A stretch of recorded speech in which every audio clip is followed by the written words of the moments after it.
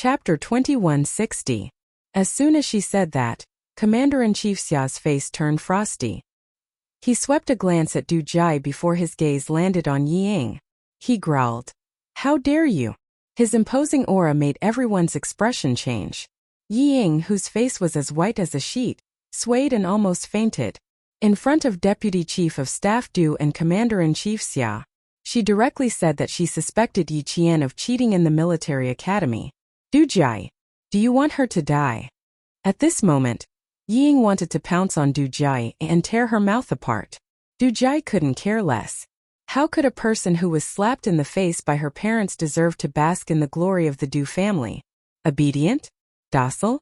It was all fake. She had gotten into trouble before she even entered the Du family. Wouldn't it be even more chaotic after she entered the Du family? It was better to get rid of the root of the problem as soon as possible. She didn't want to continue lying to her mother. In terms of ruthlessness, Du Jai was dozens of times better than Yi Ying. Previously, she had wanted to slowly persuade Mrs. Li to give up, but after what happened just now, she immediately made up her mind to cut off Yi Ying's relationship with the Du family. Did she think that entering the military academy was child's play? Was the college entrance examination child's play? Could one get in by cheating? Pig brain. If it was child's play, who knew how many cadets in the country could get into the military academy by cheating? Du Jai, back off. Mrs. Li was angry. She had just said that she liked Ying, but her daughter jumped out and said something indecent. Xia Xinhui didn't know what to say now. She said that she was blind. She said that she mistook fish eyes for pearls and that she was old and muddle-headed. The phone in the bag kept vibrating. Someone kept calling Mrs. Li, but because of Du Jai's random interruptions, Mrs. Li didn't have time to answer the phone. The assistant who called her was so anxious that beads of sweat were dripping down his forehead. He kept calling the driver to drive faster and faster. The driver glanced at the dashboard and stepped on the accelerator a little more. He was already going as fast as he could. If he went any faster, he would be driving at highway speed. The assistant, who had called several times but failed to get through, looked extremely anxious. He was so anxious that his sweat had already soaked his shirt collar. He had to find Director Li as soon as possible. He had already been delayed for more than an hour. If he didn't find Director Li as soon as possible, with her temper, even if he didn't die, he would be skinned alive. It was about the reputation of the Du family and the face of Mrs. Li. The anxious senior assistant began to beg in his heart. How could he have known that the main character of the videotape was actually Yi Ying, who had appeared at Miss Jai's birthday banquet yesterday? It would have been fine if it was just an ordinary person, but Chairman Li had to praise Miss Yi Ying for being obedient and sensible. She liked her very much, and her words and actions made people feel that Chairman Li treated Miss Yi Ying as her daughter-in-law. Now, the daughter-in-law whom Chairman Li thought to be obedient and sensible had such a messy private life. Wasn't this a huge slap to Chairman Li's face? At this moment, Mrs. Li really didn't know that her assistant was so anxious that he wished he could grow a pair of clairvoyant eyes and ears to report the situation to her. Looking at the stammering Yi Ying, Mrs. Li shot a glance at Du Jai, warning her not to cause any more trouble with her gaze. Then she turned to Commander-in-Chief Xia and said, "Old Xia Yu. Mom, your phone has been ringing for a long time. It must be something urgent. You should answer it first." Du Jai interrupted. She wanted to break Yi Ying's heart, so she wouldn't give up just because of her mother's gaze. Chapter 2161. Madame Li naturally knew that her phone had been vibrating.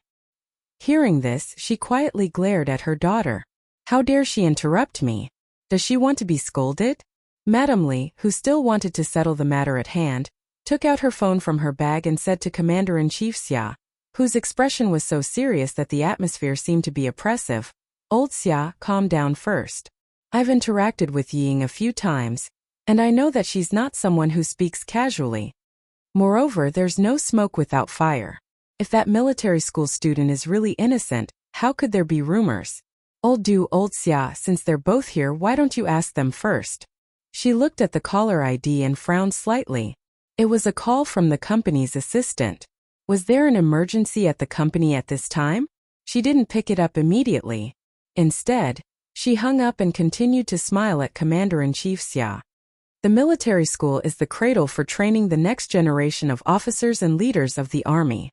We can't be careless. Since someone said it, just ask, investigate, and find out what's going on. Isn't that enough? Commander-in-Chief Xia's personal phone also vibrated. He didn't need to guess who was calling at this time to know who it was.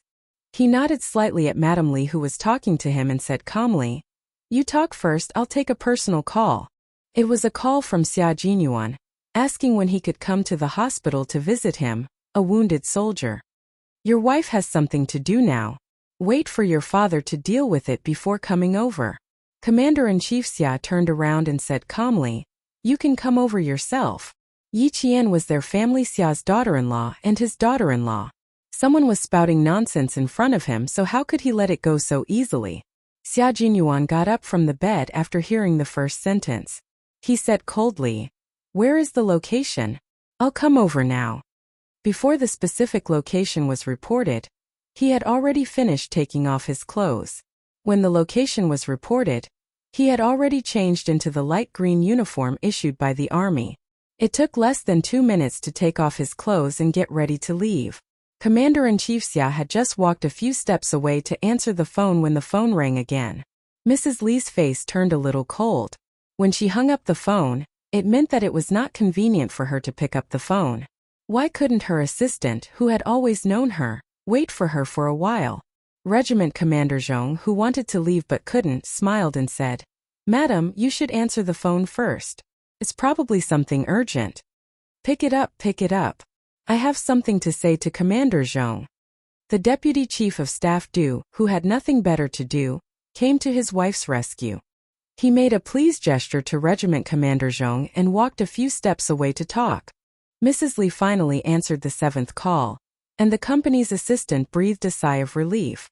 "President Li, something very troublesome has happened. Do you want to tell me over the phone or report it to you in person?" The anxious assistant had a high level of professionalism.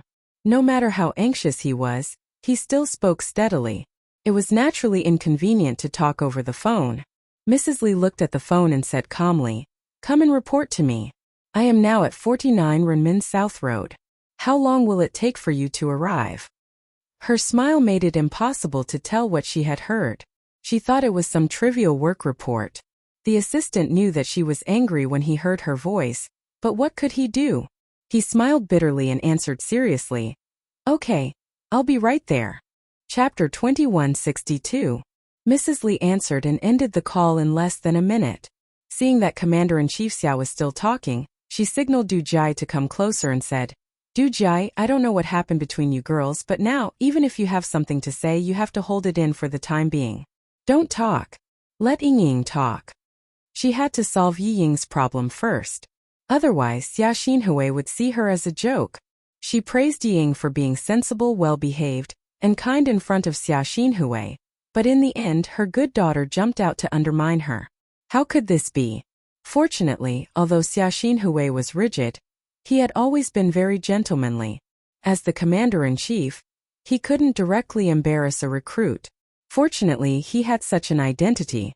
Even if he was really angry, he had to suppress it in order to not lose his composure as the commander-in-chief. Du Jai didn't listen to Mrs. Li's words. Her eyes moved slightly and then she held her arm and said coquettishly, "Mom, we really have something to do. You and Dad talk to the commander-in-chief for a while, and I will say a few words to Yingying." Seeing that Mrs. Li was about to scold her again, Du Jai quickly said, don't worry, I know what to do. You talk first, I will say a few words to Yingying." "What do you know?" Mrs. Li didn't believe that Jai was a little strange today. She knew her daughter very well. She knew that no matter how much she hated someone, she would not embarrass them in front of them. So far, only Yi Ying could embarrass her daughter in front of them. Mrs. Li then said, "If you embarrass Yingying like you did just now, you will also embarrass me, do you hear me?" If she continued to embarrass Yingying, it would not be Yingying who would be embarrassed, but her. Du Jai, who was angry in her heart, didn't understand the meaning of Mrs. Li's words. Instead, she felt that her mother was always protecting outsiders she didn't like. Her mother, who had always been so powerful that even demons and ghosts didn't dare to do anything, still thought that Yi Ying was well behaved. In order to not let Ying continue to lie to her family, she had to expose her true colors. With cold eyes, Du Jai pretended to be sad inside. Mom, how can I make things difficult for Ying? It's good enough that Ying doesn't make things difficult for me. Du Jai knew exactly how Ying felt. That was why she said that on purpose. You're jealous of Yi Qian, and you don't have the ability to deal with Yi Qian. You actually thought of pushing Du Jai out. Huh? Do you really think I don't know what you're thinking? Ying, oh Ying, do you think Du Jai is a fool? Ying didn't know that Du Jai had seen through her thoughts. She wanted to build a good relationship with Du Jai, and then talk bad about Yi Qian. She wanted to make Du Jai hate Yi Qian. When the time came, she would add fuel to the fire and use Du Jai as a knife in her hand. Wherever she wanted to stab Yi Qian, this knife would stab there. Unfortunately, even though she was smart, she couldn't compare to Du Jai, who could silently harm people in her teens. Not only did Yi Ying's intelligence drop, but she also couldn't compare to Du Jai when it came to using others to do her dirty work. Ying wanted to use Du Jai as a tool. On the surface, Du Jai pretended not to know anything, but in reality, she saw everything and remembered it in her heart. Madame Li, who knew her daughter well, had a serious look in her eyes. Then she sighed. Jai Ying has her own difficulties. You're her elder sister, so you should bear more responsibility. Alright, you two can go to the side and talk. Even though Madame Li nodded, Du Jai was still angry. Chapter 2163. How dare you protect such a small thing? When her true colors are exposed, let's see where you can hide your face. Du Jai was so angry that her face turned green. When she saw Ying trembling all over, her mood improved a little. How dare you use Du Jai as a tool? Ying, oh Ying, you're really looking for death. Since you have the guts, I'll play with you. Did you think that things would end so easily? No, it really didn't. Both sisters were so annoying. How could she miss such a big show? One was a hypocrite, the other liked to show off. They better not disappoint Du Jai during the performance later. Yi Ying, who was almost scared out of her wits by Commander-in-Chief Xia, kept her head down. She did not notice Du Jai approaching her until she suddenly felt a hand on her shoulder. She was so scared that she jerked her head up. She saw Du Jai's enlarged face looking at her with a gentle gaze. She heard her say softly, "Let's go, Ying. Let's talk over there. Let my parents talk to the Commander-in-Chief first." Ying was just about to leave. She thought that Du Jai was going to harm her. When she heard Du Jai's words, she quickly raised her hand to wipe away the tears on her face. She hurriedly nodded and said, "Okay." The more scared she was, the happier Du Jai was. After walking a few steps away, she stopped and said slowly, "Ying, don't be nervous. Just tell him everything you know. We're not nervous. A straight foot is not afraid of a crooked shadow. I've already told him everything for you. Why are you still hiding it? It's better to tell him directly in front of the Commander-in-Chief than to tell my dad." In order to see both Yi Ying and Yi Qian hurt each other, Du Jai patiently baited Yi Ying step by step. The Commander-in-Chief has already summoned Yi Qian. You see, once the Commander-in-Chief finds out that Yi Qian cheated in the military academy, he'll definitely be furious. Yi Qian will definitely be severely punished. Don't you want to see her be severely punished? Of course Ying wanted to. This was something she wanted to see even in her dreams, but she did not dare. She didn't dare. Because everything she said was a lie. She only wanted to make Du Jai hate Yi Qian, then use Du Jai to get rid of Yi Qian. It was only because Du Jai hated Yi Qian that the Deputy Chief of Staff Du and Madame Li could help their daughter to make things difficult for Yi Qian. This was what she wanted. It was a complete mess now, a complete mess. If she continued, it wouldn't be Yi Qian who was unlucky, but her. Yi Ying, who was a little further away from Commander-in-Chief Xia, clenched her fists tightly. She couldn't panic. She had to stay calm. Right now, he had to get Du Jai to speak up. Only if she spoke up would he be able to get Madame Li's support. With Madame Li's support, everything would be easier. Yi Ying, whose heart was in a mess, couldn't calm down at all. The idea she came up with in her panic was also the stupidest one. Even though she knew that Du Jai was trying to harm her, she still placed her hopes on someone who was trying to harm her. Without Yi Jifan by her side, Yi Ying was truly foolish. Yi Ying raised her teary eyes and said softly, But what should I say? Sis Jai, you have to help me. Didn't you say it so smoothly before? Why are you not doing it now? Heh, I really don't like a coward who hides in her shell after giving her a chance. Du Jai nearly couldn't conceal the disdain in her eyes. She quickly adjusted her expression and sighed. If you really don't dare to say it, fine, I'll do it. I really don't understand what's going on in your heart. Could it be that you really have some difficulties like what I said? Chapter 2164. Du Jai, who was able to silently frame her best friend when she was in her teens, was the best at deceiving people. She wanted to deceive Ying, so she even pretended to be very sincere and looked as if she was thinking for Ying. Or are you afraid that if you say it out loud, people will threaten you? Don't worry, my dad and Commander-in-Chief Xia are all here. Look, Regiment Commander Zhong of your Beijing government regiment is also here. What's there to be afraid of? Du Jai lured Ying into a trap. How could Ying not want Du Jai to fall for it? She bit her lower lip and said uneasily, It's not that I don't dare, it's just that there are too many things going on with Yi Qian. I don't even know where to start. Also, I'm very nervous when I see Commander-in-Chief Xia. Now my mind is in a mess and I don't know what to say. Hearing this, Du Jai couldn't stop laughing in her heart. Nervous? She was clearly scared. How silly. Cheating in the military academy? Why didn't she say that she was hopelessly stupid? Who would believe her? Who would believe her? The National University of Science and Technology was a comprehensive university directly under the military commission. She dared to say that Yi Qian cheated in the military academy? Ha ha ha. Even if she had a father who was the deputy chief of staff in the General Staff Department, she wouldn't dare to say such words. She was just the daughter of a small city's construction bureau chief. Where did she get the guts to say such words? Ignorant and ignorant. Ying, you're not nervous. You're actually scared. My parents are here. What are you afraid of? Du Jai slowly tempted her. At the same time, she purposely went along with Yi Ying's words. Look at you. You're not like this and you're not like that. Then what is it? My mom said that you're obedient and gentle. I think you're too obedient and gentle. What are you doing to yourself by hiding everything in your heart? Don't be nervous. I'll support you. This was exactly what Yi Ying wanted to hear. Yi Ying, who felt that she was in a hopeless situation, seemed to have grasped at a life-saving straw as her eyes lit up. Jai, as long as you tell Madame Li that the Deputy Chief of Staff Du also hates Yi Qian, it'll be fine. Later on, you have to support me no matter what I say. We'll persuade the Deputy Chief of Staff Du to investigate Yi Qian together. That's the only way. Sis Jai, that's the only way we can force Yi Qian out of the military academy and make sure that she never wears a military uniform again. Du Jai's eyes widened. Ha ha, what did she just hear? What did she hear? Oh my God. Did she hear the biggest joke in the world? A stupid thing telling a stupid joke? She was still thinking of using her as a tool.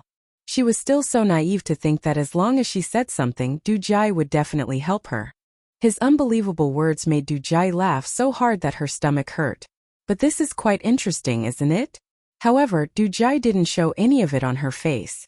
Instead, she frowned slightly and pretended to be considering Yi Ying's hopeful gaze. In the end, she finally nodded. All right, I'll cooperate with you. I don't like that cousin of yours either. This was the only thing she could say to Yi Ying. While the two of them were still discussing, Deputy Chief of Staff Du, who had asked Regiment Commander Zhong to leave first, turned to Commander-in-Chief Xia and said, This isn't a big deal anyway. Forget it, old Xia. Take that cadet and leave first. We'll be leaving too. Old Xia, you're the Commander-in-Chief. You can't make things difficult for a recruit. Madame Li also wanted to end this as soon as possible. Standing here in the cold wind was already causing her head to hurt.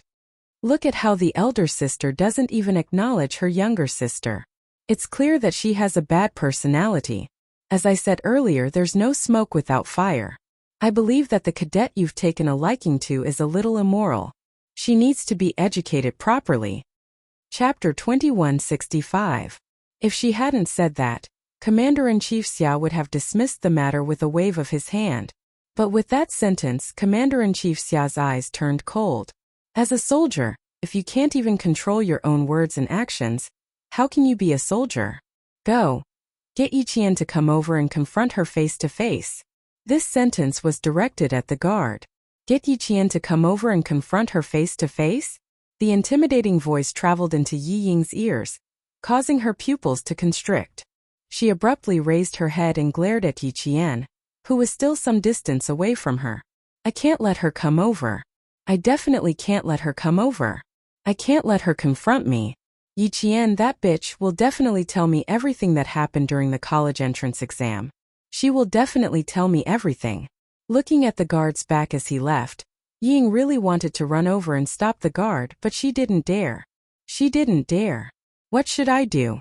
What should I do? What should I do? This is not how things are supposed to develop. It's not how things are supposed to develop.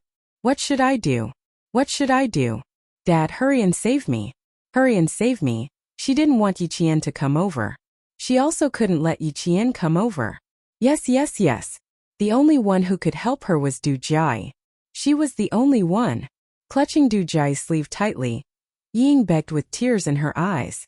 She trembled as she said, Jai, please help me. I beg you, please help me. When Madame Li heard that they were going to confront her face to face, she was instantly displeased. Was Xia Xinhui not giving her an old dueny face? Fine, let's confront her then.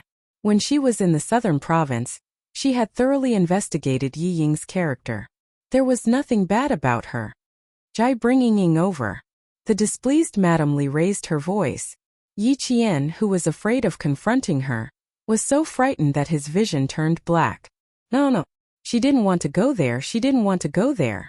Ying knew very well what she had done. How would she dare to confront Yi Qian?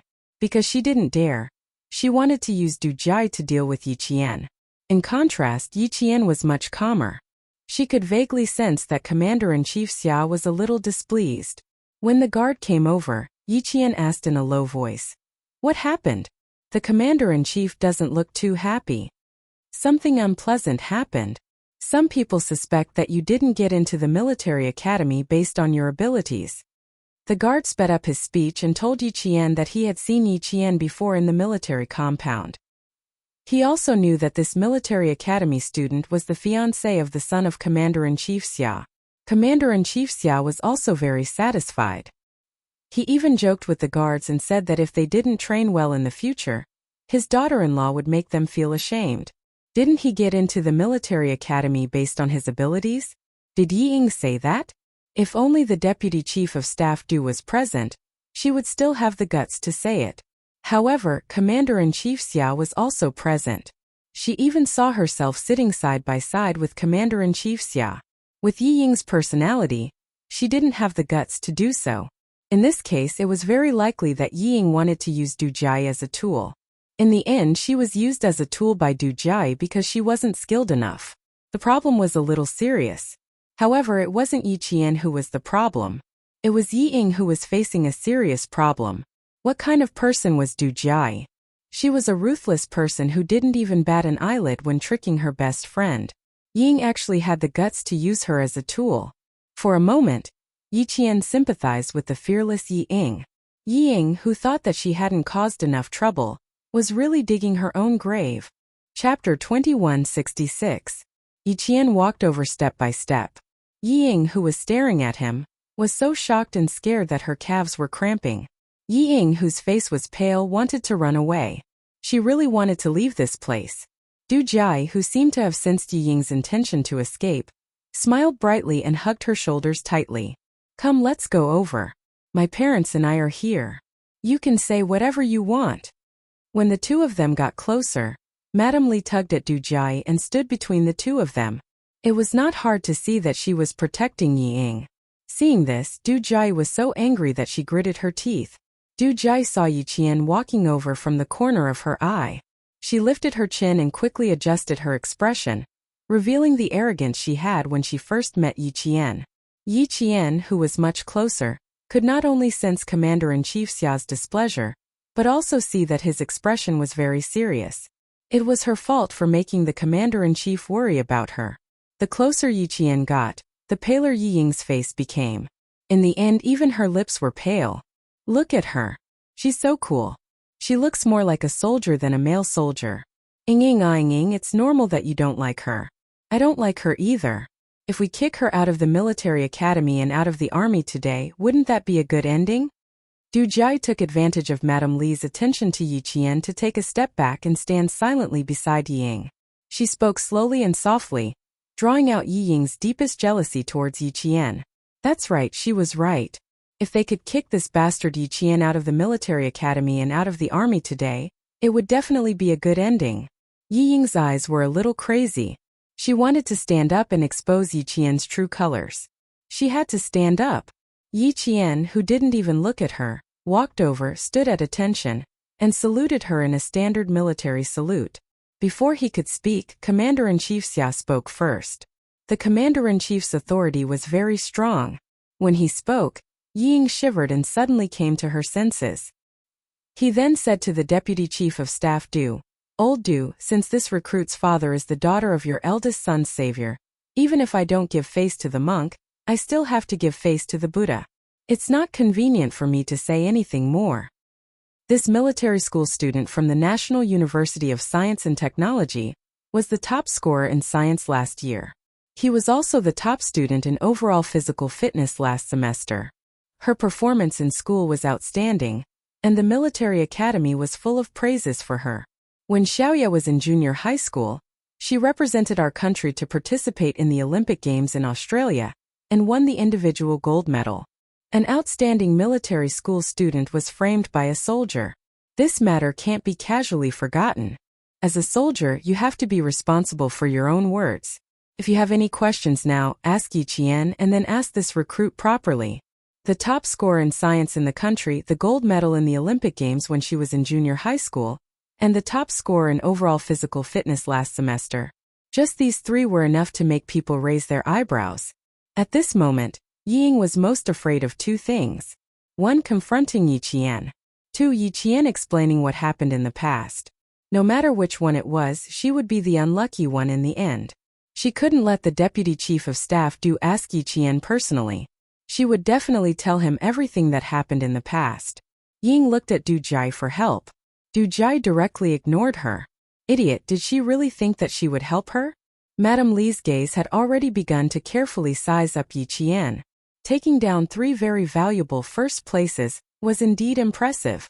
Chapter 2167. She was not bad-looking either. Her eyes were clear like the moon.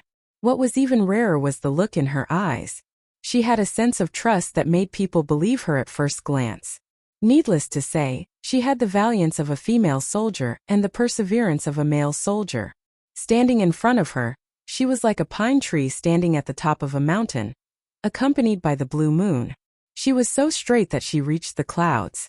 This female soldier was quite impressive. However, her eyes were too bright and her brows were cold and sharp. She did not look gentle or obedient enough. This was something that Mrs. Li did not like. After sizing up Yi Qian, Mrs. Li looked at Yi Ying beside her. She lowered her head and looked at Yi Ying submissively. Although Jai had forced her into a corner, she did not argue with Jai. She was more likable when she was gentle and weak. However, the expression on Yi Ying's face, Mrs. Li's gaze turned cold. If she still did not understand what was going on, she would have lived for decades in vain. However, she had just praised Yi Ying and argued with old Xia. She could not possibly turn around and blame Yi Ying now. That would be slapping her own face. She smiled and said, "2 flowers bloom, each showing their own branch. No wonder you are both so slim and graceful. So you are cousins. Yi Ying, your sister is admitted into the military academy. Now that you have joined the capital political group, it's time for you to stop being a little girl. Do you understand?" Suspecting a military academy student of cheating to get into the military academy was indeed a serious matter. However, it could also be described as a little girl's jealousy. Mrs. Li, who did not want things to get worse, warned Yi Ying with a smile. At the same time, she protected Yi Ying. Yi Ying did not answer immediately. She thought of what Du Jai had said. She was too tempted. She wanted to tell the commander-in-chief that Yi Qian was not that capable. She really wanted to say, the words were already at the tip of her tongue. However, Mrs. Li's gaze made her heart turn cold. No, Mrs. Li was already angry. If she did not listen to her, she would be in trouble. Ying nodded as if she had been wronged. Her voice choked as she said, I will remember. In the future. I will not dare to do it again. It was, I won't dare to do it again in the future. Not, I won't do it again in the future. The difference of one word was 1,000 miles. It was obvious how unwilling Ying was to answer. Before Madame Li, whose face had turned slightly cold, could say anything, Du Jai said with a faint smile. You don't dare? Seems that someone really has a problem. You don't dare to do it because you are threatened. Ying, you were talking nicely to me just now, and now you have another excuse. Are you kidding me, Du Jai? Shut up. This time, even the deputy chief of staff Du's face darkened. He looked at his aggressive daughter seriously and said, What are you doing? Du Jai smiled. Dad, I'm really not messing around. Yesterday, Ying said that there were many problems with her sister. She even asked me to mention it to you. With a quivering voice, Ying interrupted her. Sis Jai, I beg of you, please don't say any more. I know that I was wrong. Jai, take note of your image. Madame Li turned around. This time, her warning tone was much deeper than before. There was a clear hint of anger in her voice. Everything needs to be backed up with evidence. Without any evidence, what's the use of just saying it? Du Jai saw Madame Li's protectiveness of Ying, and it made her even more furious. Even in this state, my mother is still protecting her. If I don't tear down that fake face of hers, my surname won't be Du. However, if I force Ying to come out, I will only infuriate my mother. It's not worth it to infuriate my mother over a mere Ying. Fine, since I can't force Ying to come out, I'll have a good talk with Yiqian. Chapter 2168. Du Jai closed in and looked at Yiqian. Yiqian, aren't you going to say something? Could it be that your results are just like what your sister said? They're all fake? How could they be fake?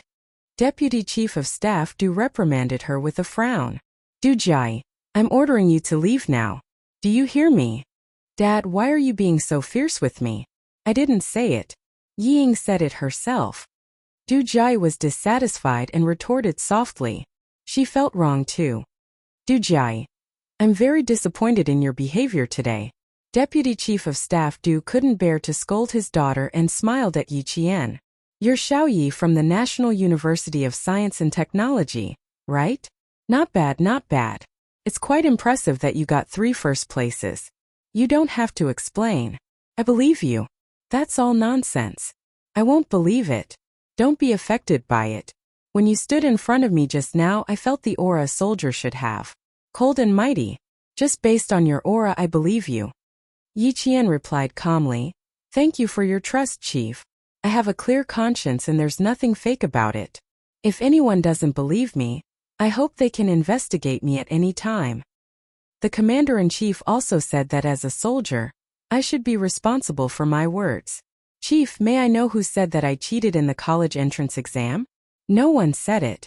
No one said it. It's a misunderstanding. Deputy Chief of Staff Du and his wife, Madame Li, both wanted to keep the peace and didn't want to say more. The cheating was pure nonsense. He had to reprimand his daughter when he got back. Yiqian glanced at the pale Ying from the corner of his eyes and said, Chief, it's best if you investigate. I'm open to any investigation. As for the recruit beside you, I'm indeed not her sister. If I were her sister, I wouldn't have escaped from her house that year. The people around me didn't believe what she said because everyone knew that she was full of lies. Ying, who was already indignant, flew into a rage. Yiqian, you're the one who's full of lies. When it came to Yiqian, she would always lose her rationality very quickly. She did not even notice that Madame Li's face had darkened. She said loudly, Your father and my father are brothers, and my mother and your mother are biological sisters. Why aren't you and I sisters? That's not right. Didn't your parents divorce this morning? Also, your mother personally told me that my mother is not her elder sister, and I am not your elder sister. These words were also said by you. Why don't you dare to say it in front of the 2 chiefs today? Madame Li didn't listen to anything else. She heard the word divorce. Director Yi divorced his wife? Or this morning? How could she not know? At this time, a middle-aged man in a suit and a black coat strode over. When he saw Mrs. Li, He was overjoyed and rushed over. Ying, your parents got divorced this morning? What's going on? Madame Li, who felt that she had been lied to, turned cold. Don't tell me you don't know. Sorry to interrupt, Director Li. I have something very urgent to report to you. The assistant risked being scolded and interrupted. He really couldn't wait a second longer. As he spoke, he even glanced at Ying. Ying, who was at a loss for what to do after being questioned by Madame Li, heaved a sigh of relief when she saw that Madame Li did not notice anything strange. The appearance of Tai Chi gave her a chance to think about how to answer Madame Li. Chapter 2169. Mrs. Li's face darkened because of her assistant's carelessness, but she did not lose her temper on the spot. This assistant of hers had never been so rash before. Other than that time when De Air was almost stabbed, he had never been so rash before. Thinking of this, Mrs. Li's heart skipped a beat. Did something happen to her eldest son again? What happened? Tell me, she said sternly. The assistant glanced at Ying again and said softly, Director Li, it's more convenient for us to talk over there. Deputy Chief of Staff Du was also surprised by the news from Yi Qian. Director Yi divorced his wife? How was that possible? When they had dinner the night before, he was talking about how his wife did not accompany him to the capital because of health reasons. How did they suddenly get divorced? He did not know, and neither did his wife. Knowing his wife's temper, he quickly said, Chenglan, we are talking about the army now. It's not convenient for you to listen. Go with He Lin to deal with the company's affairs first. Okay. Mrs. Li nodded with a sullen face. When she looked at Ying, she was a little cold. Ying, come back later. I have something to ask you. Yi Ying's chest heaved up and down. She tried hard to calm herself down and nodded obediently. Okay, you deal with your affairs first. I'll wait for you. She was afraid that Mrs. Li would say something she was afraid of, so she nervously added, You don't know, Yi Qian loved to set me up since I was a child. He always pushed the blame to me when he did something wrong. Think about it, a person who even dared to cheat in the college entrance examination. What else does she not dare to do? In order to make Mrs. Li believe her, Ying did not know that her words had made Commander-in-Chief Xia's impression of her even worse. She was full of nonsense and immoral. He should have stopped such a person from joining the army at that time. Very well, she would wear the uniform today and be kicked out of the army tonight. Commander-in-Chief Xia turned his head and whispered to the guard beside him. You really don't know? Mrs. Li asked again with a sharp look. Ying, I want to hear the truth. Ying shook her head firmly and replied gently as usual. Madam, I don't dare to lie to you. I really don't know anything. As she spoke, tears came out again. You know me. How can I lie to you? I'll call my mom right now. I'll call her right now. After staring at her for a while, Mrs. Li's face finally softened a little. She nodded and said, Okay, I'll believe you this time. Call him now and ask what's going on. The senior assistant, who was waiting by the side, secretly gave Ying a take care of yourself look and respectfully followed Mrs. Li a few meters away. Just as she turned around, the frightened Ying couldn't help but close her eyes and raise her hand to her chest to calm herself down. Fortunately, the middle-aged man appeared in time. Otherwise, she really didn't know how to answer. She knew that her luck wouldn't be bad. She was so nervous that she didn't know what to do. But someone immediately appeared to help her out. After taking several deep breaths in a row, Yi Ying's heart, which was beating wildly because of Mrs. Li's questioning, finally calmed down a little. Du Jai, who was surprised by the sudden good news, saw that Yi Ying hadn't made a phone call yet. She said coldly, Yi Ying, why don't you call and ask? Is what your sister said true? Yi Ying, who still had her eyes closed, suddenly heard her voice. She was so scared that she quickly opened her eyes and felt in her pocket. After a while, she remembered that she had given her mobile phone to the army. Chapter 2170. Use mine. Du Jai handed over the phone and said coldly, I'll watch you dial. She really hoped that they would get a divorce. That way, she would never see Yi Ying's hypocritical and pretentious face at home again. Yi Ying, Mrs. Li would never choose a girl from a divorced family as her daughter-in-law. Yi Ying, who had been in a passive position, could only take the phone and dial Sun Dongqing's number with trembling hands. However, it was not Sun Dongqing's current number, but her old number which was turned off when she could not get through. She was crying but her brain was working fast. Find an excuse that the divorce was caused by her father's mistake? Find an excuse that her mother made a mistake? No, this excuse would only make his parents look ugly. Broken up? This excuse would work. She could totally explain that her parents' relationship with her husband had broken up long ago, but they delayed the divorce so that she could grow up healthily. She could also say that her parents saw that Mrs. Lee was taking good care of her, and felt that it was time to tell her the truth, so they flew back to Nan province without telling her and went through the divorce procedures with ease. She did not know that her parents were divorced. She did not hear anything about it before. If Yi Qian had not told her, she would not have known that her parents were divorced. She could not make the call now. In front of the Deputy Chief of Staff Du and Commander-in-Chief Xia, she had to say that Yi Qian was jealous of her joining the army and deliberately said that to make her sad. Thinking that she could embarrass Yi Qian again, Yi Ying could not help but smile slightly. Nothing could be difficult for her. Yi Qian, do you think you can embarrass me like this? Bah, dream on. Yi Ying, who was happy in her heart, lowered her head and dialed the number again and again. However, she did not see the change in Mrs. Lee's expression when she heard the assistant's first sentence. He Lin, do you know what you are saying? Mrs. Lee said sternly. Director Lee, how can I not know? The senior assistant He Lin smiled bitterly. He was taller than Mrs. Lee. In order to show his respect, he bent his back slightly. I've seen the content. Miss Ye's private life is very messy. As a middle-aged man, I am embarrassed to say the pictures in it. If you see it, you'll only get angrier.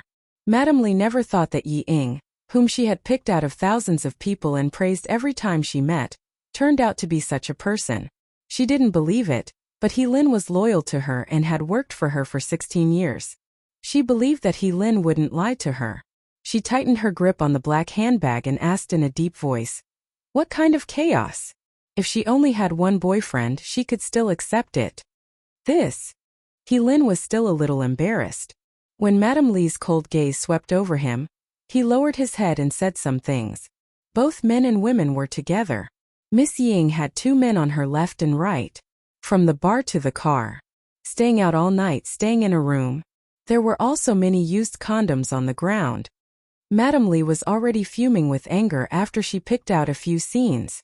There was a ball of fire burning in her chest, burning her dignified face to the point of distorting.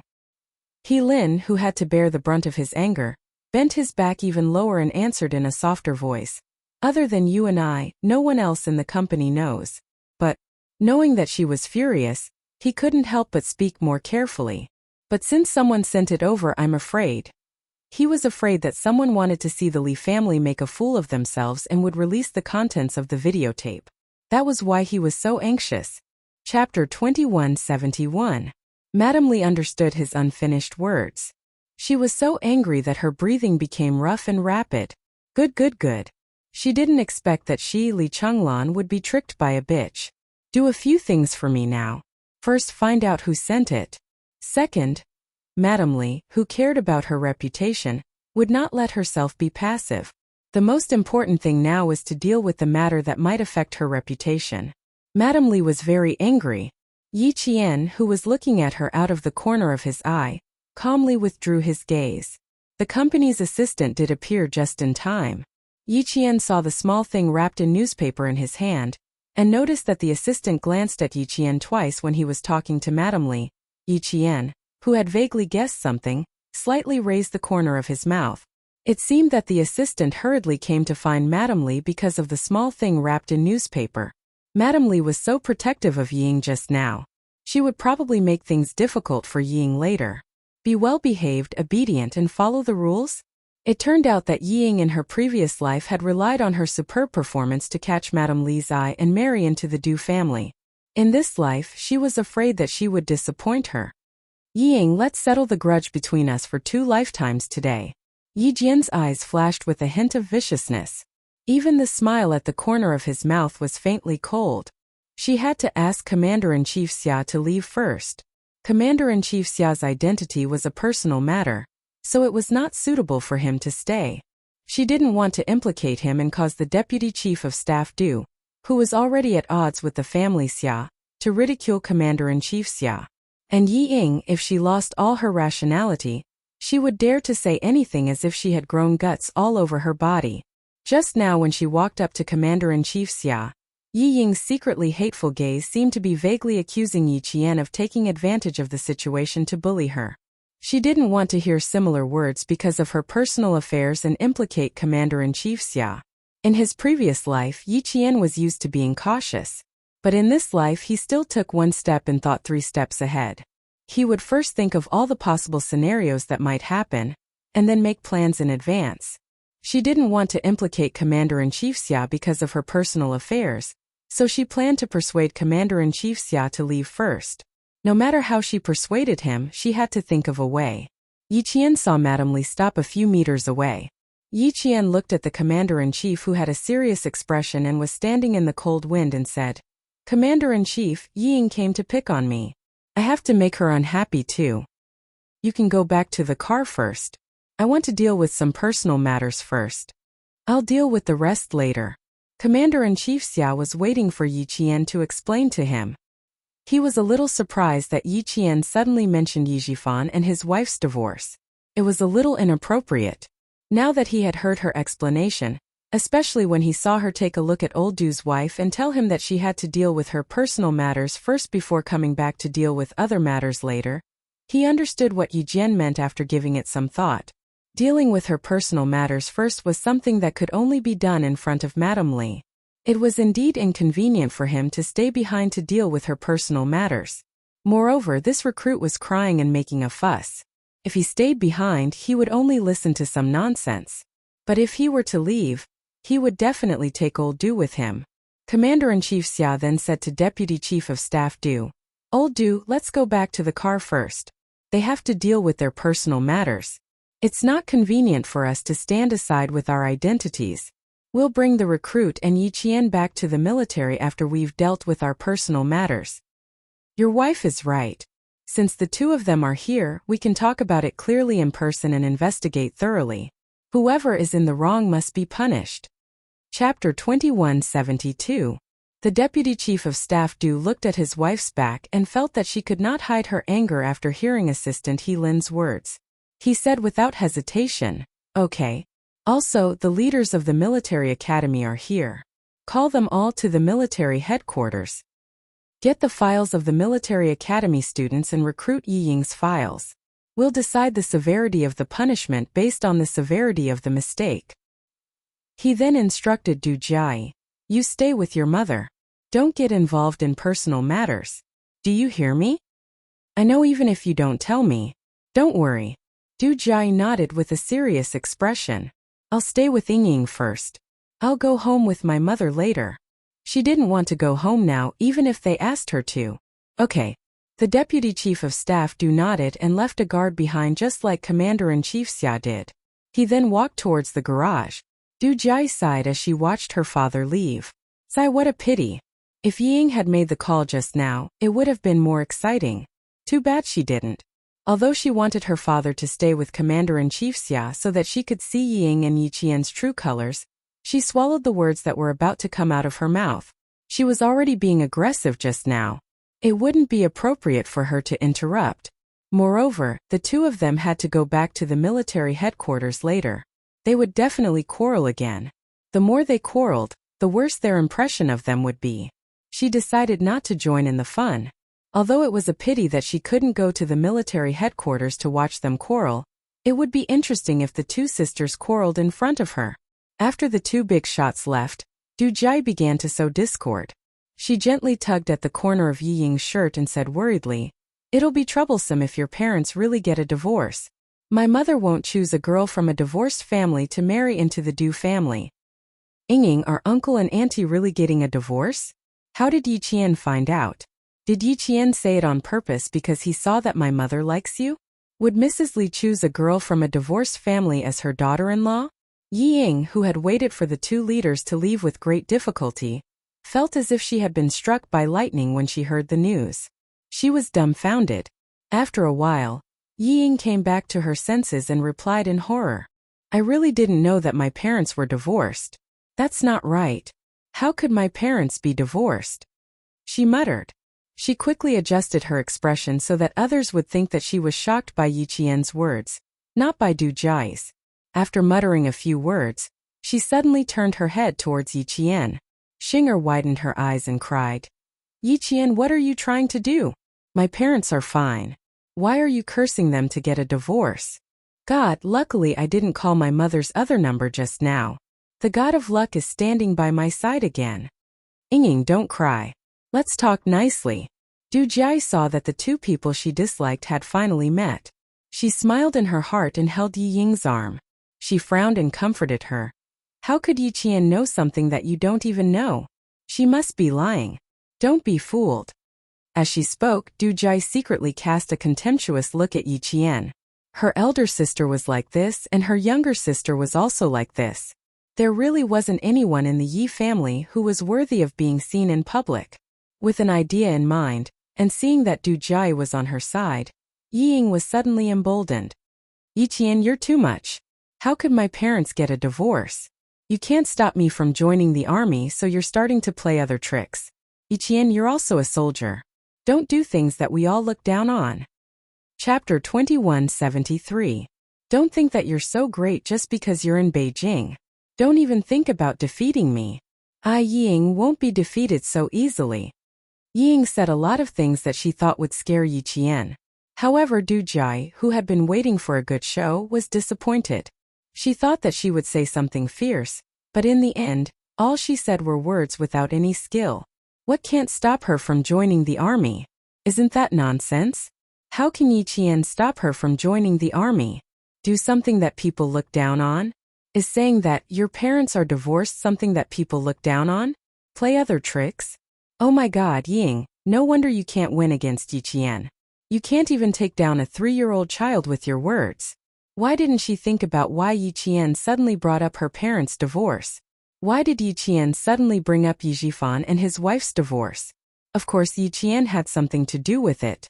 She wanted to expose Yi Ying's stupidity in front of Madame Li, so that Madame Li could see clearly what kind of person her well-behaved, obedient and gentle daughter-in-law was. It couldn't be helped. She couldn't meet Madame Li often. Now that they met, they could talk about private matters first and talk about official matters later. Luckily, the commander-in-chief understood her intentions immediately. When he left, he took the deputy chief of staff Du with him. Yi Ying wanted to ask the two chiefs to leave first. She also had the same thought. Commander-in-Chief Xia got into the car and called Xia Jinyuan. I'm going back to the military academy now. Your wife is still at Renmin South Road. Let's settle her personal matters first before bringing her back to the military to settle other matters. I only left one guard with her. Hurry over there as soon as possible, in case your wife gets bullied and her boyfriend isn't there yet. Yi Qian was very calm when dealing with matters and had a certain level of order. All he had to do was cooperate with him. However, old Du's wife was not someone to be trifled with. She was a little worried about leaving Yi Qian alone to face him. Xia Jinyuan did not drive the car himself. Instead, the guard in charge of guarding him drove the car. He looked ahead with a cold gaze and said calmly, about 10 more minutes. Drive safely. Since it will take about 10 minutes to get here, it means that the party hasn't ended yet. Commander-in-Chief Xia calmed down a little and then hung up the phone. When the car turned a corner, Commander-in-Chief Xia glanced outside and saw Mrs. Li taking a black object from her assistant. From a distance, he could only see that it was a small rectangular object. Commander-in-Chief Xia could tell what it was. He also had such a small thing in his office. As soon as Xiao Yi said that she had to settle her personal matters first, the videotape was brought to Mrs. Li. If the assistant was not loyal to Mrs. Li, he would have thought that the sudden appearance of the assistant was arranged by Yi Qian in advance and came at the right time. Deputy Chief of Staff Du also saw his wife take the things from the assistant. Her action of taking the things was so big that he could feel the anger in her body. Then, he saw her angrily walking towards her daughter. Her strides were quite large and she did not have her usual elegance at all. She took a few steps forward and rushed forward. Stop the car. Deputy Chief of Staff Du, who had never seen his wife lose her composure outside, realized that something was wrong. The guard had just stopped the car and hurriedly got out of the car and strode over. Commander-in-Chief Xia, who was driving the car in front, glanced at it and did not ask the guard to stop the car. He just got into the car and left. Chapter 2174. Now, it was not only Xiao Ye's personal matter, but also the Du family's family matter. He had also seen Yi Jifan before. This person had a calm temperament and was not impetuous.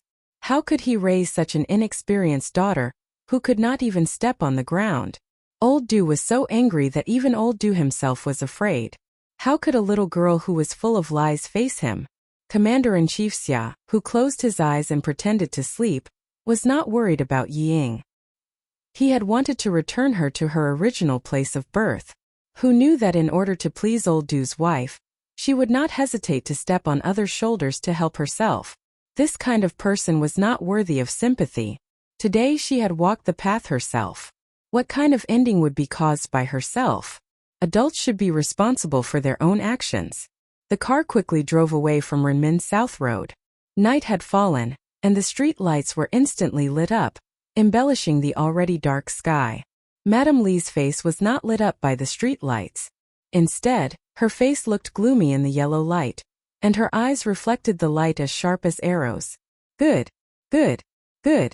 She, who prided herself on knowing people's true colors, was actually fooled by a 20-year-old bitch. She even asked her to introduce her everywhere and praised her for being well-behaved and well-behaved. In the end, she was deceived by a bitch. Madame Li, whose face was full of anger, walked straight towards Yi Ying.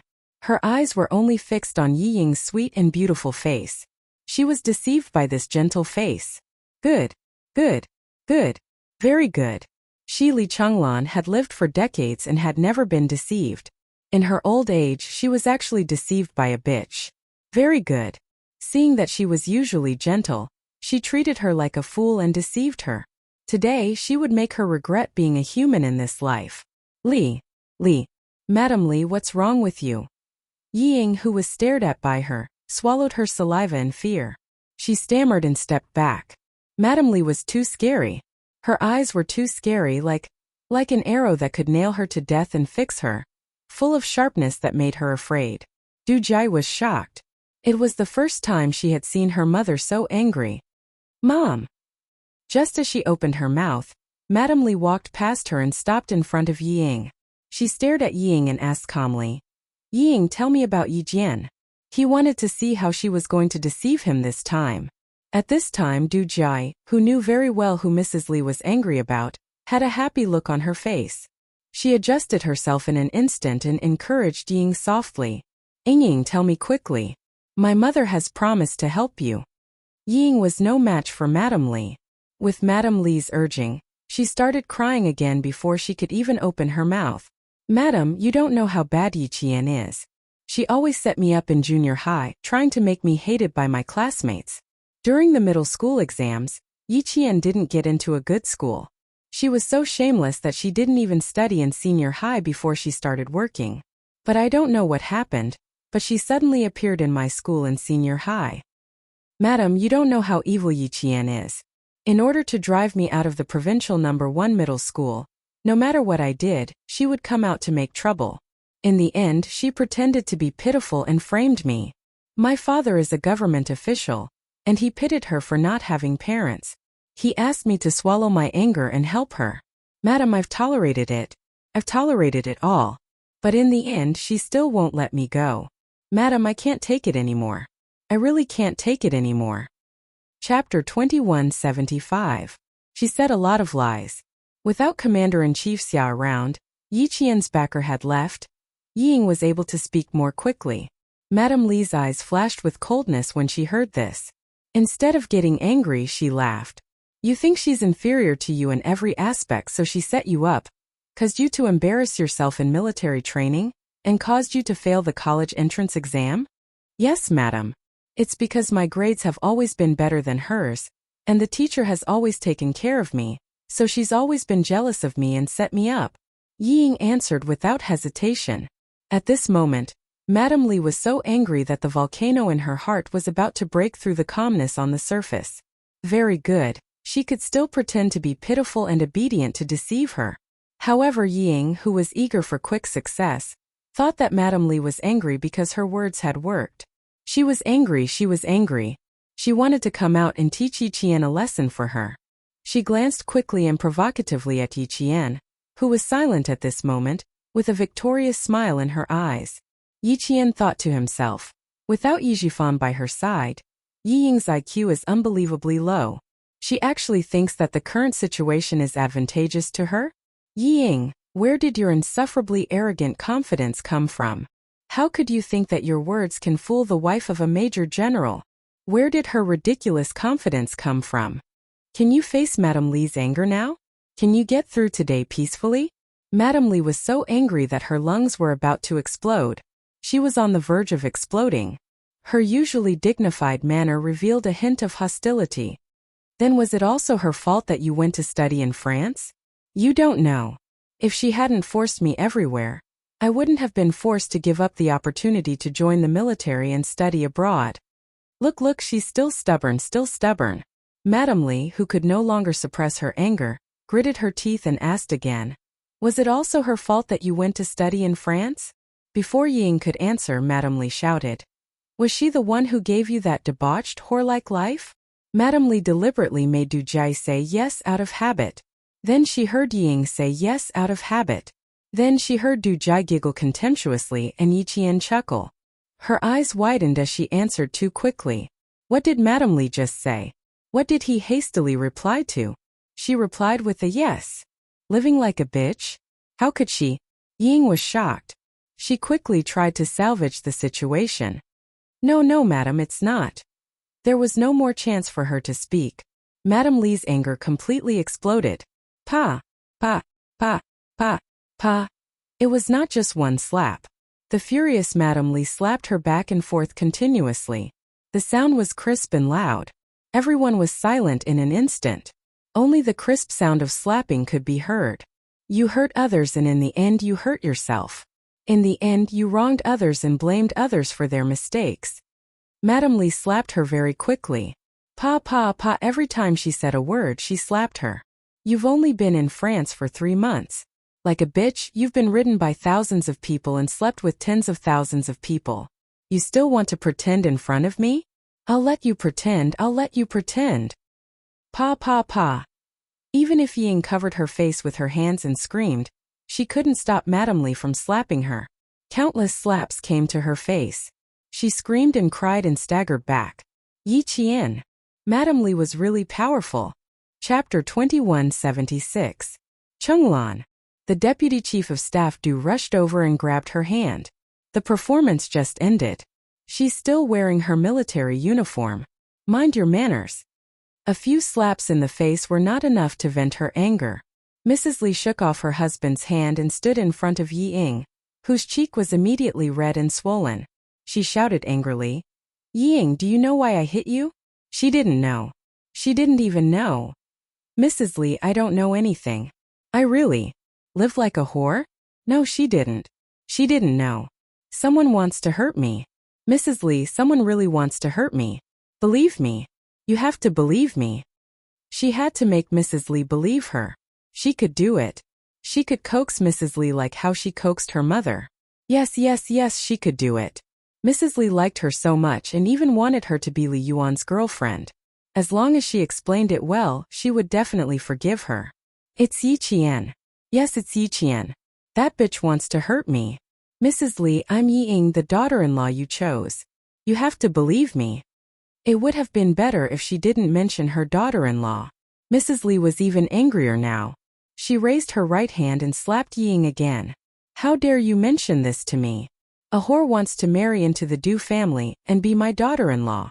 Tell me, do you know why I hit you? Do you know? She wanted Yi Ying to admit it herself.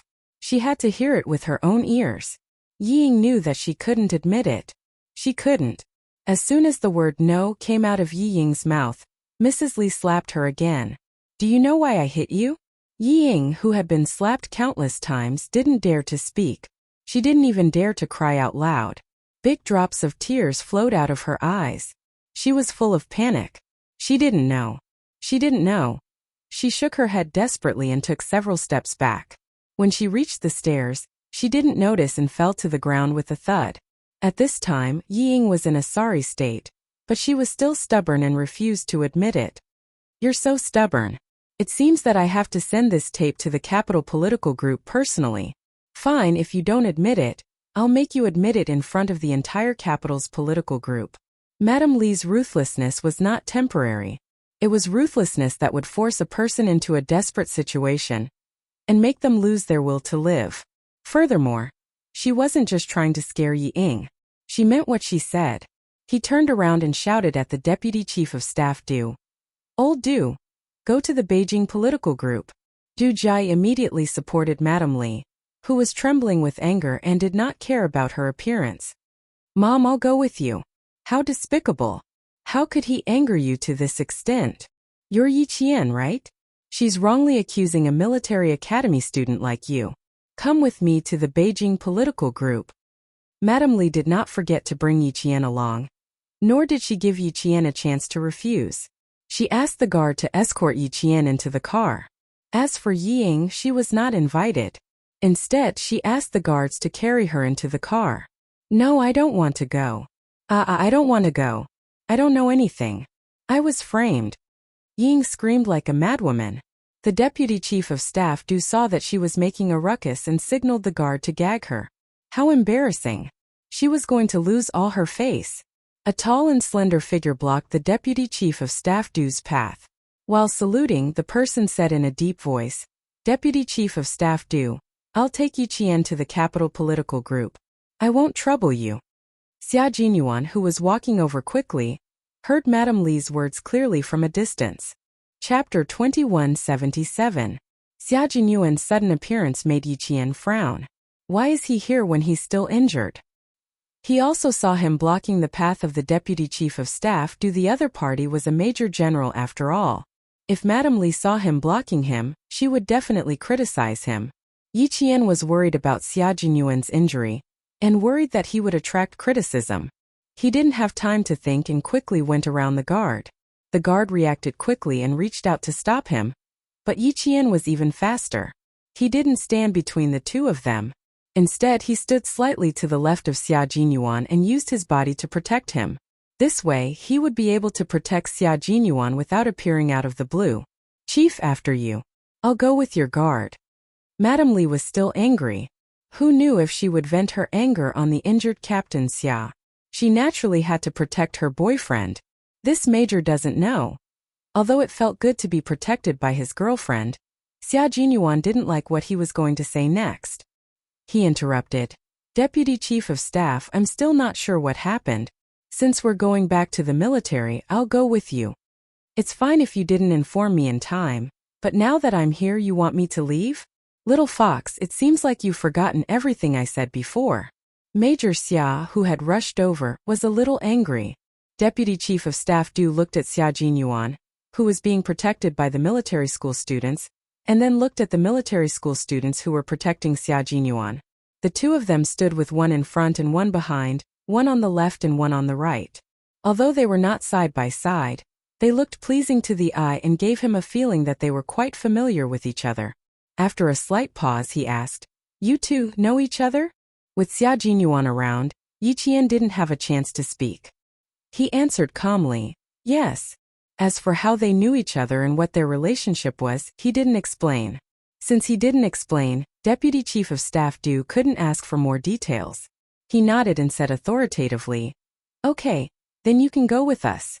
We'll go straight back to the military. The videotape was already in Madame Li's hands. With Madame Li's appearance, the confrontation between Ying and Madame Li became a confrontation between Madame Li and Ying. It was no longer purely her personal matter. Yi Qian narrowed his eyes. It was time to go back to the military. Ying didn't want to go back to the military academy, nor did she want to go back to the military regiment. She screamed as she was being forcefully dragged by the two guards. Let me go. Let me go. There was no way for her to struggle with the suspension on her hands, so Ying stomped her feet and struggled. At this moment, she had the shadow of Sun Dongqing's usual unreasonable behavior. She did not have the slightest bit of a dignified and refined temperament. She was just like a shrew. Li Foran was so angry that her liver hurt. Block her mouth for me. Hurry. No, Madam Li, please listen to my explanation. I'm not lying to you. I really. Ugh. Yi Ying, who had opened her mouth wide to cry out for injustice, was unable to speak. Du Jai had stuffed a pair of white gloves into her mouth. Du Jai furrowed her brows in disdain as she stuffed the gloves she had put on earlier into Yi Ying's mouth. Don't make a fool of yourself. Just take her to the car. Ying hated her to the core. She glared at her fiercely and kept making noises. Du Jai, you'll die a horrible death. You'll die a horrible death. The moment Du Jai stuffed her mouth, Ying understood how vicious Du Jai was. Chapter 2178. From the very beginning she was not helping her. From the very beginning, she was colluding with Yi Qian to harm her. She and Yi Qian clearly knew each other, but pretended not to know each other. So cruel, so cruel. All of them wanted to harm her. All of them wanted to harm her. Who sent the videotape? Was it Du Jai? Was it her? It was her, it had to be her. Only she had the ability. France was so far away, Yi Qian could not have reached there. Only that bitch Du Jai had the ability to get it. With her mouth gagged and her tongue blocked, Ying could not say anything to vent her anger.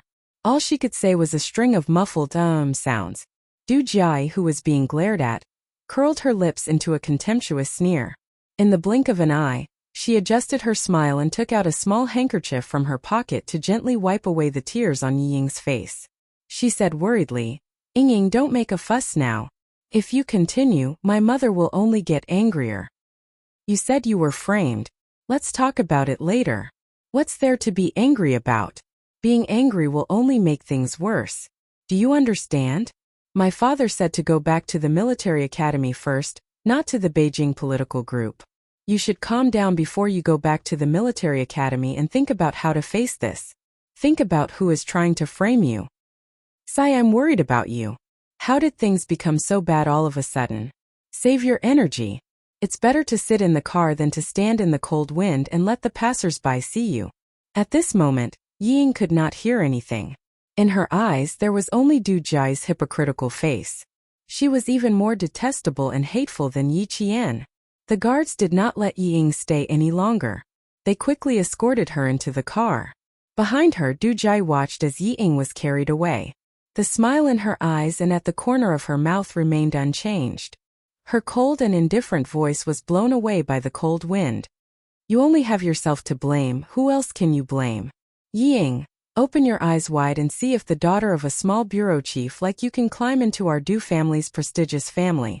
After he finished speaking, his gaze fell on the two figures standing face to face with the deputy chief of staff. She knew Yi Qian, but she didn't know the man standing beside her. Du Jai wanted to go closer to see who it was, but the deputy chief of staff Du had already asked two people to take Commander-in-Chief Xia's guards away.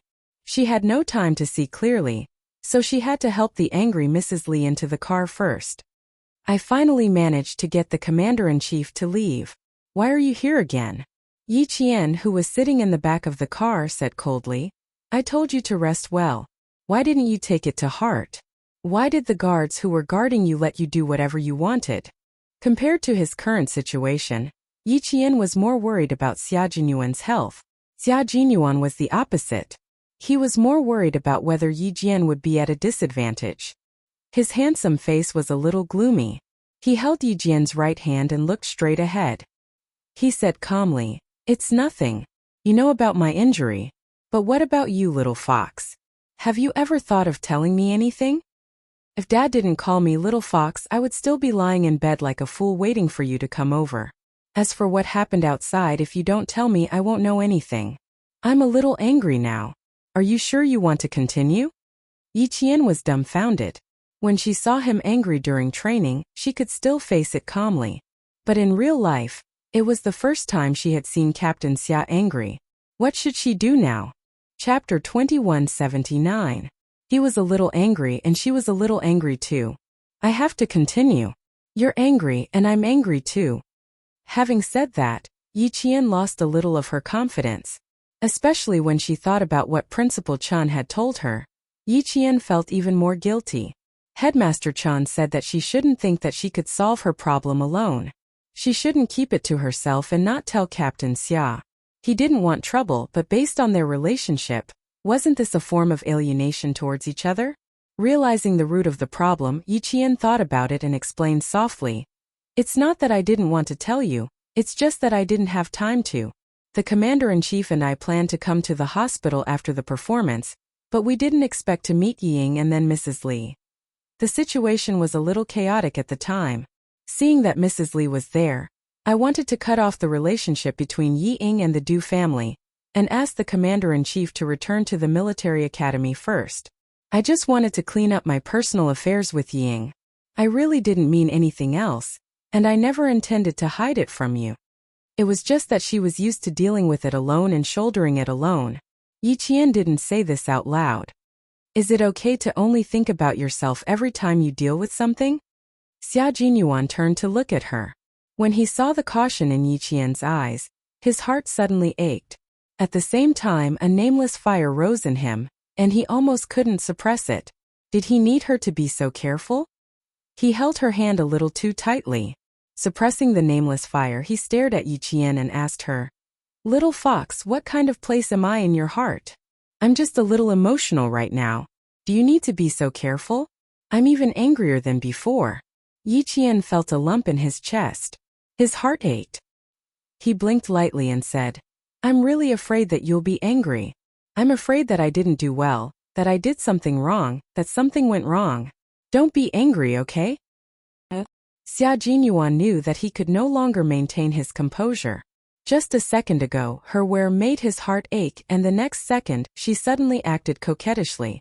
Nameless Hua versus coquettishly. Nameless Hua was defeated. "Let's put our matter aside for now. I'll deal with you later."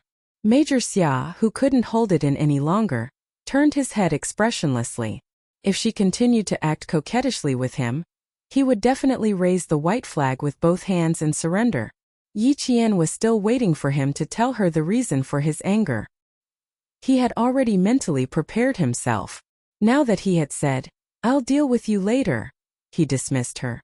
Fine, he didn't have to deal with her later. He would bring it up himself. Sometimes, habits were really scary. Principal Chun reminded herself that she must talk to Captain Xia more about her matters. She shouldn't be so self-righteous as to think that she could solve it by herself. She remembered that, but if something really happened, she would have to deal with it herself.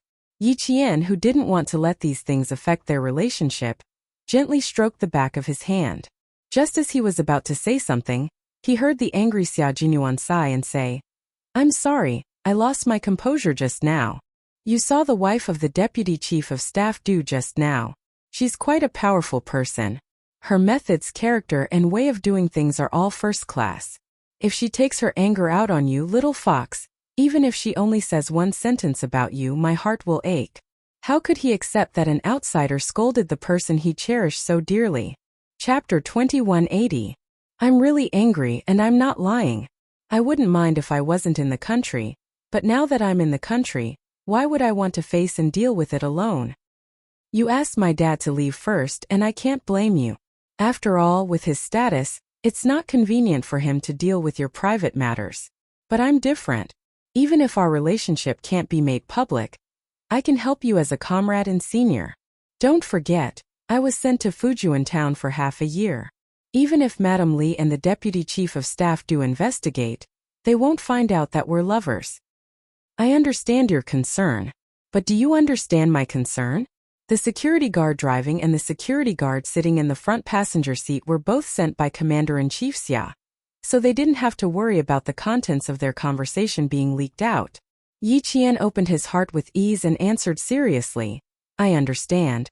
It's because I understand that I know where I'm wrong.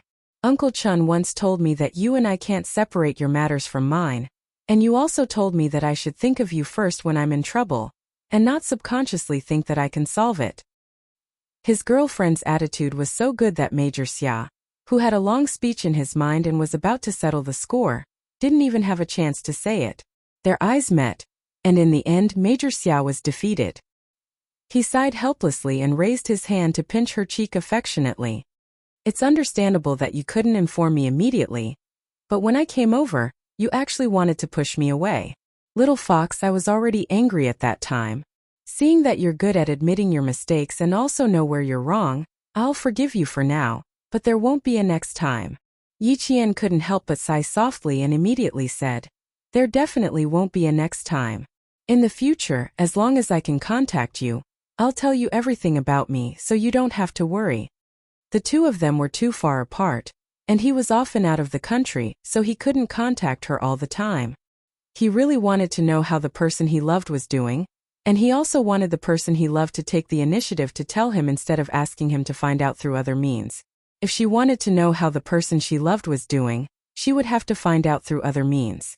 Xia Jinyuan held her hands in his palms, gazed at her affectionately and said solemnly, we can have a certain amount of privacy between us, but we can't divulge the secrets of our jobs. Also, we must tell each other about the difficulties we face in life. You and I can't be too distant. This will make me feel insecure and uneasy. He too would be worried about his lover, and would be uneasy about what she had done. After telling her the reason for his anger, the two of them communicated with each other. When they arrived at the military headquarters, both of them had smiles on their faces, and there was a faint sweetness flowing through them. When they opened the door and got out of the car, the two of them, who had been flirting with each other just a moment ago, suddenly had cold and sharp gazes. Their military aura was so intimidating that Du Jai, who was supporting Madame Li, was shocked. So he was Xia Jinyuan, Aunt Zhao's son. In the past, Xia Jinyuan was a typical dandy in the capital. He was so arrogant that no one dared to provoke him, and he was a proper prince who could do whatever he wanted. After not seeing him for more than 10 years, she didn't expect him to have changed so much that she couldn't recognize him. He was no longer as arrogant as he used to be, and even his temperament had changed greatly. He was as sharp as a sword, and people couldn't help but feel a chill. Chapter 2181. Ever since Xia Jinyuan changed overnight, he had basically disappeared from the capital. Even the aristocratic families who were close to the family Xia rarely knew about him, let alone the Li family. Du Jai was shocked by Xia Jinyuan's great change, and Mrs. Li was also quite surprised. She had seen Xia Jinyuan before the new year, but he was not wearing a military uniform. He was tall and had a temperament, but she did not see him clearly because the light in the courtyard was not very bright at that time. Now that she saw him again, she felt that he was a different person. Mom, is he really Xia Jinyuan, Aunt Zhao's son? Isn't he the other son of the commander-in-chief? Du Jai still could not believe it. She frowned and looked carefully for a while, then shook her head in disbelief. He's not like before at all. I've seen him a few times before. He was very naughty and cynical, but he didn't have the temperament he has now. He was as sharp as a cold sword and as majestic as a pine tree. Just by looking at his back, she felt that he could not be Xia Jinyuan. In her memory, Xia Jinyuan was a typical playboy. He was good at fighting and everything. Later, for some reason, she gradually lost contact with him. At that time, he seemed to be in his first or third year of high school. The last time she heard news was when Aunt Zhao called her mother from abroad and told her that her son had been admitted to the National University of Science and Technology. Her mother said, "Congratulations," and then hung up the phone. She asked her father how Xia Jinyuan, a playboy who fought and caused trouble everywhere, could be admitted to the military academy. Old Du casually replied, "How did you get in?" That's how he got in. He was admitted to the National University of Science and Technology with one layer of connections. No matter what, he was still a wastrel who relied on his family to make a living. Last year, Aunt Zhao asked her father to inquire about Xia Jinyuan's whereabouts. She wanted to see where her son, who was a military officer after graduation, was assigned to. Her father checked and told her that Xia Jinyuan went to a military station in the border area. He asked her, who happened to be there, to pass a message and see if he could write a letter to Aunt Zhao. She even asked several military depots, but there was no news about Xia Jinyuan. A cadet who had no information about him in the officer system meant that he had studied for 4 years, but had not managed to get a position. Perhaps he had committed some sort of mistake and was no longer in the system. Big Brother also said that a hedonistic son of a rich family could not have any future. If it wasn't for Commander-in-Chief Xia, he might have been chased out of the army long ago. She thought so too. However, when they met today, Dad actually said that he was Xia Jinyuan. How is that possible? What nonsense are you talking about? Your Aunt Xiao only has one child, and Shirlai only has one son. Mrs. Li's eyes darkened. She didn't expect that Xia Jinyuan, who was wearing a military uniform, would not be as ruffian as before.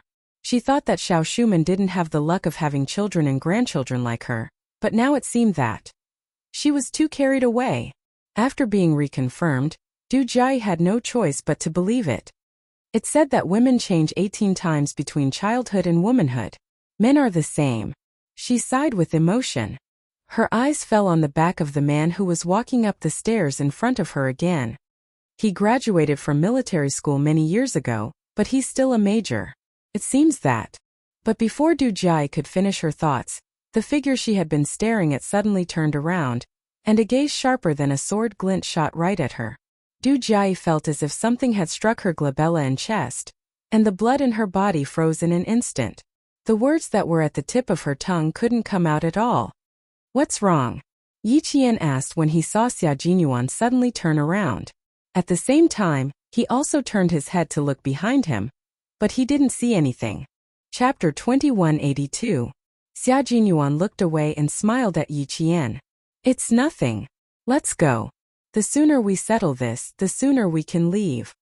He didn't want to be disturbed during their short time together. Okay. Yi Jian tilted her head and smiled at him. In the light and shadow, her eyebrows were as gentle as ink. She was introverted and clean, which directly rippled into Xia Jinyuan's heart. It was a very clean smile, but also a very stubborn smile. Just like that year in the mountains of Shuka village, she led their mountain patrol team through the dense forest and pointed in the direction of the criminals. When she turned back to look at the male soldiers, she smiled slightly at them. Her eyes were like autumn waves and as bright as the stars, making them remember it in their hearts. Ying had already arrived at the conference room. 2 armed guards stood on either side of her. She didn't dare to be as presumptuous as she was outside, let alone scream. Her shoulders trembled as she sat on the cold leather chair. Her eyes were filled with panic. She was very scared. She was so scared that even though the conference room was fully heated, her hands and feet were still cold. It was too cold. It was so cold that she felt a chill in her bones. She was too scared. She was so scared that her heart felt like it was being clenched by a pair of invisible hands. She wanted to take deep breaths, but it became very painful. She was so scared that she even lost the freedom to breathe. The conference room was not small. The conference table alone could accommodate 20 people. At this time, only Yi Ying and the 2 silent guards were in the large conference room. The oppressive silence made Yi Ying only hear her own breathing. No one entered the conference room immediately. The first to enter the conference room were Regiment Commander Zhong and the instructor of the Beijing political group, followed by Deputy Chief of Staff Du, Mrs. Li, and Yi Qian. As for Xia Jinyuan, he would walk in even if they didn't let him. She embarrassed the Li family so much and dared to lie to me, Li Changlan. Old Du, I want to know how the Beijing political group dealt with her. Mrs. Li, who was used to being domineering, did not hand over the videotape when she arrived at the military headquarters. Her assistant told her that the scene in the video was unbearable. If she really took it out, it would only embarrass the Du family even more. However, she was also worried that if she didn't take out the videotape, the Beijing political group would go easy on Ying. How could she be satisfied? The only thing she could do was to tell her husband in advance that she would not allow the Beijing government to deal with her lightly. The deputy chief of staff Du still didn't know what had happened. Yi Jifan's divorce alone wouldn't have made his wife so angry. If he didn't say it in the car, and if he didn't say it now, how was he going to explain it to the Beijing government? Moreover, did she forget that he was the one who recommended Ying to join the army? Now that she was dealt with after only 1 day of reporting, it would be hard for him to explain himself. Most importantly, even Shirlai knew about this matter. It was impossible for him to settle it secretly. The deputy chief of staff Du, who was not affected by his wife's anger, asked calmly, "What on earth happened? You should at least let me know. If you don't tell me, how can I talk to the Beijing political group? Also, don't forget that the reason why Ying was able to enter the capital political group was because I made a call in advance and specially recruited her. Hurry up and tell me what's going on." When everyone is here, I have to go into the meeting room. Du Jai gently pulled on Mrs. Li's sleeve and whispered, Mom, what happened? You scolded Ying so fiercely just now. Was it because assistant he told you something about Ying that made you angry? Since. Knock knock knock. The knocking on the door interrupted the three of them. A clerk pushed the door open and came in. He saluted and reported, Sir, Regiment Commander Zhong and the instructor of the Beijing government group have arrived. Please go to the meeting room. Chapter 2183. Okay, ask them to go first. I'll be there later. The Deputy Chief of Staff nodded and took a pen and a notebook from his desk. After the clerk left, he looked at his wife whose face changed again. After a while he sighed. Wait for me with Jai. I'll ask you if there's anything. But I can tell you now that if there's nothing else, we'll interrogate Ying about Yi Qian cheating in the military school. We won't deal with anything else for now. That means you won't get what you want. No way. I don't agree. Mrs. Li snapped without hesitation. Since I can make her wear the military uniform, I can make her take it off. You go and interrogate her first. If she doesn't tell the truth, you can send the guards here. I'll teach her a lesson. Tell her for me that if she doesn't want to be embarrassed, she'd better take off the uniform and go back to Nan Province. Taking off the uniform and going back to Nan Province was a light punishment. She had to know the consequences of lying to her. The Deputy Chief of Staff knew his wife's temper well. He said to Du Jai, Take good care of your mother. Then he left the office.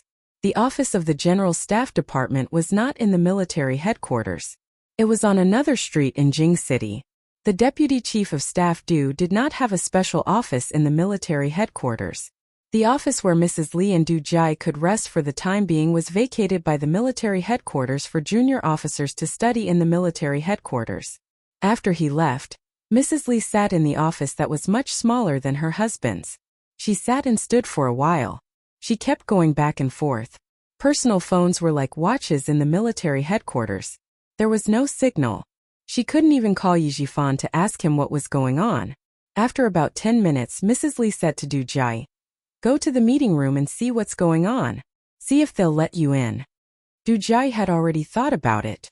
Now that she got Mrs. Li's order, she walked out of the office immediately. It was impossible for her to enter the meeting room. 2 guards stopped her. Stop. The meeting room is off limits. Go back now. I'm sorry. I'm looking for the Deputy Chief of Staff. Please inform him that I have an urgent matter. Standing outside, Du Jai couldn't hear anything from inside. She immediately brought her father out to see if she could get an exception. The guard, who did not receive the instruction to let others in, did not make an exception. He expressionlessly asked Du Jai to leave quickly. The military headquarters was heavily guarded. Even if you passed through layers upon layers of checks, it didn't mean that you could walk around freely in the military headquarters. Yi Qian and Xia Jinyuan could not either. The 2 of them were led by the guards from the other end of the corridor. Du Jai, who had just turned around, bumped into them. Du Jai looked over and saw clearly who the young officer walking over side by side with Yi Jian was. Du Jai was so frightened that his heart skipped a beat. He hurriedly averted his gaze, not daring to look any further. Xia Jinyuan. Yes, he was indeed Xia Jinyuan. When he glanced at Xia Jinyuan just now, he seemed to have lost his life. He had changed a lot. If it weren't for the familiar face and her mother's reminder, she wouldn't have recognized him. He had a sharp gaze, a handsome face, and a majestic military aura. She had already memorized his appearance after just a short encounter. Whether it was when she was in her teens or now, she couldn't help but feel afraid whenever she met him. She was so afraid that she instinctively drove herself to stay away from him. Du Jai didn't dare to look at him. She was afraid that she would be glanced at by that murderous gaze again. Chapter 2184. As she lowered her head slightly, she couldn't help but think to herself, This is strange. How does he know Yi Qian? Are they close? Confused, Du Jai didn't walk up to them. When the 3 of them passed by, Du Jai subconsciously moved to the side to let them pass first. As soon as the door to the meeting room was pushed open, Du Jai heard Yi Ying's sorrowful cries drifting out. Yi Ying had cried for so long that her voice was hoarse. Facing her regiment commander and instructor, she was practically weeping as she complained about Yi Qian's persecution of her. Yi Qian, what do you have to say?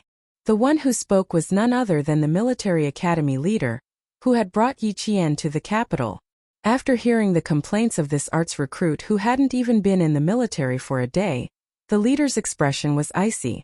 I've already listened to her complaints for almost 15 minutes. Make it short. He was annoyed that Yi Ying spoke too much and was wasting everyone's time. Yi Qian didn't want to say much. After reading through Yi Ying's complaints, she handed a file to the military academy leader, and then handed copies to all the leaders present.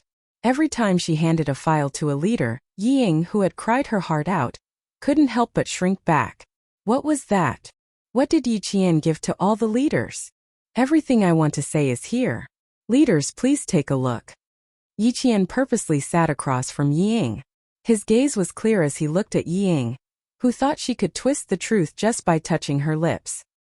He said calmly, "It's useless to say anything more, because everything she says is nonsense." I didn't. Yi Qian, you're the one who's guilty. You're the one who's guilty. Yi Ying shouted with her hands clenched into fists. She stared unflinchingly at Yi Qian. It was her. She was the one who stood in her way. If not for her, everything today would have been hers. Everything would have been hers. Yi Qian smirked. The contempt in her eyes was obvious. She wouldn't argue with her to avoid losing her status. However, Yi Ying was indeed bold. The ignorant were fearless. How could she lie in front of so many leaders? Did she think this was a school? If he told a few lies, he would at most be scolded. There wouldn't be any punishment. Yi Ying knew that she would be punished. She just wanted to drag Yi Jian down with her and let her be punished with her. In the past, Yi Jifan had taught her, if you have to hurt others and hurt yourself, you must do everything you can to make the other party feel pain for a little longer. The only thing she could think of was to rely on her own words to convince the leaders to let Yi Qian be punished. It was a very naive and self-righteous thought. Looking at Yi Qian, who was sitting across from her, Yi Ying clenched her teeth and glared at Yi Qian. She cursed in her heart. Bitch, don't think you'll have it easy either. You won't have it easy either. She didn't believe that after saying so much, there wouldn't be a single chief who wouldn't believe her or doubt her.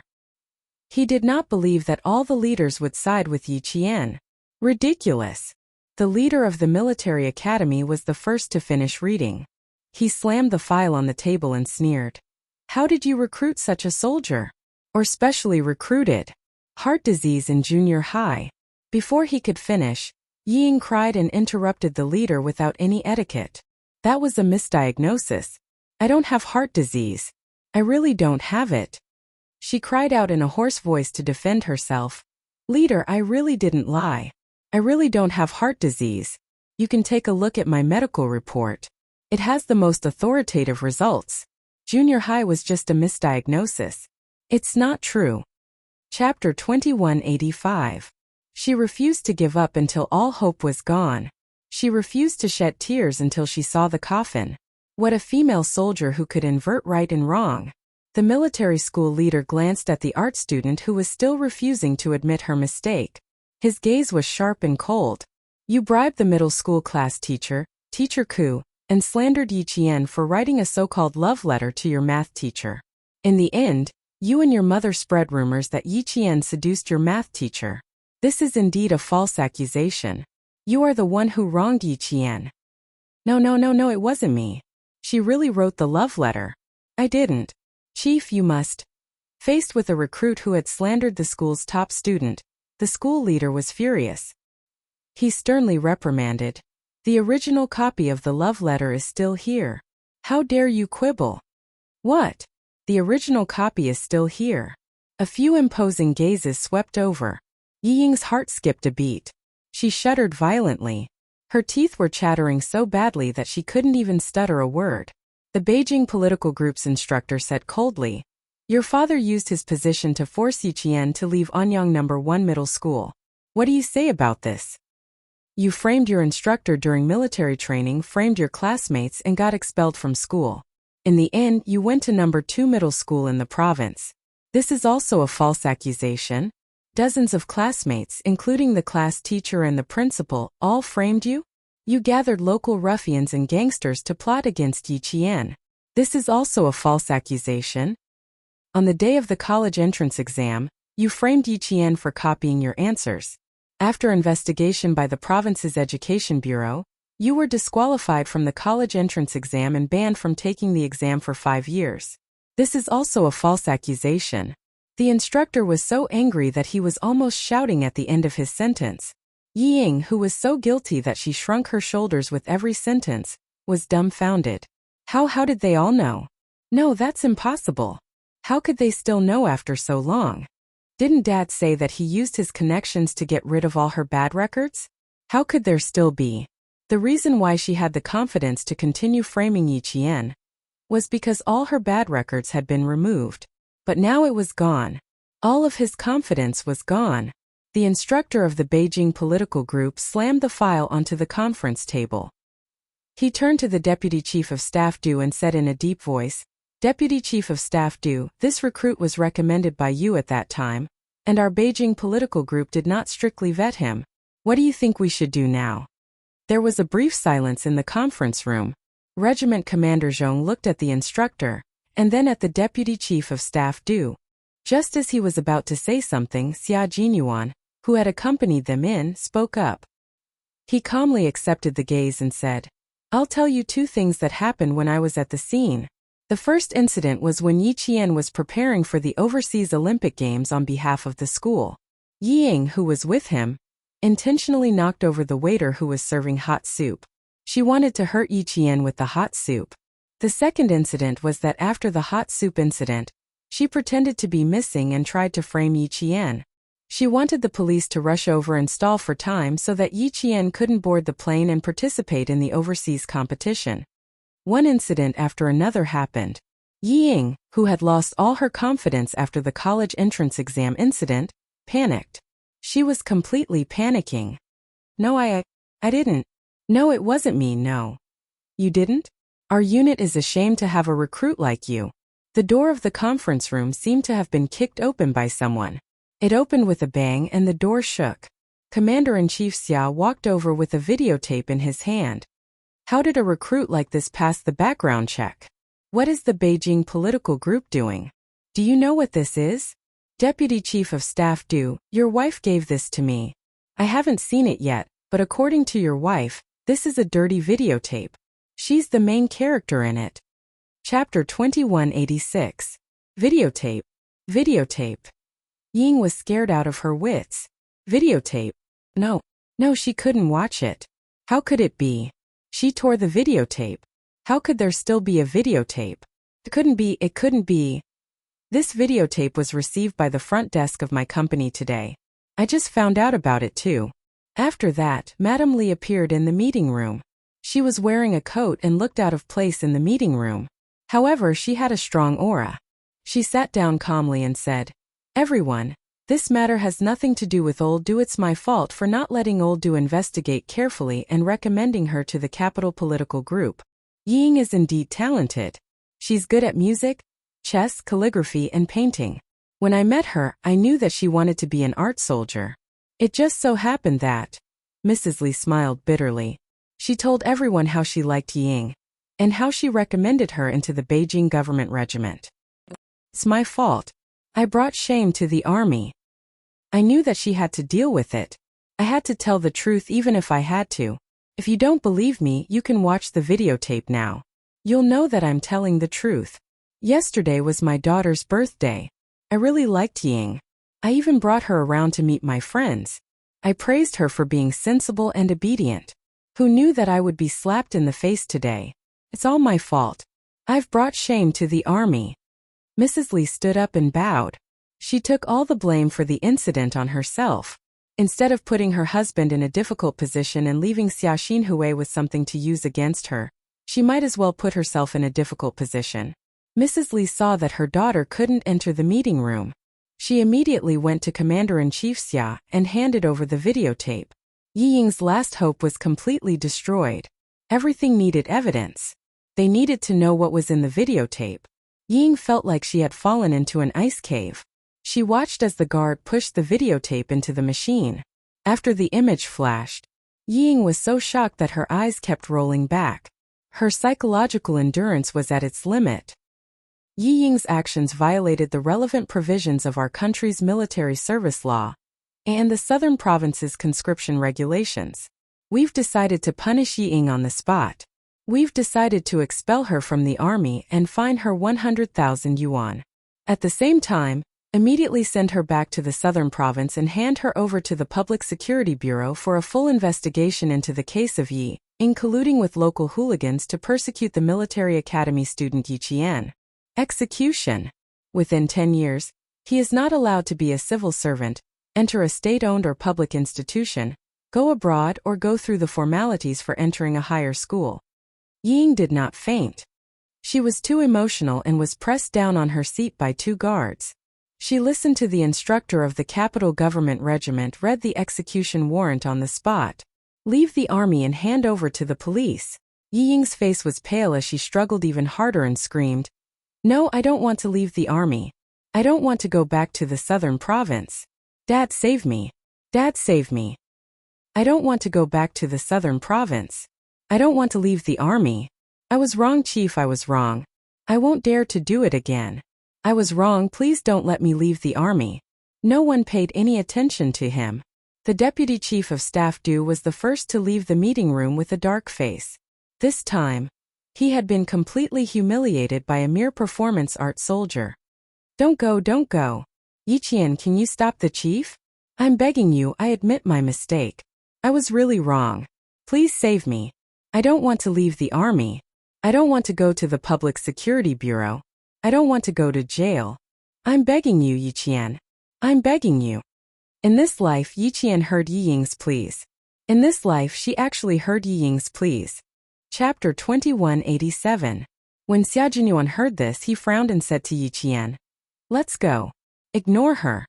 He wasn't afraid that Yi Qian would agree. His little fox wouldn't use her soft heart on someone like Yi Ying. She just didn't want to waste her time on Yi Ying. Yi Qian didn't leave immediately. Instead, he smiled and said, "Wait outside for a while. I still want to talk to her." When she saw that he was frowning because of her words, she smiled softly and promised him, "Give me 10 minutes. I'll be out in 10 minutes at most. Help me take the guards out." Okay. After pondering for a while, Xia Jinyuan nodded and agreed. Yi Ying, who was struggling and crying, heard Yi Jian's words. Her frightened eyes lit up. Did Yi Jian agree to help her? Did asking the guards to leave mean that he was willing to help her? That's great, that's great, that's great. He's finally helping me. He's finally helping me. I didn't beg so humbly in vain. She thought that Yi Qian would be the one begging for mercy in the end, but she was the one begging him. So be it. As long as she could get out of danger safely, she didn't have to leave the army, return to Nan Province, or go to the Public Security Bureau. She didn't mind asking Yi Qian for help. When she thought that Yi Qian would help her, Yi Ying was ecstatic. She begged even louder, "Sis, save me. Hurry up and save me. It hurts. My arm hurts so much. They used too much force. It hurts so much. It really hurts so much. Do I look like I'm easy to talk to?" Yi Qian looked at Yi Ying, who was begging even louder and putting more effort into her act.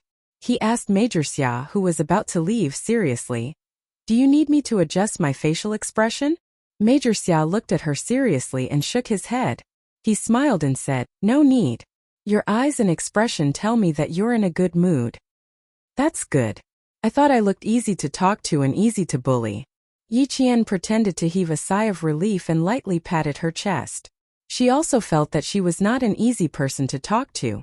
She was also narrow-minded, especially towards Yi Jifan and his family. She was even narrower than the tip of a needle. She didn't know how Yi Ying saw it, but she was so soft-hearted that she didn't care about anything. Xia Jinyuan could tell that she was indeed in a good mood. So be it. He waved his hand and left with the 2 guards with a magnanimous look. As soon as the guard let go, Yi Ying, who was finally liberated, scrambled over and hugged Yi Qian's calf in an extremely pathetic manner. "Sister, please put in a good word for me. Please put in a good word for me. Don't say anything else. Just say that you don't care about what I did. Really, as long as you say that, they won't do anything to me." As the door to the conference room closed, only Yi Qian and Yi Ying were left in the spacious conference room. One stood upright like a pine tree, the other slumped like mud. The contrast was stark. Yi Qian did not feel much of a victory. In this life she came with hatred, but she never deliberately targeted Yi Ying. She was like a bystander watching Yi Ying make one mistake and then another. She never schemed against her, nor did she need to. She only did one thing, which was to send the videotape to Mrs. Li Yizhifan and the military. Just this one thing alone was enough to push Yi Ying to the brink of despair. Grandfather Jin was right. When dealing with people who constantly make mistakes, there was no need to deliberately frame them. As time passed, the person who made the mistake would eventually bear the consequences of her own mistakes. Chapter 2188. She didn't add fuel to the fire. She only dealt Yi Ying a heavy blow at the most appropriate time, making her beg her like this. Scenes from his previous life flashed through his mind frame by frame. There was Sun Dongqing's disdain, Yi Ying's arrogance, and Yijifan's arrogance. Everything from his previous life had come to an end in this life. Yi Ying, the grievances between you and me from 2 lifetimes had come to an end. Yi Ying, what are you begging me for? Even though it was over, she still couldn't calm down. Yi Qian lowered her eyes slightly. This time it was her turn to look down at Yi Ying. She could clearly see the fear in the depths of Yi Ying's heart. In her previous life she was also so afraid. It wasn't just for a moment or a day, but she was constantly worried and afraid. She was tormented. In this life, Yi Ying had only been worried and afraid for a few days. Sorry, she was actually very, very petty. She was so petty that she was happy to see Yi Ying like this. She hoped that her days of suffering had just begun, and that there was more pain waiting for Yi Ying to experience. Yi Qian leaned forward a little, then bent over and smiled faintly. Until just now, you still wanted to frame me. Yi Ying, what makes you think that I will help you if you beg me? If she didn't ask Yi Qian for help, who else could she ask? She couldn't find anyone else. She didn't know who to ask. Yi Qian's sudden stay was her only hope of escaping. Why would he help her? Because they were sisters. That's right, they were sisters. Sisters who could help each other. Yi Ying, who was in a desperate situation, was ecstatic. Her eyes were filled with hope. She quickly said, I'm your sister. Sister, I'm your sister. Sister, save me. I'm begging you. Sister, please save me. Sister, I'll be obedient in the future. I won't dare to lie to you anymore. Sister, I'll really be obedient. Believe me. I promise, I swear. I'll treat you as my sister from now on. I'll be closer to you than a real sister. Please, sister, my good sister. Only you can save me. I don't want to leave the army. I don't want to go back to the southern province. Sister, good sister, only you can save me. Yi Qian's smile deepened. He lowered his head slightly and said coolly, Sister? Ying, since when did you treat me as your sister? That's not right. Fortunately, you've never treated me as an elder sister. That way, some unnecessary trouble can be avoided. I also sincerely thank you for all the things you've done for me, and thank your good mother for all the things she's done for me. Otherwise, how could there be the Yi Qian of today? I, Yi Qian, have always engraved the events of the past in my heart. I would never dare to forget them for even a moment. Her eyes were dark and cold. The coldness in her eyes made Yi Ying's heart tremble when they looked at each other for the first time. Realizing something, Yi Ying clutched the corner of Yi Jian's trousers tightly and kept shaking her head. She kept saying the word no monotonously. No, no, no. It's not like that. It's not like that. I've already begged her to let me go. Why isn't she satisfied? Yi Ying couldn't figure it out. She cried until her tears and snot mixed together. She sat there paralyzed, but she didn't dare to let go. She was afraid that if she did, Yi Qian wouldn't care about her anymore. Sister, is it because I haven't asked for enough? Is it still not enough? Sister, I'm begging you. I know I'm wrong. Really, I'm really wrong. It's all my fault in the past. I made you suffer so much. I'm really wrong. Can you forgive me? Can you forgive me? Let bygones be bygones. Let's forget about it. Okay? Don't think about it anymore, okay? Sister, look at me in the future. I won't let you down. Chapter 2189.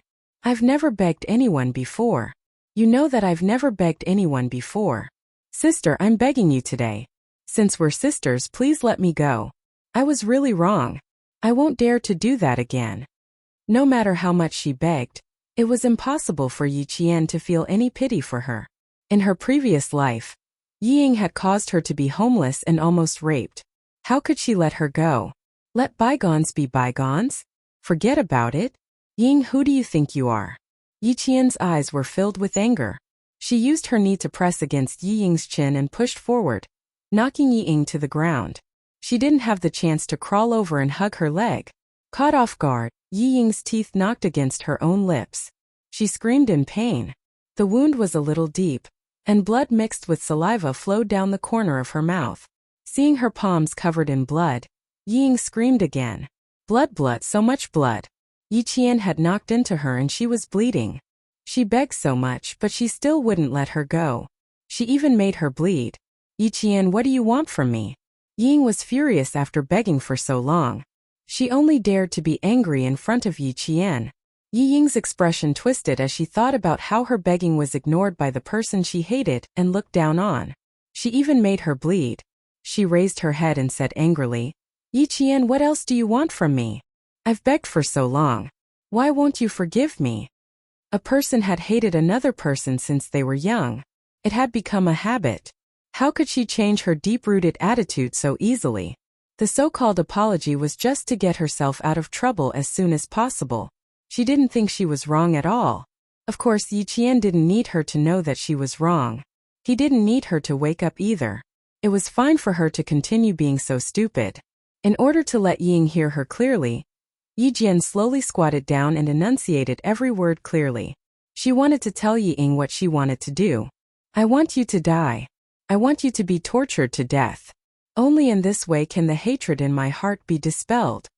Every single word was filled with deep viciousness, and every single word was filled with killing intent. She wanted her to die? Yi Qian wanted her to die? Yi Ying's first reaction was to laugh out loud. She wanted to laugh, but before she could, she looked up at Yi Qian and froze.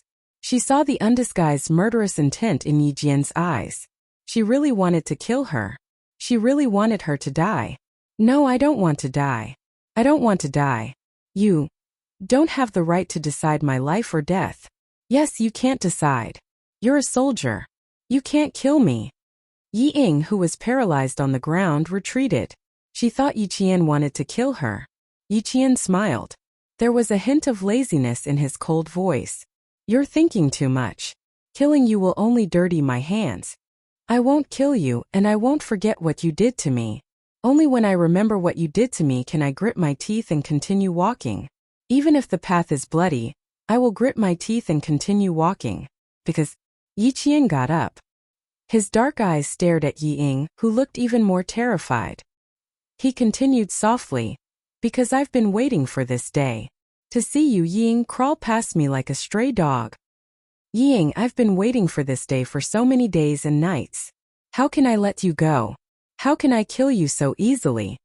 Chapter 2190. Yi Jian, who was in a good mood, smirked as she watched Yi Ying's face turn pale and pale at a close distance. She saw the deep fear in Yi Ying's contracted pupils. She threw a bombshell at Yi Ying. Finally, I'll tell you that I was the one who sent the videotape. But I didn't expect Yi Jifan to divorce Sun Dongqing immediately after seeing the videotape. Yi Ying, you've offended Madame Li and lost Yi Jifan's protection. You're also a veteran with a tainted record. Why do you think I want to kill you myself? Watching you suffer is much more fun than killing you with my own hands. What? What did she just hear Yi Qian say? What did you just say? What did you just say? Yi Ying widened her eyes in disbelief. She stared at Yi Qian without blinking and asked sternly, What did you just say? Since he dared to say it, he wasn't afraid of what she could do. Yi Qian was magnanimous and patiently repeated, Listen carefully. I'll say it one last time. I was the one who sent the videotape. The one in Madame Li's and Yi Jifan's hands were all sent by me. Ying, did you hear me clearly? Do I need to repeat myself? The videotape was sent by Yi Qian, she said. She was the one who sent it. It was her. She was the one who sent the videotape. She was the one who ruined her. What a ruthless bitch. What a ruthless bitch. She wanted to kill her. She wanted to kill her. Bitch. You deserve to die. You deserve to die. I want to kill you. I want to kill you. Ying suddenly stood up and pounced on Yi Qian like a madwoman.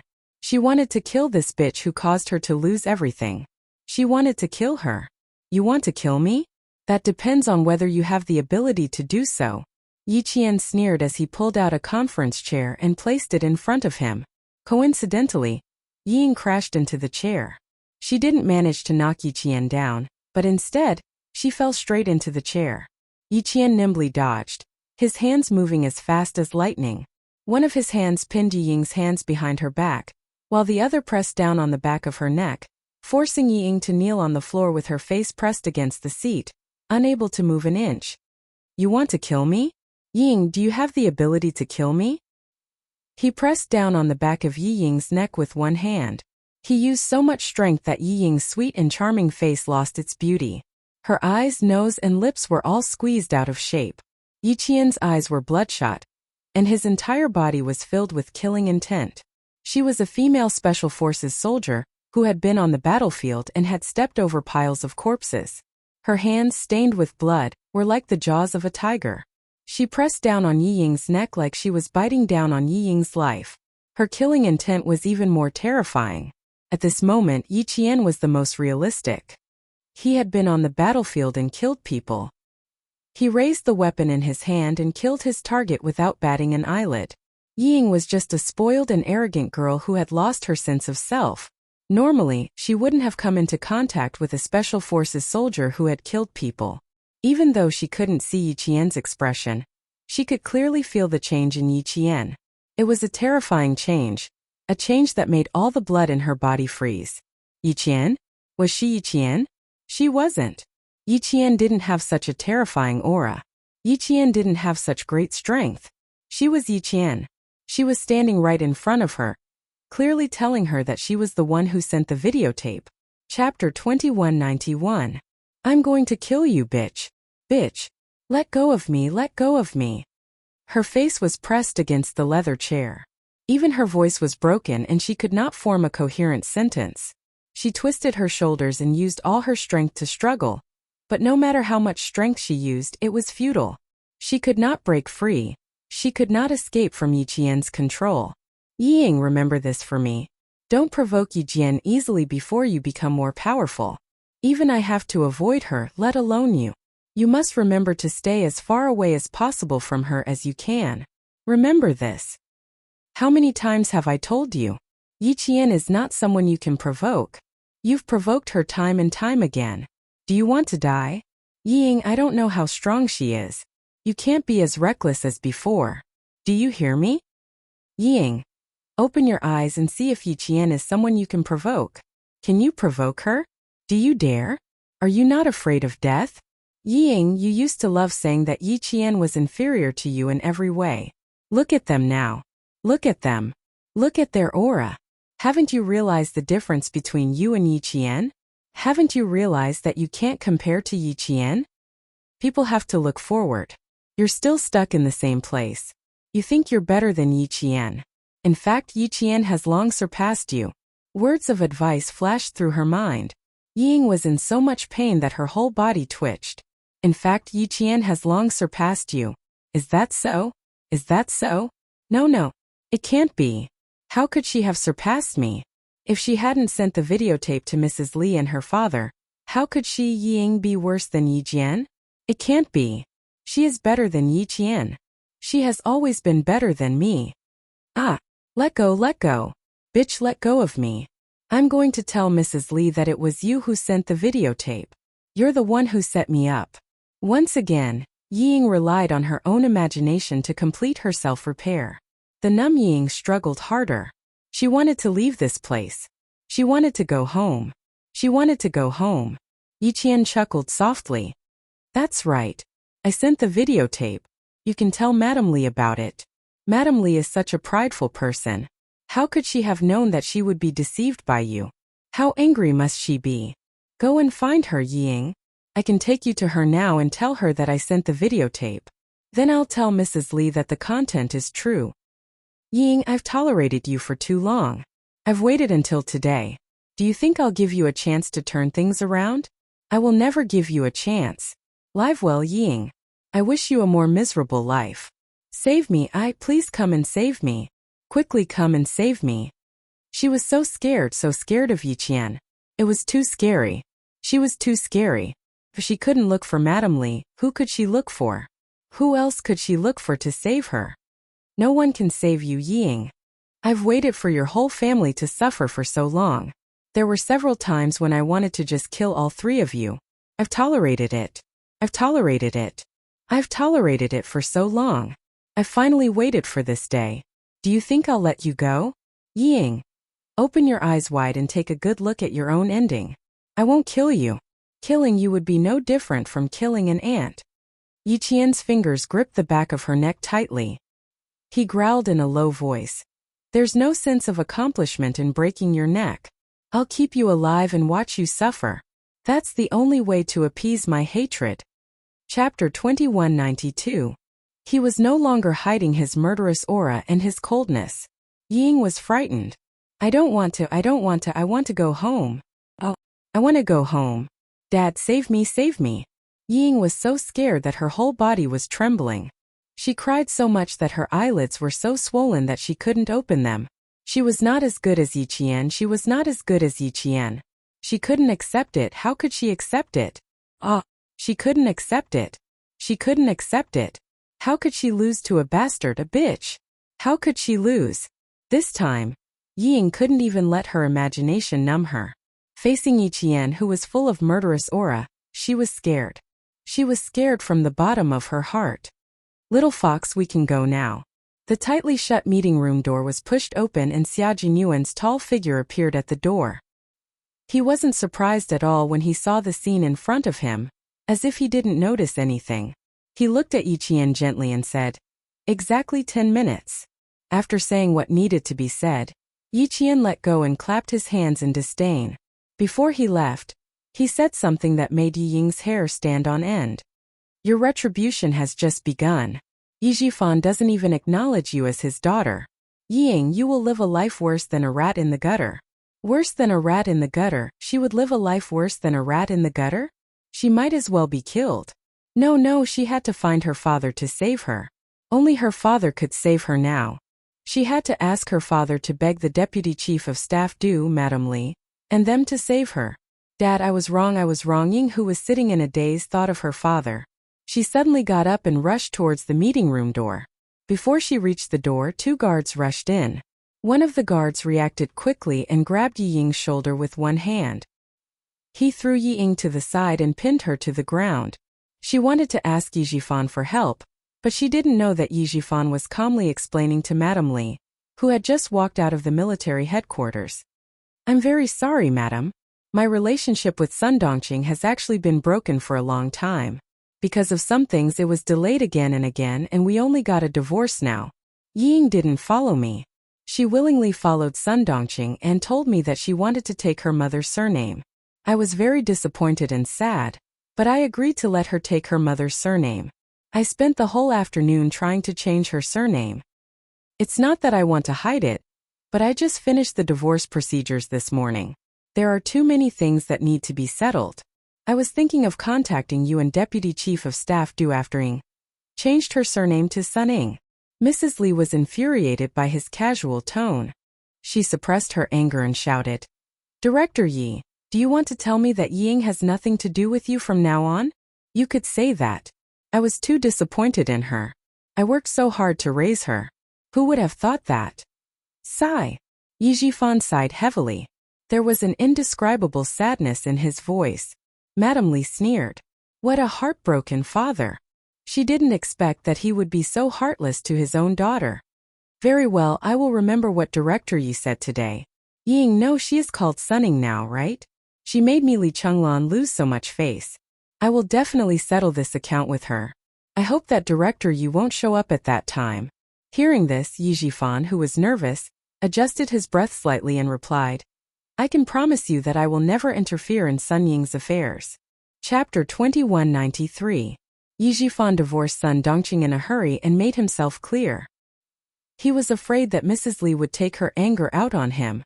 When he received Mrs. Li's call, he was even more nervous than when he was in the provincial committee meeting. When he heard Mrs. Li's cold and deep voice, He felt that his heart was about to jump out of his throat. He even held his breath for fear that Mrs. Li would notice his fear. When Yi Jifan said that he would no longer interfere in Yi Ying's affairs, he heard Mrs. Li sneer softly. He didn't know what she meant. It seems that Director Yi is going to put justice before family. That's right. No wonder Director Yi can be so successful. I can see that Director Yi can achieve great things. How could he not hear the sarcasm in Mrs. Li's words?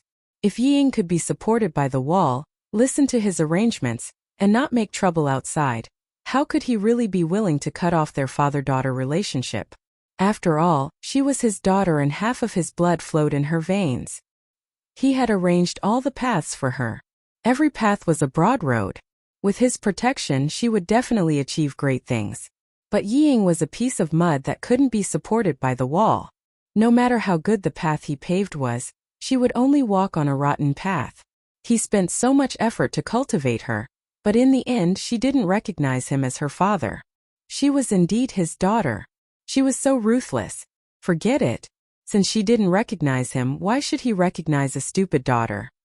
He couldn't afford to offend the Li family. It was not easy for him to climb to his current position. He didn't want to be beaten back to his original position overnight, and he didn't want to lose everything. He had to give up something to gain something. He could only give up Yi Ying, this daughter who didn't recognize him. Pretending that he didn't hear the sarcasm in Mrs. Li's words, Yi Jifan's voice was trembling. I'm sorry. Well, she is too stubborn. I can't persuade her. I respect her decision. She is in her 20s. She is not young anymore. She should be responsible for everything she does. He was telling Mrs. Li that she would be responsible for everything that happened to Yi Ying. It had nothing to do with anyone else. Although Mrs. Li was almost harsh to others, she was always generous to her children. Even if her children made a big mistake, it was the Du family's business. It was not an outsider's turn to tell them what to do. Hearing Yi Jifan's words, the coldness on Madame Li's face deepened. With such a father, how good could his daughter be?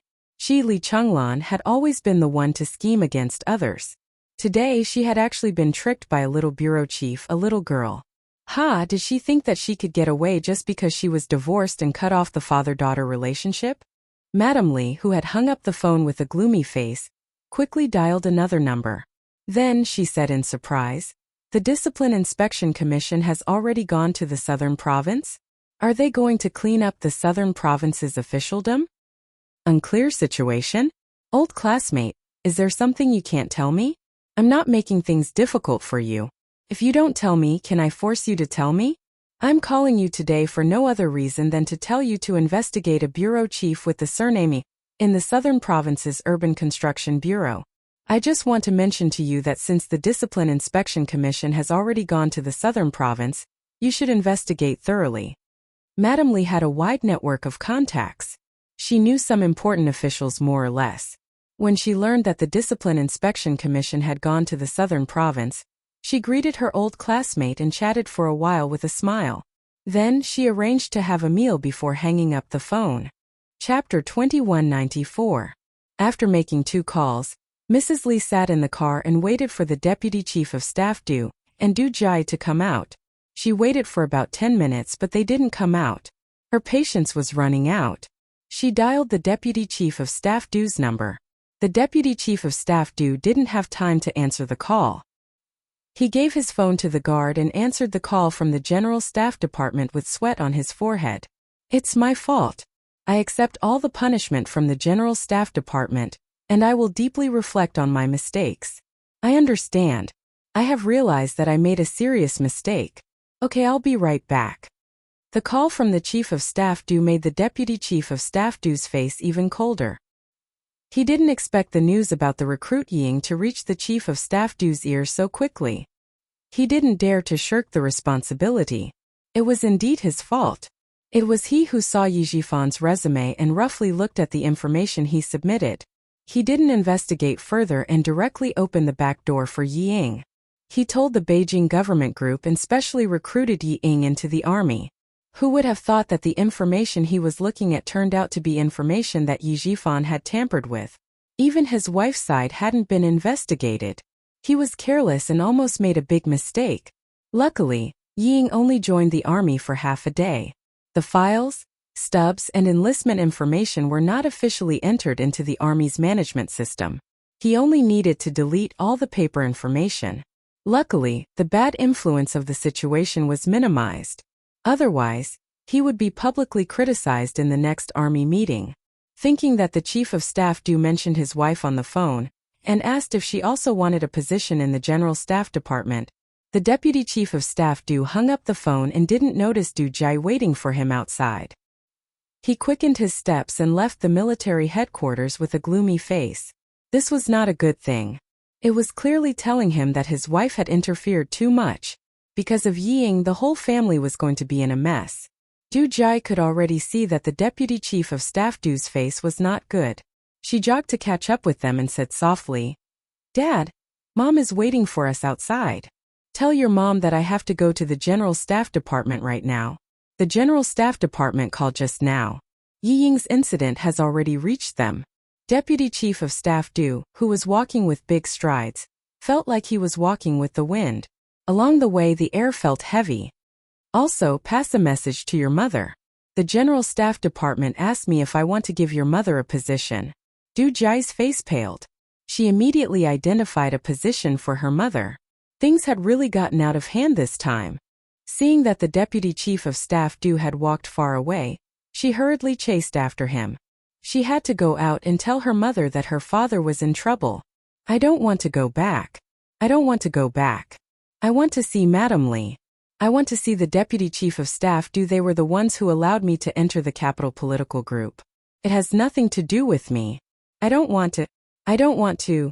Du Jai, who had caught up with them, suddenly heard Ying's heart-wrenching screams from behind. What made her even angrier was that Ying had actually splashed dirty water on the Du family. It had nothing to do with her? "Ying, you really deserve to die." The Deputy Chief of Staff Du also heard it. He deliberately slowed down his pace and waited for Xia Jinyuan and Yi Qian, who were preparing to leave the military headquarters. Without much interaction, Xia Jinyuan and Yi Qian stopped and saluted him. Then they calmly left under his gaze, leaving behind the two calm and dignified figures of the Du family. Chapter 2195. "I didn't expect this. I really didn't expect this." The Deputy Chief of Staff Du murmured. He didn't expect Xia Xinhui's son to be so successful. He was no longer as frivolous as he was when he was young. The darkness in his eyes deepened. Du Jai didn't say anything. When she saw Xia Jinyuan, she subconsciously turned sideways and hid behind the Deputy Chief of Staff Du. She didn't straighten her back until Xia Jinyuan and Yi Qian left. She didn't know why, but she couldn't act freely in front of Xia Jinyuan. It was like that in the past and it was still like that now. Du Jai, who was secretly resentful, gritted her teeth and only dared to glance at the tall and slender figure from the corner of her eye. Her expression was half angry and half angry. Soon the two guards holding Ying appeared. When they saw Ying, the Deputy Chief of Staff Du, they couldn't suppress their excitement and begged in a hoarse voice. "Deputy Chief of Staff Du, please save me. I won't do it again. I won't do it again. I was wrong. I know I was wrong. Please give me another chance. I will definitely turn over a new leaf and not make the same mistake again. Please save me. It was you and Madam Li who arranged for me to join the Beijing political group. You can't just leave me alone. Deputy Chief of Staff Du, please save me. You can't just leave me alone." Ying was now begging for help from anyone she could find. She had lost her sense of propriety and didn't even say a word. What she said happened to be the Deputy Chief of Staff Du's most taboo words. "How can you make a scene in the military headquarters? Gag her mouth and take her away from the military headquarters as soon as possible and transfer her to the relevant departments." The Deputy Chief of Staff Du suppressed the anger in his heart and ordered in a deep voice, "Transfer her to the southern province overnight. No one is allowed to see her on the way." Ying wanted to beg him to let her talk to her family. When she heard his order, it was as if she was struck by lightning. Ying's vision turned black. "Du, Just as she was about to speak, her mouth was blocked again. Du Jai was still the one who blocked her mouth. She had blocked one of her lips with her white gloves before, and now she blocked the other one as well. "Ying, you really have guts. There are countless guards in the military and all of them are armed with guns. Aren't you afraid that you will be shot dead by the guards if you continue to quarrel? Be quiet, Ying. Your business has just begun. Du Jia emphasized the last sentence with a hint of murderous intent. Ying, who was already scared out of her wits, saw the coldness in her eyes. She was so scared that she lost control of her bladder. Du Jia was so disgusted that she almost vomited. The two of you should take her away as soon as possible. Du Jia held her breath as she suppressed the churning in her stomach. Before she left, she glanced at Ying, who was paralyzed with fear. A cold smile flashed in her eyes as she left the military headquarters. She even dared to beg her parents? Ying, do you have a pig's head? The deputy chief of staff Du left the military headquarters in a car. Mrs. Li, who was waiting outside, saw the familiar license plate number flash by. She knew that her husband would not go home with her. When Du Jia came out and conveyed the deputy chief of staff Du's words, Mrs. Li frowned. She was so angry today that she did not control her temper for a moment. Now she was being laughed at by others. Asking her to get a position in the military headquarters was accusing her of meddling too much. She even dared to meddle in the affairs of the army. Mrs. Li, who was a little tired, raised her hand and pinched between her eyebrows.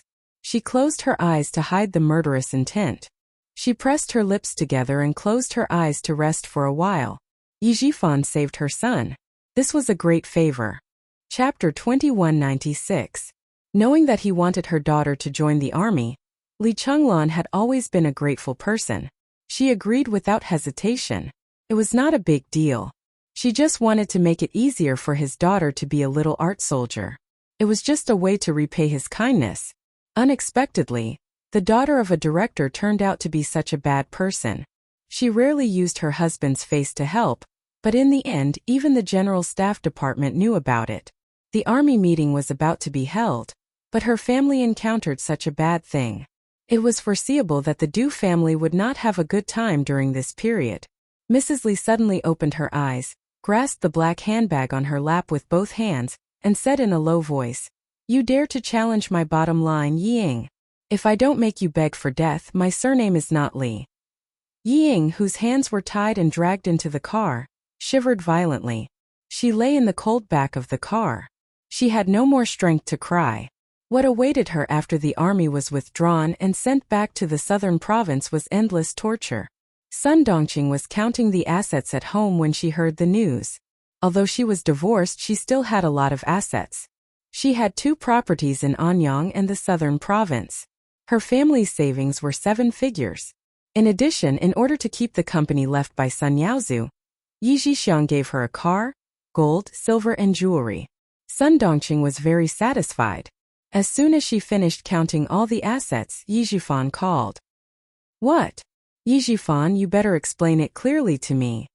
Sun Dongqing only heard the words, "Your baby daughter was sent back to the southern province." She was like a volcano erupting. She held the phone tightly and roared. Yi Jifan leaned against the back of the office chair with no expression on his face and said coldly, "Considering that we were husband and wife, I intended to inform you in advance so that you could be mentally prepared. Your baby daughter's mistakes were all exposed." Mrs. Li also received the videotape. She was furious when she saw the content. "Just now, she called me specifically to question me. Her tone was very unfriendly. She told me clearly that your baby daughter made her lose face and made her a joke in the upper-class circle in the capital. She planned to come out and teach your baby daughter a lesson. As for how to teach your precious daughter a lesson, that's not something I know. However, I can tell you now that Suning will not have it easy." Fortunately, he had changed the surname of Ying to Suning in the afternoon. Otherwise, he would not be able to explain it to Madame Li. Sun Dongqing couldn't believe it and shouted, "How is that possible? Madame Li likes Yingying so much and even wants Yingying to be her daughter-in-law. How could she bear to let Yingying suffer?" "Yi Jifan, you bastard. Do you regret giving all your assets to me and my mother? Now you're trying to make things difficult for me." This was Yi Jifan's wife. She was short-sighted and extremely stupid. In the past, because old Madame Yi had done some inhumane things to her, he felt guilty and endured it. He always thought that his wife had shared weal and woe with him. Even the stupidest thing she did was for her own family. He spent more effort to keep an eye on her and prevent her from making a big fuss. Who would have thought that not only was one stupid person, but the daughter he had raised was also stupid? Her stupidity was even worse than that of her mother. She thought that she was infallible and could not tolerate even half a grain of sand. She looked smart, but in fact she did things that were even more stupid than her mother. The trouble she caused was even bigger. Yi Jifan was glad that he had made a quick decision and did not get himself into trouble. He snorted and said, "Sun Dongqing, wait for Madame Li's call. She will contact you properly." Chapter 2197. Which madam would like such a promiscuous woman? Do you think Madame Li is like you? Was Sunning her own flesh and blood? No matter what Sunning did, would she forgive her? Sun Dongqing, think about it from another perspective. If you had a son, would you be willing to marry such a woman as your daughter-in-law? Of course not. Sun Dongqing blurted out. As soon as she finished speaking, she was stunned. How could Madame Li be willing to do something that she was not willing to do? When she saw the video, she was so angry that she wanted to kill her daughter, who had embarrassed her, not to mention Madame Li. Wrong. It was all wrong. It was all wrong. Sun Dongqing finally woke up from the dream that her precious daughter had found a general to be her son-in-law and made Yi Jifan angry. How could Madame Li be willing to do something that even she was not willing to do? No. What happened to Ying was a great humiliation to her mother-in-law's family in the countryside. How could she forgive her so easily just because she liked Ying? She was wrong. No one would like her. Even a mother-in-law in the countryside would not like a girl who had a cold and was fickle as her daughter-in-law. They would all feel ashamed. Madame Li was the wife of a major general. She was famous in Jing City. How could she forgive Ying when her daughter-in-law, who she had chosen, suddenly made such a scandal? Old Yi, you have to help Ying. She is your daughter. I know I was wrong. Please help Ying. Sun Dongqing, who was so scared that her hands and feet were cold, forgot that she and Yi Jifan were divorced. She even urged Ying to change her surname to Sun this afternoon. Knowing that her daughter was in trouble, she was so scared that her whole body trembled. She, who was out of her wits, could only think of Yi Jifan at this moment. Old Yi, call the deputy chief of staff and tell him that Ying is young and ignorant and made a mistake. Please ask him to let Ying go. We will discipline Ying later. Yi Jifan waited for her to finish before he said, "It's too late, Sun Dongqing. Sunning is no longer my daughter. She said that she doesn't recognize me as her father anymore. As for you, you're just my ex-wife. Sunning is already with you. I have no obligation to clean up your mess. Sunning will be sent back to the southern province soon. Someone will inform you to visit her. Oh right, Sunning will be fined 100,000 yuan. Prepare the money. Also, I'm warning you, don't use my name to cause trouble in the future. You're my ex-wife, and I have no obligation to clean up your mess. If you dare to make things difficult for me again, Sun Dongqing, don't blame me for ignoring our old friendship. Ex-wife divorce, mess fines." Sun Dongqing's mind was muddled and she couldn't get a word in. Before he could say anything, the beeping sound of the phone being hung up came from the receiver. "Yi Jifan." Sun Dongqing screamed into the microphone. Her voice was trembling and she no longer had her usual arrogance. When she dialed again, the line was busy and she couldn't get through. Sun Dongqing, who was completely flustered, kept dialing. She didn't know how long she had been dialing. Knowing that there was no hope, she hung up the phone and sat on the cold tile floor, wailing. The urgent phone suddenly rang. Sun Dongqing, who was crying at the top of her lungs, thought that it was Yi Jifan calling. She quickly stood up and picked up the receiver, shouting, "Old Ji, Mom, quickly ask Dad to save me. Mom, it's Ying. I'm so scared. Quickly ask Dad to save me." Chapter 2198. When Sun Dongqing heard her daughter's heart-wrenching screams, she was scared out of her wits. "What's wrong, Ying? Don't be afraid. Mom is here. Mom is here. My baby, don't be afraid. Let's talk slowly. Mom is here." Sun Dongqing was indeed very good to her daughter. No matter what her daughter did wrong as a mother, she would forgive her in the end. "Mom, go and find Dad. Yiqian set me up. She was the one who sent the videotape. Mom, she was the one who sent the videotape to Dad and Madame Li. She was the one who set me up." Mom, go and find Dad. Doesn't he know the director of the Public Security Bureau? Ask Dad to make a call. I don't want to go to jail. I don't want to. Mom, I was really set up by Yiqian this time. I hate it. I really hate it. Mom, it's all her fault. It's all her fault. Mom, I'm so scared. I don't want to withdraw. I don't want to be sent back to the southern province. Save her? Who would save her? Who would save her? She didn't even recognize her father and changed her surname to Sun. Who would save her daughter? Who would save her?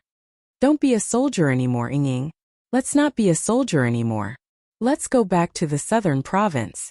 Yiqian couldn't hurt you. How could she hurt you? My dear daughter, don't be afraid. Let's come back first. Sun Dongqing didn't dare to say that Yi Jifan didn't recognize her daughter anymore. She didn't dare to say that she had to change her surname to Suning from today onwards. She was afraid that her daughter would suffer a greater blow if she said it. I won't come back, Mom. I can't come back. If I come back, Yiqian will look down on me. I will never bow down to her in this lifetime. Mom, get Dad to pick up the phone. I want to talk to him. I want to tell him how hateful Yiqian is. Suning didn't know what happened in the southern province. She saw Yi Jifan as her last hope. Other than her father, no one else was willing to save her. My poor daughter. Sun Dongqing, who also couldn't contact her ex-husband, wailed. Ying, your father isn't home. He's not home. Go back to the southern province first. We'll make plans after you're back. It would be great if she could return to the southern province. At least she could accompany her daughter. It wasn't easy for Suning to get in touch with her family. How could she give up so easily? She strained her hoarse voice even harder. Her voice was sharp and piercing. No, I'm not going back to the southern province. I want Yiqian to die a horrible death. I want her to die a horrible death. Admit defeat, Ying. Let's admit defeat. We can't win against her. We can't win against her. Without her husband to rely on, how could they make things difficult for Yiqian? Making things difficult for Yiqian, who was already high and mighty. Sun Dongqing, who had lost the protection of her ex-husband, suddenly came to her senses. In order to know the news of her daughter, she made countless calls, but no one answered. Even when her fingers were about to swell, no one answered. Only then did she realize that without Yi Jifan's protection, she was nothing. Suning, who still didn't know that her surname was Sun, screamed crazily. Why can't we win against her? Why can't we win against her? Daddy is here. How can we lose to an orphan bastard? Orphan. Yes, Yijian was an orphan, but she had too many people who were willing to help her. There were too many of them. Suning, wake up. Mom, please wake up. We have nothing left. We have nothing left. Even you, from today onwards, your surname will be Sun. Suning, accept your fate. Let's accept our fate. What? How did she become Suning? No. She was Ying. How could she become Suning? Chapter 2199. Your father and I are divorced. We got divorced this morning. Ying, have you forgotten? You wanted me to divorce your father. He won't care about us anymore. It's useless to look for him. We can only accept our fate. Suning, we can only accept our fate. Sun Dongqing, who was crying loudly, told the truth. She didn't know how her daughter would react after hearing it, but she had to say it. If she didn't, Suning would continue to dream of defeating Yiqian. Impossible. It would never be possible. No, it's impossible. Mom, what did you say? It's impossible. I'm Ying. How did I become Suning? Suning couldn't hold on to her last hope. She couldn't hold on to it anymore. Yi Jifan was her last source of confidence and hope. My poor daughter, it's true. You're Suning now. I listened to your arrangements and asked your father to change your surname. He told me himself that he won't care about us anymore. Ying, he won't care about us anymore. Yi Jifan means what he says. He means what he says. That night, you said yourself that you don't want to acknowledge him as your father, and you won't beg him anymore. Ying, there's no way out for us. It's all my fault. I didn't stop you. It's all my fault. It's all my fault. No matter how much Mrs. Li likes you, there's a limit to how much she likes you. How can she tolerate and forgive you like me just because she likes you? Even I was angry at you for the shameful things you did overseas. let alone Mrs. Li. Ying, you were wrong. You were wrong from the beginning. We can't climb up the social ladder. You're not shameless enough to let Mrs. Li like you after she finds out. Yijifan also told me that we embarrassed her so much. She won't let us go. Come back. Let's not fight anymore. Let's go back to Nan province and start over somewhere else. As the sound of Sun Dongqing's sobbing gradually subsided, Sun Ying did not make any more noise. She was completely silent, sitting there motionless like a clay figurine. Was she the one who cut off her own escape route? She had forced her mother to divorce her father, thinking that Mrs. Li would always like her. She had even said that she wanted her surname to be Sun. She had cut off her last path of retreat. She had cut off her own path. Gone. Everything was gone. She had become Sun Ying, no longer Ying. The father who had protected her and treated her as the apple of his eye no longer wanted her. From the moment she changed her surname to Sun, she was no longer his daughter. No one could save her or protect her anymore. How could this be? How could this be? Why? She couldn't understand it. She really couldn't understand it. She was clearly the best, but in the end she ended up being betrayed by everyone. She couldn't understand how she ended up like this when everything was so perfect. Mother said that we were all wrong. Was it really all wrong? How was it wrong? She didn't want a bastard to ride on her head. Was that wrong? Was it wrong for her to want to get rid of an opponent who was blocking her future? Was it wrong for her to want to be above others and be envied by everyone? These were all what her parents had taught her. They had taught her how to get everything she wanted from a young age. They had taught her how to destroy the things she wanted but couldn't get. How could she have been wrong? How could she have been wrong? Oh! How could she have been wrong? Sun Ying couldn't figure it out. She suddenly screamed crazily and smashed her phone. Her head slammed hard against the door of the toilet on the train. She couldn't figure it out. She couldn't figure it out. Why did Yiqian win in the end? Why was she the one who won? A filthy, cowardly, ugly bastard with no parents had won the battle? She couldn't figure it out. Why did she let a bitch that she had always looked down on win? The guards who were waiting outside to escort her back to Southern Province heard the commotion and kicked the toilet door open without hesitation. They first subdued Sun Ying, who had hurt herself, and then immediately informed their colleagues to come and pick up the phone. Even the battery was coming out. Where did the phone come from? Why did she have a phone with her? Chapter 2200. Sun Ying didn't say who gave her the phone. It was not that she didn't want to say, but that she didn't know. Someone squeezed her before she got on the train. After she got on the train, she accidentally touched the phone in her pocket. She found an excuse to go to the toilet and called back. She might as well not make the call. She might as well not make the call. Sun Ying, who had lost her last hope and confidence, was like a deflated balloon. She didn't struggle or make any noise. She just stared like a wooden puppet and didn't eat or drink. She took the train back to the southern province from Jing City. She didn't know what was waiting for her. Her world had collapsed the moment the military announced her punishment. The investigation of her past had been reported to the military. What else was there to investigate? Everyone knew. Everyone knew what she had done. She didn't know what to do or how to do in the future. It was a gloomy world. No matter where she went, there was no hope. There was no chance. There was no chance at all. How could she win against Yiqian? How could she fight against him? She had lost. She had lost completely. It was over. It was all over. Sun Ying curled up her legs and hugged them tightly. What would be waiting for her when she went back? What would Mrs. Li do to her next? Sun Ying, who was sitting in a daze, lost her vitality. She was like a flower that withered overnight. She couldn't find her original brightness. She was like an old woman in the twilight. Sun Dongqing called again, but the phone was turned off. She was so flustered that her hands couldn't stop shaking. Who should she look for next? Where could she find her daughter? She would be sent back to the southern province and transferred to the Public Security Bureau. Yes, she should go to the Public Security Bureau first. No, she had forgotten something very important. There was still something very important. What was it? Did she forget what it was? Sun Dongqing was so flustered that she was crying and walking back and forth in the living room. She forgot something very important, but she just couldn't remember it. Money. Yes, money. Yi Jifan said that Ying would be fined 100,000 yuan. She still had to withdraw the money. She had to go to the bank to withdraw the money. Then she could save her daughter. No more fighting, no more fighting, no more fighting. Sun Dongqing didn't notice that it was already 9 o'clock in the evening. She took the passbook and ran out in her slippers like crazy. The lights outside were waning, and the cold wind of early spring blew through the treetops, bringing with it a chill. Early spring had arrived in the south, but the cold wind still blew in the north. They were sent back to Nan province overnight?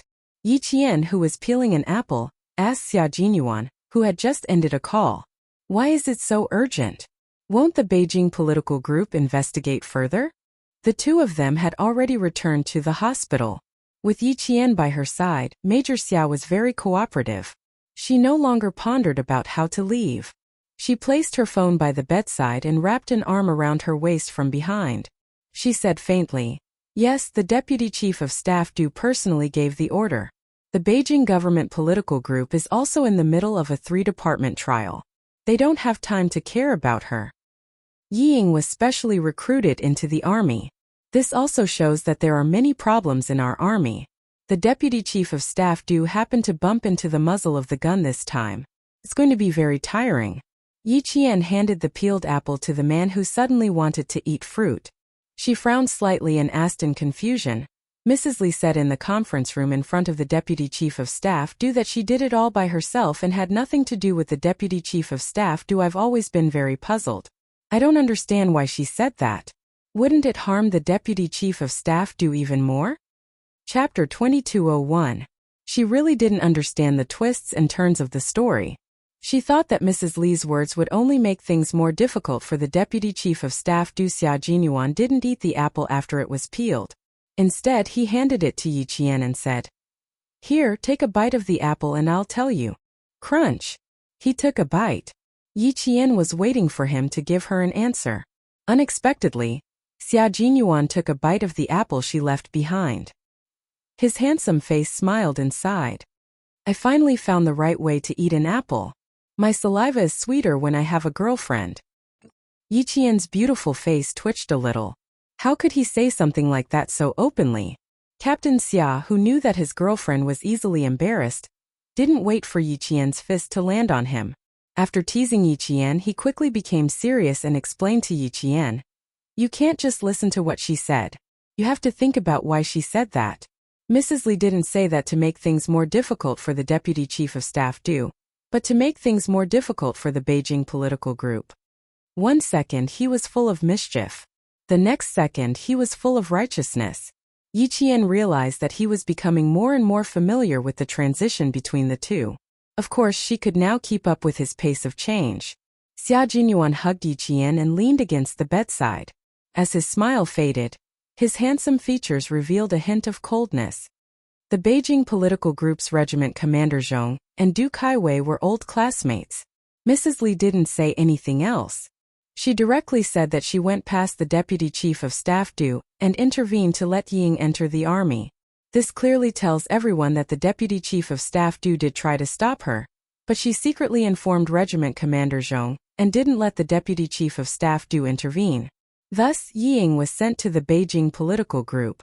The Deputy Chief of Staff Du only recommended Ying first, and the subsequent review of Ying was handled by the conscription office and the Beijing political group. It was Madame Li who used her connections to get Ying into the army. The Deputy Chief of Staff Du was at most a mistake. It seems that Madame Li interfered with the Deputy Chief of Staff Du's official business, but in fact it was because the Beijing political group and the conscription office were not strict enough. Her words were not to make things difficult for the Deputy Chief of Staff Du, but to quickly remove the Deputy Chief of Staff Du, take the blame, and shift the blame to the Beijing political group and the conscription office. Do you still remember the resentment of the instructor of the Beijing political group? From this, it can be seen that the instructor did not agree with Yi Ying's special recruitment, but with Regiment Commander Zhong's insistence, the instructor had no choice but to take a step back. Otherwise, he would not have angrily pointed out in front of all the leaders that Yi Ying was recommended by the Deputy Chief of Staff Du. Madame Li is indeed a hero among women. No wonder back then. No wonder what back then? Xia Jinyuan did not continue. He turned to look at Yi Qian. Seeing that she was stunned, he could not help but laugh. Are you very surprised? You don't understand at all why Madame Li dared to speak in the conference room? My little fox, although you are smart and cunning, you are still lacking compared to the scheming and astute politicians. Once something bad happens to them, the scheming and astute politicians will immediately make a decision that is beneficial to them and turn the tide. The deputy chief of staff Du came from a small city and caught Madame Li's eye. From a small company commander to where he is today, Madame Li has a lot to do with him. It can be said that the deputy chief of staff Du's family is all thanks to Madame Li. After this incident, don't move for the time being. Madame Li has her eyes on Yi Jifan, and she will not let Ying off easily. You stay with me for a few days. Chapter 2202. Yi Qian was indeed stunned. Even though she had lived 2 lives, the total age of her 2 lives was only in her 30s. She was not as experienced as Madame Li, who had been living in the political center for her entire life. When she saw Madame Li come in and take all the blame, she was quite surprised. Wasn't she using power and authority? After Xia Jinyuan's explanation, she realized that it was not what she saw on the surface. It turned out that Madame Li's plan was to push the blame to both the Beijing government and the military recruitment office. No wonder Regiment Commander Zhong did not say a word. He must have understood Madame Li's intention. No matter how much he wanted to say, he had to suppress it. Just as Captain Xia said, compared to Madame Li, Yi Qian, who had lived 2 lives, was too far behind. However, she did not want to go against Madame Li. In this life, Ying could not marry into the Du family, so it was fine. But there was one more thing she had to talk to Xia Jinyuan about. Yi Qian slightly pursed her lips. She sat up straight and faced the man who had a faint expression on his face. Captain Xia, you said that Madame Li has her eyes on Yi Jifan. Will the person behind Yi Jifan show himself? Not necessarily. Xia Jinyuan, who was also thinking about this, pursed his lips. There was a cold light in his deep eyes. The Du family is now at the peak of their power. They have people in both the military and the government. The person behind Yi Jifan has been hiding for so long and hasn't shown himself. This shows that he is a very cautious person. A very cautious person will not easily go against another powerful force. Regarding this matter, the person behind Yi Jifan will either remain silent or help. But I think the latter is more likely. If the latter is more likely, Yi Qian felt a little regretful. Then she still had no way of knowing who the person behind this was. Xia Jinyuan saw through her thoughts and smiled. He bent his index finger and rubbed her pretty nose intimately. You're thinking about it again. The military have already launched an investigation. Are you still afraid that the person behind Yi Jifan won't show himself? It's just that the water is very deep. The military's investigation must be carried out in secret.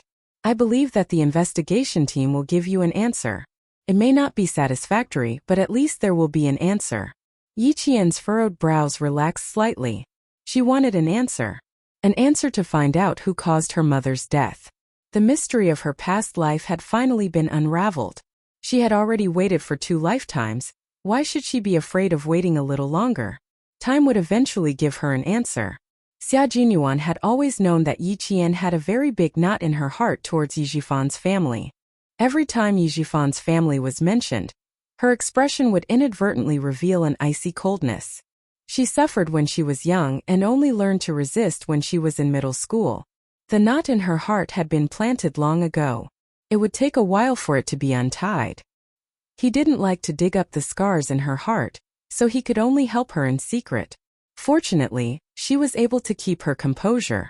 After accumulating her strength for a long time, she finally defeated Yi Ying and caused Yi Jifan to be severely injured. As smart as she was able to make his heart ache. Now that Yi Jifan's family was mentioned, there was no longer a haze between her brows. Everything she did was worth it. Yi Qian didn't mention Yi Ying anymore. Now that Yi Ying had Mrs. Li watching over her, she didn't have to worry about her anymore. Falling from the clouds. Must not feel good. That night, Yi Qian slept exceptionally well. Even when Major Xia hugged her in the middle of the night and half of his body pressed against hers, she didn't wake up. Chapter 2203. With the defeat of Yi Ying in this life, the hatred that was hidden in the deepest part of her heart which occupied half of her heart, finally collapsed. Yi Jifan didn't need to think too deeply about it. His good days would end with Madame Li's anger. Yi Qian slept soundly, but Major Xia was having a hard time enduring it. His waist was injured, so he could not move too much. He could only eat some tofu vegetables from time to time. But the touch of the little white rabbit could easily arouse the heat in a man's body. Major Xia, who was breathing heavily, wanted to wake Yi Qian up so that he could satisfy his craving. But in the end, he could not bear to wake her up, so he suppressed the heat in his body. She would no longer be disturbed by worldly affairs, and she would no longer be tired by tomorrow's matters. She rested her head on his strong arms and breathed in his reassuring scent. Her whole body was nestled in his arms like a harbor. She was so lazy that she felt tired even when she opened her eyes.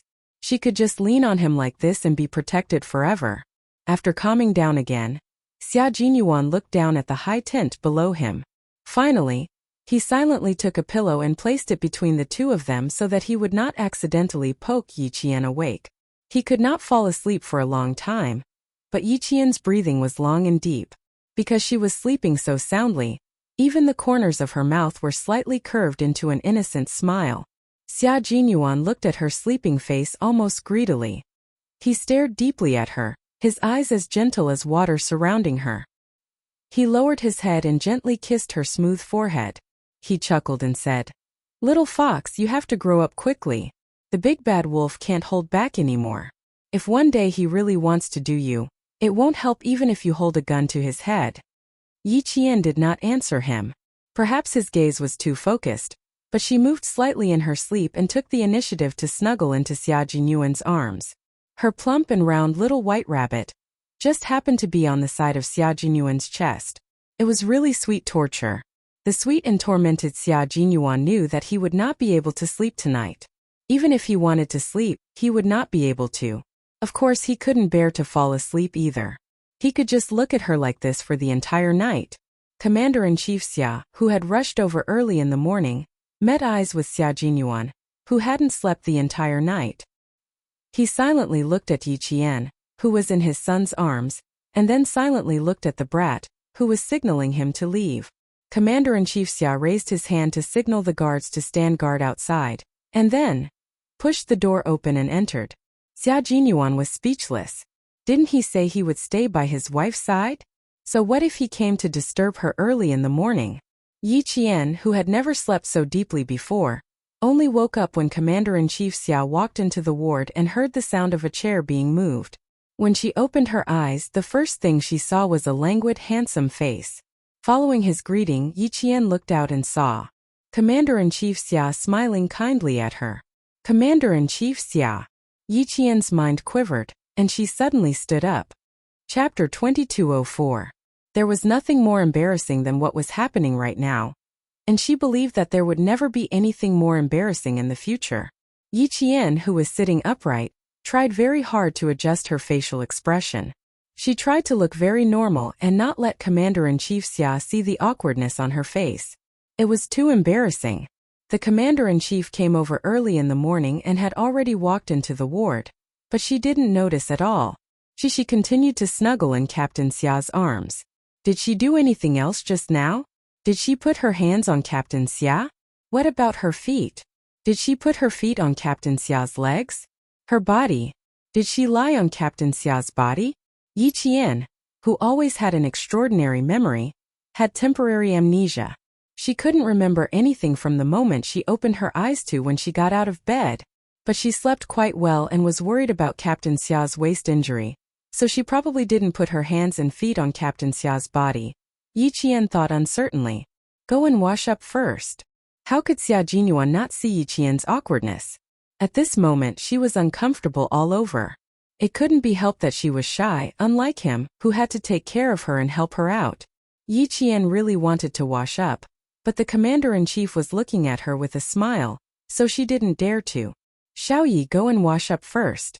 We'll talk about business after breakfast. Commander-in-Chief Xia naturally also saw Yi Qian's awkwardness. He originally wanted to make Yi Qian feel uncomfortable, so he just sat there and stared at her to see how anxious his son would be. However, he didn't expect to wake up Yi Qian, who was sound asleep. His son's calm expression made her feel awkward. With the commander-in-chief's instructions, Yi Qian stood up as if she had been granted amnesty and rushed to the bathroom. Please sit down first. I have to wash up too.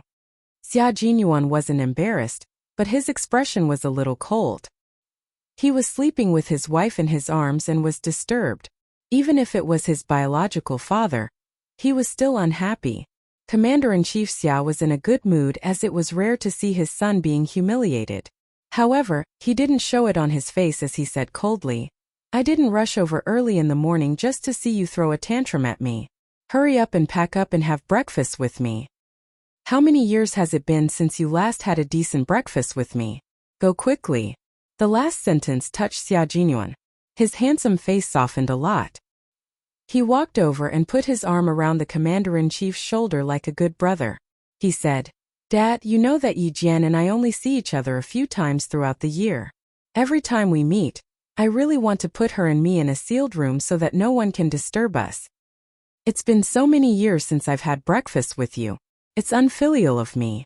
When Yi Qian returns to school, I'll spend the remaining 6 days with you every day. What do you think? Since ancient times, loyalty and filial piety were difficult to achieve. It was the same for Xia Jinyuan. Commander-in-Chief Xia sighed as if he was touched. He patted Xia Jinyuan's shoulder heavily and said in a deep voice, You're already an adult. It's better for you to live your own life. I won't disturb you. Don't come back to have breakfast with me. My appetite hasn't been very good recently. If you come back to accompany me, I'm afraid my appetite will worsen. I appreciate your filial piety. Go to the hospital and have breakfast by yourself. Don't come back and affect my appetite. When you're discharged and I'm hospitalized, one of us will be sick and the other will be injured. In the end, little Yi will be worried. Xia Jinyuan took a deep breath, adjusted his expression, and then smiled at Commander-in-Chief Xia. So I'm raised by a stepmother. My grandmother doesn't love me, my uncle doesn't love me, and my biological father despises me. Well, I'd better stay by my wife's side. You don't have to wait for me to eat breakfast. Just eat something first. Don't overeat. Chapter 2205. Now that he thought about it, it was true that he hadn't had breakfast with his old man for several years. Just as he was starting to feel guilty, reality was cruel and once again proved that he had been overthinking. After slipping out of Beijing, Commander-in-Chief Xia patted his son's shoulder again and pointed out the mistakes in his words earnestly. You're not loved by your grandparents and uncles. You've lived for almost 30 years. Why haven't you accepted reality yet? That's why I'm reminding you that it's important to stay by your wife's side. Sixth brother, just look at old Master Xia and old Madam Xia. You have a son and a daughter, right? In the end, who's going to stay by your side? Children and relatives will only drop by occasionally. The person who's going to stay by your side for the rest of your life is still the person you sleep with. The person who's going to stay by your side for the rest of your life is still the person you sleep with. Commander-in-Chief Xia never thought of restricting Xia Jinyuan. He only hoped that his only son could find true happiness. As for him, he just wanted to watch from the sidelines. Commander-in-Chief Xia couldn't bring himself to say such sentimental words. He also believed that his son knew what he meant. It could be considered as a special communication between father and son. They couldn't be too serious or too formal. Communicating through arguments was the most effective and peaceful way for a father and son to communicate. It was a valuable experience he had gained from arguing with his son over the years. Xia Jinyuan didn't say anything else. He just held his father's shoulders even tighter. He would find his own happiness. When the time came, he would bring his happiness to accompany old Master Xia, who had divorced and refused to remarry because of him. In the bathroom, Yi Qian moved quickly. From going to the toilet to washing his face and brushing his teeth, he took less than 2 minutes. He then spent another 30 seconds tidying himself up. When he opened the door and came out, he saw Xia Jinyuan pushing the door open. Help me wipe my back. Without waiting for Yi Qian to come out, Xia Jinyuan squeezed his way in and pushed Yi Qian back into the bathroom. Old Master Xia's appetite hasn't been very good recently. He's worried that watching me eat breakfast will make him lose his appetite even more. Let's clean up before going out to accompany him. Otherwise, he'll vomit. Yi Qian knew very well how the father and son interacted with each other. When he heard that, he pursed his lips and said with a smile, "The commander-in-chief doesn't think you're dirty. He thinks you're dirty." Little fox. Xia Jinyuan, who was about to take off his clothes, paused and said meaningfully, "You can't say things that you already know. If you do, I'll lose face." Yi Qian was tidying up his toiletries with her back to him. When she turned around, she saw that his upper body was empty. Moreover, his head was lowered as he undid the belt of his hospital pants. Amid the clanging sound of toiletries falling to the ground, Yi Jian, whose reflexes were faster than her brain, grabbed Xia Xiaoyuan's trousers with the most precise speed. He was too precise, too fast, and too quick.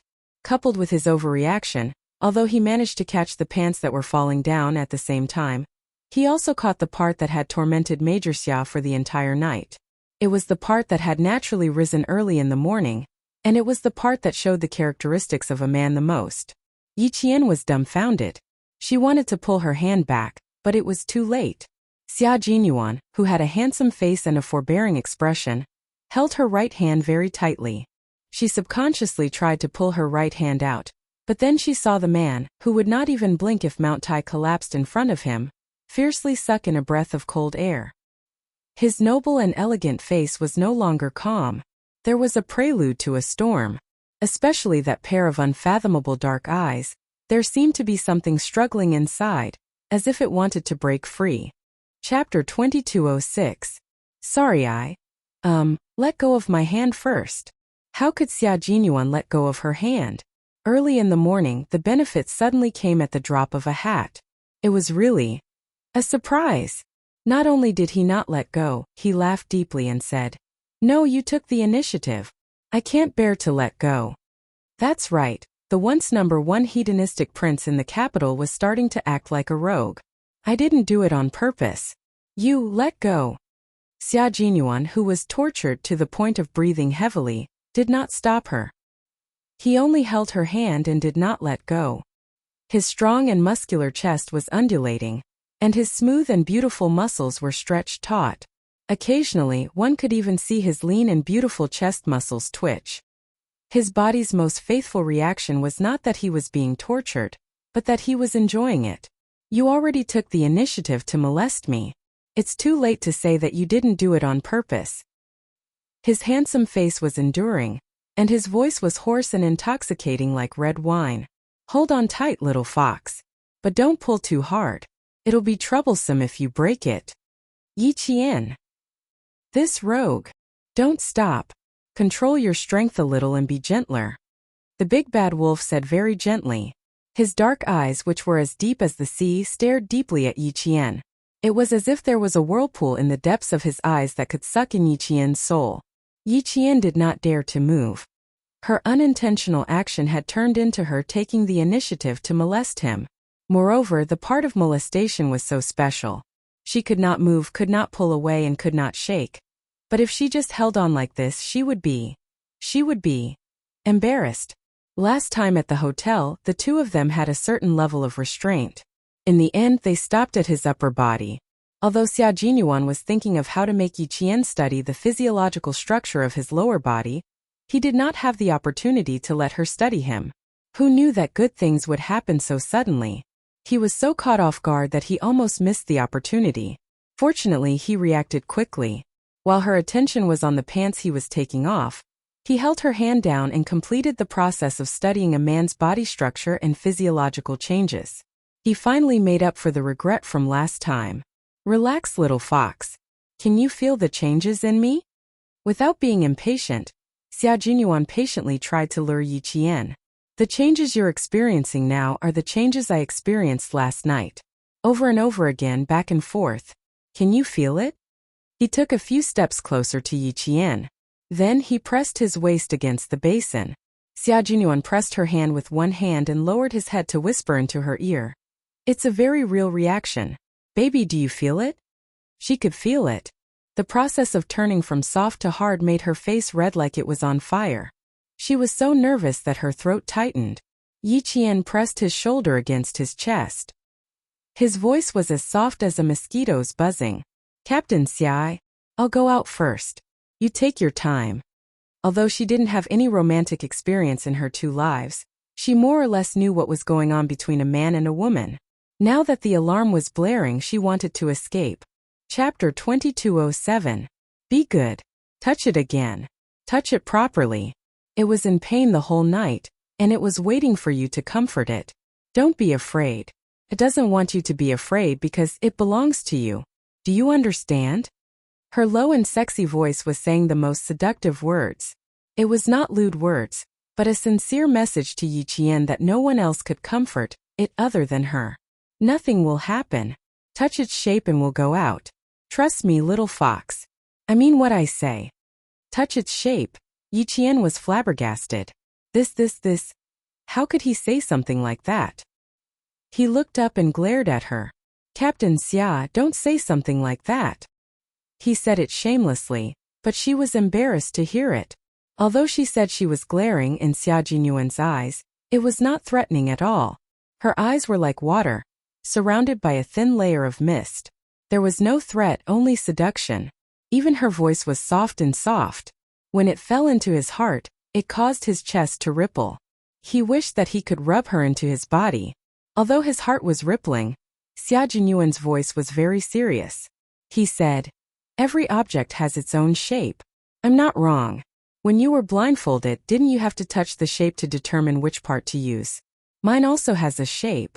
Why should I be embarrassed?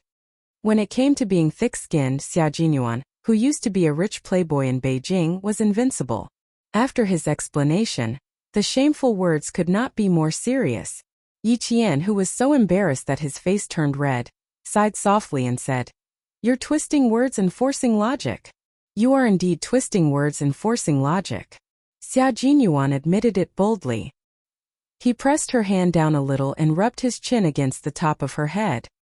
He had a hard time holding himself back and said softly, I couldn't sleep the whole night because I was thinking about whether or not I could get the attention of the mistress. I was miserable the whole night. Can you at least take pity on me just for a little while? Didn't sleep the whole night? Yi Qian looked up in disbelief. Maybe he really didn't sleep the whole night because there were faint dark circles under his eyes. When she looked up, Xia Jinyuan, who was having a hard time holding himself back, quickly kissed her lips. His dark eyes were filled with masculine emotions. Promise me this once, okay? Yi Qian was so nervous that he couldn't bear it any longer. He was sweating profusely. Yi Qian was so nervous that he couldn't bear it any longer. Yi Qian's heart trembled when he saw his thin lips pursed tightly together, looking at him like a child waiting for candy. He couldn't help but tighten his grip on his right hand. Yi Qian's handsome features revealed a pained yet joyful expression because of his strength. Yi Qian softly said, She was truly a seductive vixen. She looked at him with her bright black eyes, which was so seductive that he was about to go crazy. His Adam's apple moved, and the kiss became even more intense. Good girl, my little vixen, my little baby. His voice was hoarse as he kissed her lips. His chest was filled with tenderness. Yi Jian leaned into his arms obediently and rested her head on his chest. Her slender and fair fingers were wrapped around by his large and strong hands. His trousers fell off, and her fingers and palms could feel a burning sensation that was even hotter than before. Xia Jinyuan was indeed a man of his word. He held her hand and kissed Yi Qian's cheek. Her face and his lips were burning hot. Good girl, little vixen. Come, let's let go. Help me wipe my back. He had already let go. Yi Qian hurriedly let go half a beat later and buried her face in his chest. She was so embarrassed that she couldn't lift her head. Chapter 2208. His deep and pleasant laughter came from above. How can you be so shy in the future? It's your first time and it's my first time too. Actually, I'm more nervous than you. I was thinking that if you rejected me, it would really hurt my self-esteem. No matter how strong his heart was, he wouldn't be able to accept rejection and dislike. I didn't reject you. It happened so suddenly that I was a little flustered, okay? Yi Qian lowered her head and replied softly. This moment her legs were actually a little weak. She was so embarrassed that she didn't even want to raise her head. Thinking back to the accident just now, And then looking down at the part that was still standing proudly, Xia Jinyuan's eyes flickered slightly. His warm fingers gently stroked her eyebrows, and his voice was deep and sexy. I wish that such an accident would happen a few more times. The feeling was so wonderful that I said something that went against my heart. What he meant was that he didn't want it to end at all. There won't be a next time. Give up. If such an accident happened a few more times, it wouldn't be an accident anymore. It would be intentional. The thin-skinned Yi Qian didn't want to do it a few more times at all. Moreover, the changes in his body were really terrifying. At first, it was soft like dough, but the moment she grabbed it, it became several times bigger. She could even feel the blood vessels on it through his pants. Stop. I can't think about it anymore. Yi Qian, whose ears were red, said in a stern voice, "Turn around. I'll scrub your back." Although he didn't know what she was thinking, he knew from her expression that she must be thinking about what just happened. Xia Jinyuan handed over the towel and turned around reluctantly. She was beautiful and charming, with a hint of innocent shyness. He really wanted to eat her up. Yi Qian didn't know that the man with his back to her wanted to eat her up. The sensation of his body hadn't dissipated yet, and his palms were still scorching hot, as if they had left a mark on them. When he held the towel and wrung the warm water, the temperature of his palms was far higher than the temperature of the water. Yi Qian patted the water off his face first before helping him wipe his back. After returning to China, Xia Jinyuan washed up simply. In order to avoid the wound on his waist, he wiped his upper body with a towel and washed his lower body normally. As for his back, he really didn't care about it. The wound on his waist was too big, and a simple movement of his hand would affect the wound. How could he wipe his back? Carefully avoiding the wound on his waist, Yi Qian, whose face was red to the ears, carefully wiped his back. When the towel brushed against his skin, it was as if he was caressing it with his own hands. His heart could not calm down. Captain Xia's figure was indeed very good. His muscles were well defined but not overly muscular. His smooth lines were similar to his temperament, and he had a very attractive and elegant beauty. His bone structure was even more well-proportioned. He had broad shoulders, a narrow waist, long legs, and a body as straight as a spear. Every part of him exuded the towering masculinity of a man. His facial features were already exceptionally handsome, and coupled with his perfect figure, he would attract a lot of attention no matter where he went. When his gaze landed on the white gauze, Yi Qian pursed his lips tightly. She only had a few days of vacation, and she had to return to Southern Province on Sunday. If possible, she really wanted to stay with him until his wound healed. After wiping his back 3 times, Yi Qian tapped his fingers lightly to make sure that there was no trace of sweat. Only then did he stop. "Okay, turn around. I'll wipe your chest for you." "Are you sure you still want to wipe my chest?" Xia Jinyuan, who had nothing covering his body, smiled and turned around to face Yi Qian. Since they had the most intimate contact, he generously allowed Yi Qian to appreciate his figure more clearly, as well as the majesty of a man. Chapter 2209. Yi Qian was prepared for this. He immediately pulled down the large towel as he turned around. When he turned around, the towel covered his lower body and she couldn't see anything below his waist. Xia Jinyuan, who had turned around, wanted to strike while the iron was hot. He felt that she couldn't continue being so shy. She had to get used to it. Otherwise, he was really worried that Yi Jian would kick him off the bed because of her shyness when it was time for them to have intimate relations. Who knew that Yi Qian was prepared for this? His worries were dashed. Major Xia, who didn't show any emotion on his face, took the towel and wrapped it around his waist. He said softly, "I can wash the front myself. Wash your face before you go out." Her face was still red, especially her lips, which were as red as roses. She had to cool down. There was no need to rush. Step by step, he patiently and methodically guided her. He needed to have a considerable amount of patience, waiting for this rather vigilant little fox to slowly fall into his net. Although they stopped exploring each other's bodies, Xia Jinyuan remained calm and aggressive. He calmly lowered his head and kissed Yi Qian's burning cheek. He smiled and said, "I'll take a cold shower first. You can go out and chat with my dad." Commander-in-Chief Xia. Yi Qian suddenly remembered that Commander-in-Chief Xia was still waiting outside. In the mirror, her face was as red as a rosy cloud. The shyness in her eyes had yet to fade. One look and it was obvious that she had just done something naughty. How could she face him like this? Xia Jinyuan, look at you. How am I supposed to go out? Yi Qian turned and glared at the shameless fellow. Look at me. How am I supposed to go out like this? Xia Jinyuan, who was holding a bath towel, looked at her and smiled. He took the towel from her hand and turned on the cold water. I am more experienced. You just need to wash with cold water and apply it. I guarantee that your complexion will be normal, and there won't be any difference. If it weren't for the fact that old man Xia was still outside, he would be happy to let her stay shy for the entire day. She was so sweet and delicious that he was deeply addicted. After staying with you for a few nights, as long as I have the energy to take a cold shower immediately, I guarantee that I won't have any thoughts. All the blood in my body will freeze, and my mind will be extremely clear. Xia Jinyuan wrung the towel dry and applied it to Yi Qian's face.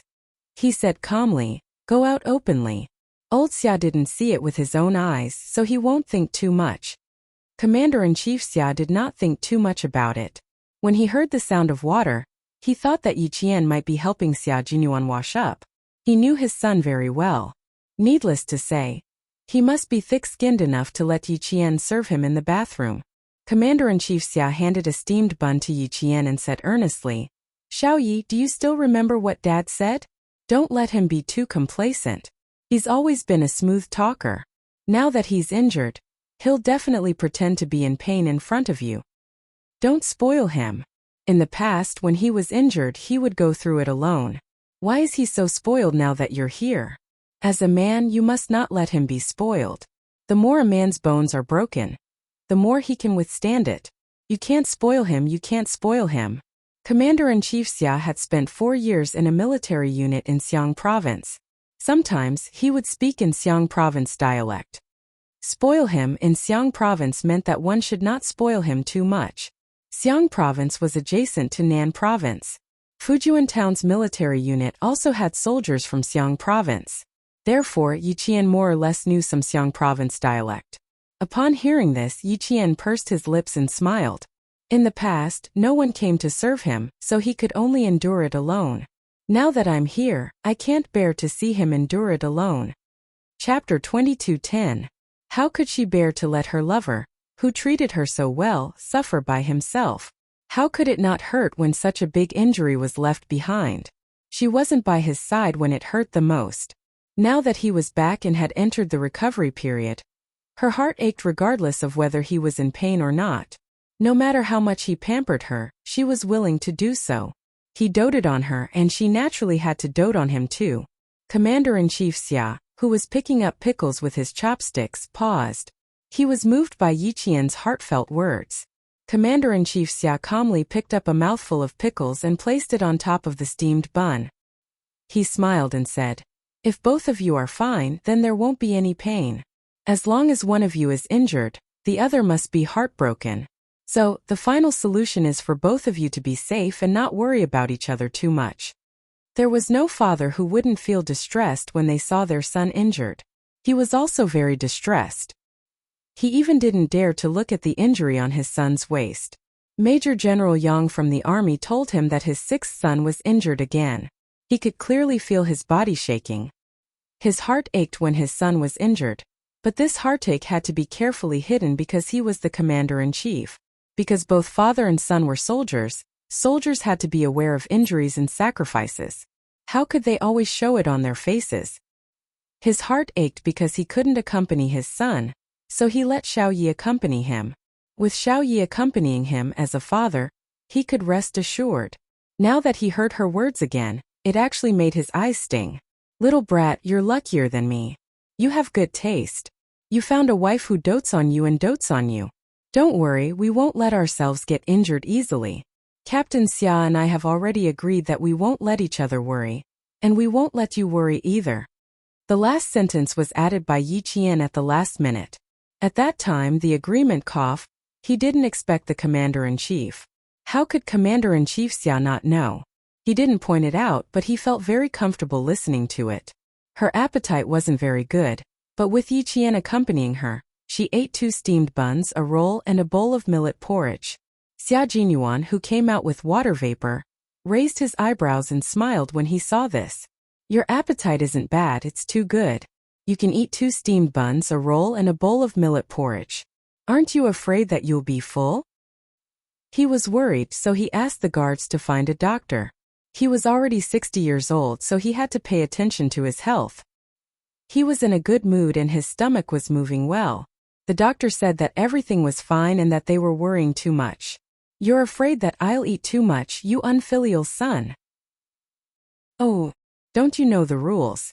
After breakfast, Xia Jinyuan, who was lying in bed to get in 4 drip, quickly glanced at Yi Qian, who was clearing the table, and then said in a low voice, "Didn't I tell you that this matter isn't urgent? Our team is full of majors. What's the difference whether or not they get a title? They're all majors anyway. Since they've been promoted in the file, it's settled. Why bother with the ceremony?" Xia Jinyuan didn't mention this matter to Yi Qian, nor did he think of telling Yi Qian, who knew that Commander-in-Chief Xia would say it out loud without any hint, so he almost couldn't take it back. By saying that there was no ceremony, Yi Qian, who didn't know what was going on, believed him. Chapter 22:11. Why did he reject the promotion ceremony? How could he skip such a solemn ceremony? No matter how low his voice was, she could still hear him. She had not finished packing up the things in her hands. Yi Jianjian smiled and said, "Captain Xia, I want to watch you receive your rank. Is that okay?" She looked at him with sparkling eyes. "Major to lieutenant colonel, right? You only get promoted once every few years. How can you skip the ceremony? I haven't seen you receive your rank yet." There were 3 times a soldier could show off his charisma when he enlisted. First, the first day of enlistment when he put on his uniform. Second, the rank and gun awarding ceremony. Third, the military rank promotion ceremony. She couldn't see Captain Xia's first day of enlistment or his rank and gun awarding. Now that she could see his military rank promotion, she couldn't miss it. "You didn't attend the military rank promotion ceremony because you didn't have time?" Yi Qian was very interested and couldn't help but ask another question. Actually, she also wanted to ask if it was because of the Snowfield Brigade's rules. She knew the Snowfield Brigade's rules. Before leaving the Snowfield Brigade, one's military rank would never change. For example, when Pigeon and J5 put on their uniforms, their military rank would be marked as major. If she was lucky enough to enter the Shuiyu Brigade after graduation, and if she could be promoted to major in 3 years, then she would always be a major when she wore a formal uniform, and her official rank would be like Captain Xia, secretly promoted to lieutenant colonel, but still a major on the surface. She didn't quite understand why he did this. Xia Jinyuan looked at Yi Qian. He originally wanted to suppress his military rank, but after hearing Yi Qian's words, he changed his mind. "Okay, I agree. Okay, come over for the meeting tomorrow. You and your comrades will be there too." Commander-in-Chief Xia nodded. He rushed over early in the morning mainly because of this matter. Since he agreed, there was no need for him to stay. He then said to Yi Qian, "Xiaoyi, come over with him tomorrow." Coincidentally, the nurse in charge of giving Xia Jinyuan an anti-inflammatory drip came over. Commander-in-Chief Xia stood up to leave, and Yi Qian hurriedly stood up to see him off. If it were any other time, the commander-in-chief would definitely not allow Yi Qian to drive him, but this time he did not refuse. Instead he said, "Xiaoyi, send him to my car. I want to talk to you on the way." "All right, please." Yi Qian did not notice that the man behind him was winking at Commander-in-Chief Xia as he respectfully escorted the Commander-in-Chief out of the ward. Xia Jinyuan wanted to chase after Yi Qian, but Commander-in-Chief Xia shot him a look and he could only watch helplessly as Yi Qian left the ward. What would they say when they got out? He could more or less guess the answer. After hearing the whole story, Yi Qian's heart palpitated. She had no idea that Captain Xia could have been promoted to lieutenant colonel last year, but he had been holding back because he wanted to be promoted at the same time as her. Sixth brother is very stubborn. I was very worried before I came here, but who knew that you could change his mind with just a few words? Xiaoyi, I'll leave the important task of disciplining sixth brother to you from now on. If he does anything wrong, you can discipline him well. If anything happens, I'll take responsibility. Yi Qian, whose heart had already flown back to the ward, calmed his palpitations and nodded solemnly. Don't worry, I'll definitely see to it that he's promoted to lieutenant colonel. I'll never allow him to delay something as important as his promotion because of me. She was very touched. Her man had secretly done many things for her that she didn't know about. Every one of them could shock her for a long time. For her, he had sacrificed too much. How could he accept that even his military career would be delayed by her? Chapter 22:12. There was a lot to talk about, so Commander-in-Chief Xia did not take the elevator. Instead, he took Yi Qian and the guards from the 8th floor to the 1st floor. The guards in front turned on the sensor lights and kept 8 steps away from Commander-in-Chief Xia. This way, they could keep an eye on their surroundings and not disturb the conversation between the Commander-in-Chief and Yi Qian. When it came to business, the Commander-in-Chief's voice was very serious. I'm relieved to have you with me. The conferment of ranks is not a small matter, but it is related to your future promotion, experience, and qualifications. After all, the two of you can't stay in the special forces forever. When you reach a certain age, you will retire to the second line. At that time, your qualifications and experience will be related to your promotion. Don't force or snatch things that don't belong to you. However, if it's something that belongs to you, you have to hold on to it. It's related to your future and you can't let your guard down. 6th brother doesn't have much ambition. He can stay in the special forces for the rest of his life. He really likes his current profession and is willing to dedicate his life to it. However, Xiaoyi, even if I support your decision, the two of you can't stay in the special forces forever. I also have my own selfish motives. I hope that the two of you can go further and wider on this road. Your promotion will affect your future military career. Xiaoyi, I hope you can understand your father's arrangement. Yi Qian not only understood, but he also fully supported it. She was very touched by Xia Jinyuan's sacrifice, but the price was too high. It was too high for her to bear. How could he give up his promotion because of her? How could she become a stumbling block to his future? Back in the ward, Yi Qian saw that the man who had not slept all night had closed his eyes and seemed to have fallen asleep. He did not go in immediately. Instead, he stood quietly at the door and gazed at him gently. Captain Xia, you've done so much for me. I can only use my life to accompany you. You're holding back your promotion because I once said, as long as you wait for me, I will definitely catch up with you. That's why you're holding back your promotion. Back then you said those words before our relationship was clear. At that time, you remembered them in your heart and put them into action. Captain Xia, how can I not love you deeply? How can I not spoil you, indulge you, and let you do whatever you want? Why aren't you coming in? My dad must have told you about my promotion. Xia Jinyuan opened his eyes and looked at her gently. Come here and lie on the bed with me. Yi Qian closed the door and hugged his arm as he lay there quietly. After a while he said softly, Captain Xia, don't stop for me. I'll try my best to catch up with you. I'll try my best to be by your side. Yes, I won't do it again. He lowered his head and kissed the top of her head. The tough soldier's heart was as soft as water. I will always walk in front so that you can see me. I won't get lost. Okay, remember what you said today. Never stop because of me. I'm very touched, but I don't like it. I don't want to be your hindrance.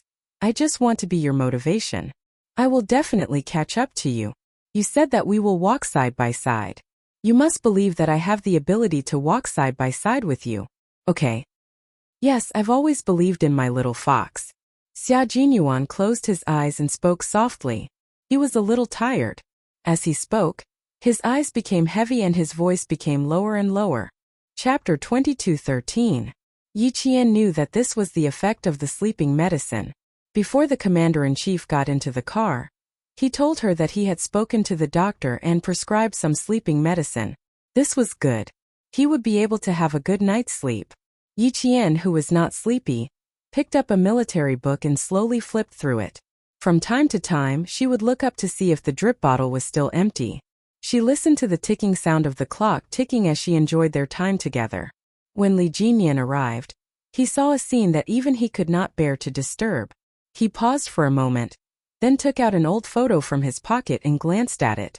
A strange light flashed across his cold eyes as he raised his hand and gently knocked on the tightly shut door. Yi Qian was a little surprised to see him. They had just met yesterday. With Li Jinyan's busy schedule, He did not have much time to come to the hospital. Yi Qian gently moved Xia Jinyuan's long arm away from her waist and quietly got out of bed. Li Jinyan pointed outside, motioning for her to come out and talk. Yi Qian closed the door and smiled naturally. Are you on annual leave? Why are you so free? I'm not on vacation. I'm here for a meeting to get promoted like him. Li Jinyan's cold eyes had an unusual light smile. It was very gentle, but there was a deeper meaning behind it. You'll be there tomorrow, right? He had specially come to look for her. Even if he was not free, he had to squeeze in some time. Upon hearing this, Yi Qian's smile deepened. Captain Xia told me that you were officers from the same period. You even participated in military training together. After that, you went to the Navy and he went to the Army. I didn't expect you to get promoted at the same time. Fate runs deep. My fate with you runs deeper. Hearing her words, Li Jinyan's cold, handsome face had a deep smile. His gaze was fixed on the face in front of him. He slowly said, besides the fate of fighting side by side, Yi Qian, we have an even deeper fate. An even deeper fate? Yi Qian did not understand. What do you mean by an even deeper fate? Look at this picture. Taking out the old photo from his pocket, Jun Yan's cold face softened a little. You must know her and be very familiar with her, right? It wasn't a question but a certainty. Yi Qian was stunned when she took the photo. Of course, she recognized the woman in the military uniform in the photo. That was her mother. Her mother had sacrificed herself when she was very young. Why was her mother's photo in Li Jinyan's hands? Why would there be such a photo? Li Jinyan handed the photo over and stared intently at Yi Qian, afraid that he would miss the slightest expression on her face. When he saw the shock on her face the moment she saw the photo, Li Jinyan knew that he was too excited. He was a steady and calm person. No matter how big the matter was, he would not be affected by it. However, this matter had stirred up great waves in his heart. Even his voice was not as cold as usual. Instead, it was calm and had some fluctuations. You look very similar to the woman in the photo. From the first time I saw you, I felt an indescribable sense of familiarity towards you. It was as if I had seen you somewhere before, but I didn't have a deep impression of you. When I found this photo, I knew where I had seen you before. It turns out that the woman in the photo is your mother. Li Jinyan was already very good at controlling his emotions, so he only revealed a little. He did not suddenly reveal the truth. Instead, as he spoke, he observed Yi Qian's expression and slowly told her the truth. Chapter 22:14. Yi Qian's expression changed drastically. In the photo, a young man and woman were cuddling together, wearing old military uniforms. Their heads were leaning against each other. It looked like they were taking a wedding photo. The thought flashed through her mind, but she instinctively chose to avoid it. She chose not to think too deeply about it. Impossible, it's impossible. It's definitely not what I'm thinking. Yi Qian, who was in an uproar, suppressed his doubts and looked up. His eyes were cold as he asked calmly, "Why do you think the woman in the photo is my mother?" Her reaction was a little unusual. Li Jinyan frowned slightly and looked at Yi Jian with a sharp gaze. When she took the photos just now, her reaction was not the same as when she was talking to him now. She was obviously shocked, but now she appeared very calm. Was she testing him? Or did she not want to know who her father was at all? Li Jinyan's eyes darkened when he remembered that her father's name was Yi Xinfan in her file. However, he couldn't blame Yi Qian. If his aunt hadn't told Yi Qian about her identity, she wouldn't have known that her biological father was someone else. Yi Qian, she is indeed your mother. Don't you even know your own mother?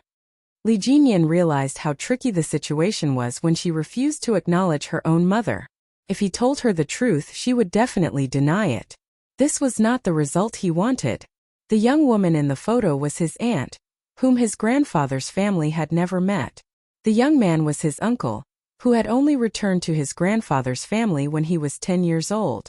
Li Jinyan, who had deep feelings for his grandfather's family, didn't dare to tell Yi Qian the truth because he didn't know what Yi Qian was thinking. He was afraid that if he said it, it would make it harder for Yi Qian to accept it and push her further away. No, that's impossible. Yi Qian didn't even want to take the photo anymore. He quickly stuffed the photo into Li Jinyan's hands like a hot potato and smiled faintly. Captain Lee, there are all kinds of strange things in this world. It's normal for them to be similar. I admit that the woman in the photo does look like my mother, but she's not my mother. You're mistaken. I believe you've seen my file. I have my own parents, but they're both dead. Captain Lee, you've got the wrong person. Lee Jinyan didn't expect her reaction to be so calm. It was as if a bucket of cold water had been poured over his heart, and he became calmer. He slowly put the photo back into his pocket. Just this small action showed how much he treasured this photo. Her reaction was too big. It was not a reaction that she could not accept, but a reaction of disgust. How could he be disgusted? Even if they didn't know each other, they wouldn't hate each other.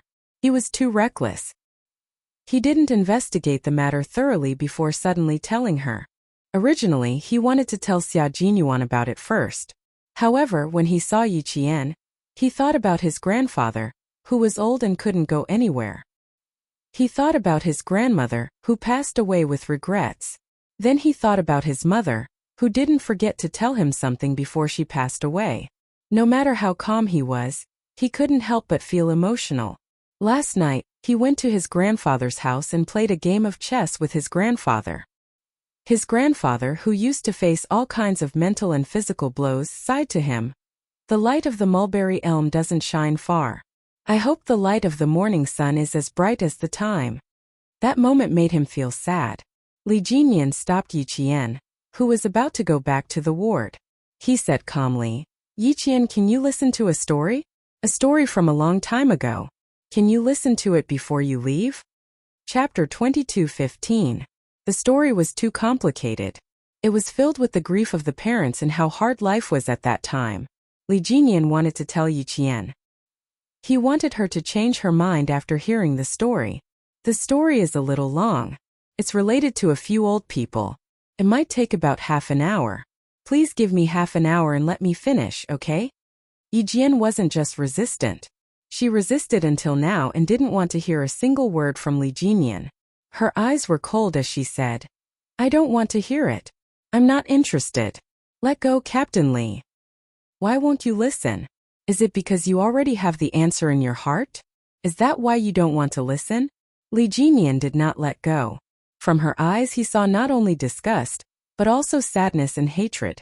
She really should hate it, because no one knew that her aunt was pregnant with her uncle's child before she left. Yi Qian looked at him calmly. Captain Lee, why should I listen? The story you want to tell has nothing to do with me. Why should I listen? Why should she listen to a story that had nothing to do with her? Her father was Yi Xinfan. There was no one else. If you're here to visit Captain Xia, you'll have to come back later. He needs to rest. I'm sorry I can't accompany you. She refused to talk about this topic. Li Jinyan saw that she was so insistent. A trace of sadness flashed across his cold face. Then he stepped aside and said calmly, I'm sorry to disturb you. That's because you're too similar to my aunt and my uncle. My grandfather's family has never seen my aunt, and this is the only photo my aunt left of my uncle. Before my grandmother died, she grabbed my mother's hand, hoping that my mother would bring my aunt home. Unfortunately, my mother couldn't find my aunt until she passed away. I'm sorry. I was too anxious and disturbed you. Yi Qian, who was holding the door lock, paused. She turned around and nodded slightly at Li Jinyan. It's okay. That's right. My aunt's name is very different from your mother's name. Maybe I really made a mistake. Li Jinyan took out the photo again and flipped it over to look at the bottom of the photo. The name Hong Mei was written on it with a fountain pen. He looked at it for a while, and just as Yi Qian pushed the door open and returned to the ward, he said softly, Our whole family only knows that aunt's name is Hong Mei, but we don't even know her surname. No, that's not right. You don't even know my mother's real name. Hong Mei is just her code name. Like you, her code name is Devil. And like me, her code name is Qing Yao.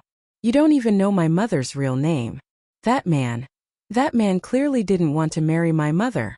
After closing the door, Yi Qian was expressionless. He didn't even mention his mother's name to his family. When he left, he didn't even say goodbye to his mother. He just left silently. It was obvious that the man only wanted to play with his mother's feelings. She knew that she wasn't her father's biological daughter. She knew that her mother was already pregnant when she married her father, but so what? Her father's name was Yi Xinfan. He was a simple and honest farmer who had doted on her when she was young. Li Jinyan left. His tall and straight back showed a hint of sadness. He was sad for the past, sad for his grandfather's family. They didn't know that his aunt had given birth to his uncle's child. No one knew, including his uncle. Chapter 22:16. Yi Qian's reaction was a huge blow to Li Jinyan. He immediately woke up from his excitement and stopped talking. He was too anxious just now. He was so anxious that he did not have the evidence to prove that Yi Qian was his uncle's daughter. However, he did not regret it. His grandfather did not have much time left. The light of the mulberry elm does not shine far. I hope the morning sun shines brightly. This was the old man's helplessness. It was also a knot in his heart that he could not let go of for the rest of his life. The old man often said that the ancestors of the Fu family had enjoyed too much and had used up all the good fortune of their descendants. In the end, only one son and one daughter grew up. The first son was his uncle. He only returned to his grandfather's side when he was 10 years old. The second daughter was his mother. She was frail and sickly. She married into the Li family less than 10 years ago and left him sick when he was 8 years old. Fortunately, he had the support of his grandmother. His grandmother, who had lived a rough life, had someone to rely on before she died. Li Jinyan thought about his elderly grandfather and his cousin who he had found. He walked out of the hospital and drove straight to his grandfather's house. Li Jinyan's grandfather was one of the leaders in the development of space, satellites, and missiles. He had laid the foundation for China's strategic missile and led China's national defense technology industry on the right track. Now, he was respectfully called Old Master Fu. Mencius. There was a book in the book. The scholar is old, so he is called master. After thousands of years, the meaning of the word master remained unchanged. It represented strength of character, spirit, heritage, and ideology. Old Master Fu's spirit was not what it used to be. He had suffered too much when he was young. Later, he worked so hard for China's space, satellites, and missiles research that his hair turned white before he was 50 years old. Although he had retired, there were still many guests at his house. They were all scientists in China's space, satellites, and missiles research. Li Jinyan drove over.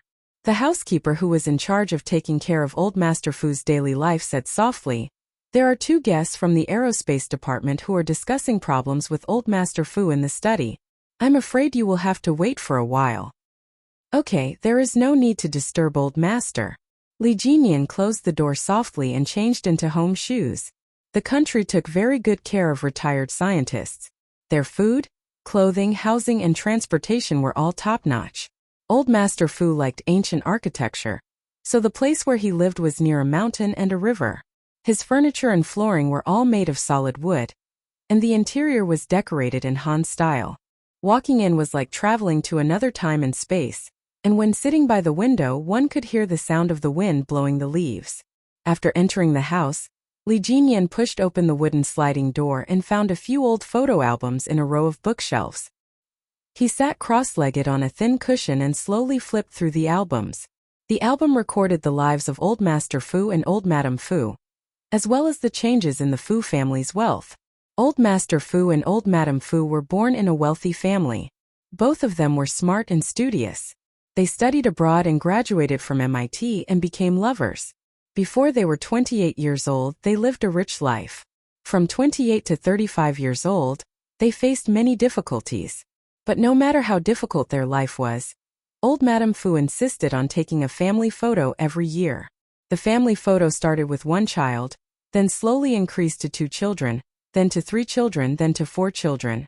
Li Jinyan's thin lips gradually tightened because he knew that when he flipped to the next page, the 4 children would be reduced one by one until only his maternal grandfather and his pregnant grandmother were left.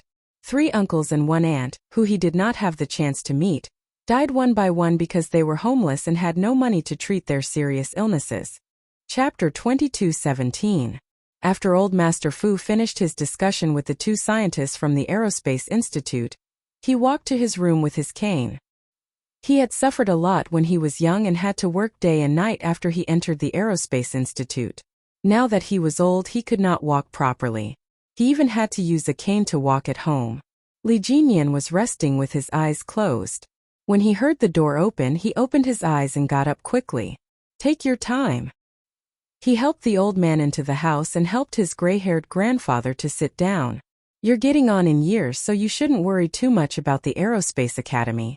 Don't worry too much or your body won't be able to take it." Old Master Fu patted his only grandson on the back of his hand and said kindly, "I don't worry about it. I just talk to him occasionally. Once you're free, if your brain doesn't work and you're lucky enough to get rusty, you might as well use your brain while you can." The old man sat down and saw the photo album on the low table. It had been a long time, and the corners of the photo album were yellowed. Although it was cloudy, it was still full of wisdom. His skinny hand trembled as he touched the cover of the photo album. His face was so old that it had brown age spots, and there was a hint of sadness that could not be dissolved. "Ever since your grandmother passed away, I rarely look at it." Old Master Fu sighed. The photo album contained memories of his life, and the sadness that he could not erase. He was born into a rich family. Even though he had a butler and 2 servants to serve him when he was in the United States, he was tortured and almost died under the bullets of the United States several times in order to serve his country. When they finally returned to the country, they were forced to leave the Aerospace Academy before they had the chance to show off their skills. Between the ages of 28 and 35, he and his wife had 3 sons and 1 daughter who died one after another. They had experienced all the misery of the world. Old Ancestor Fu had enjoyed too much in the past.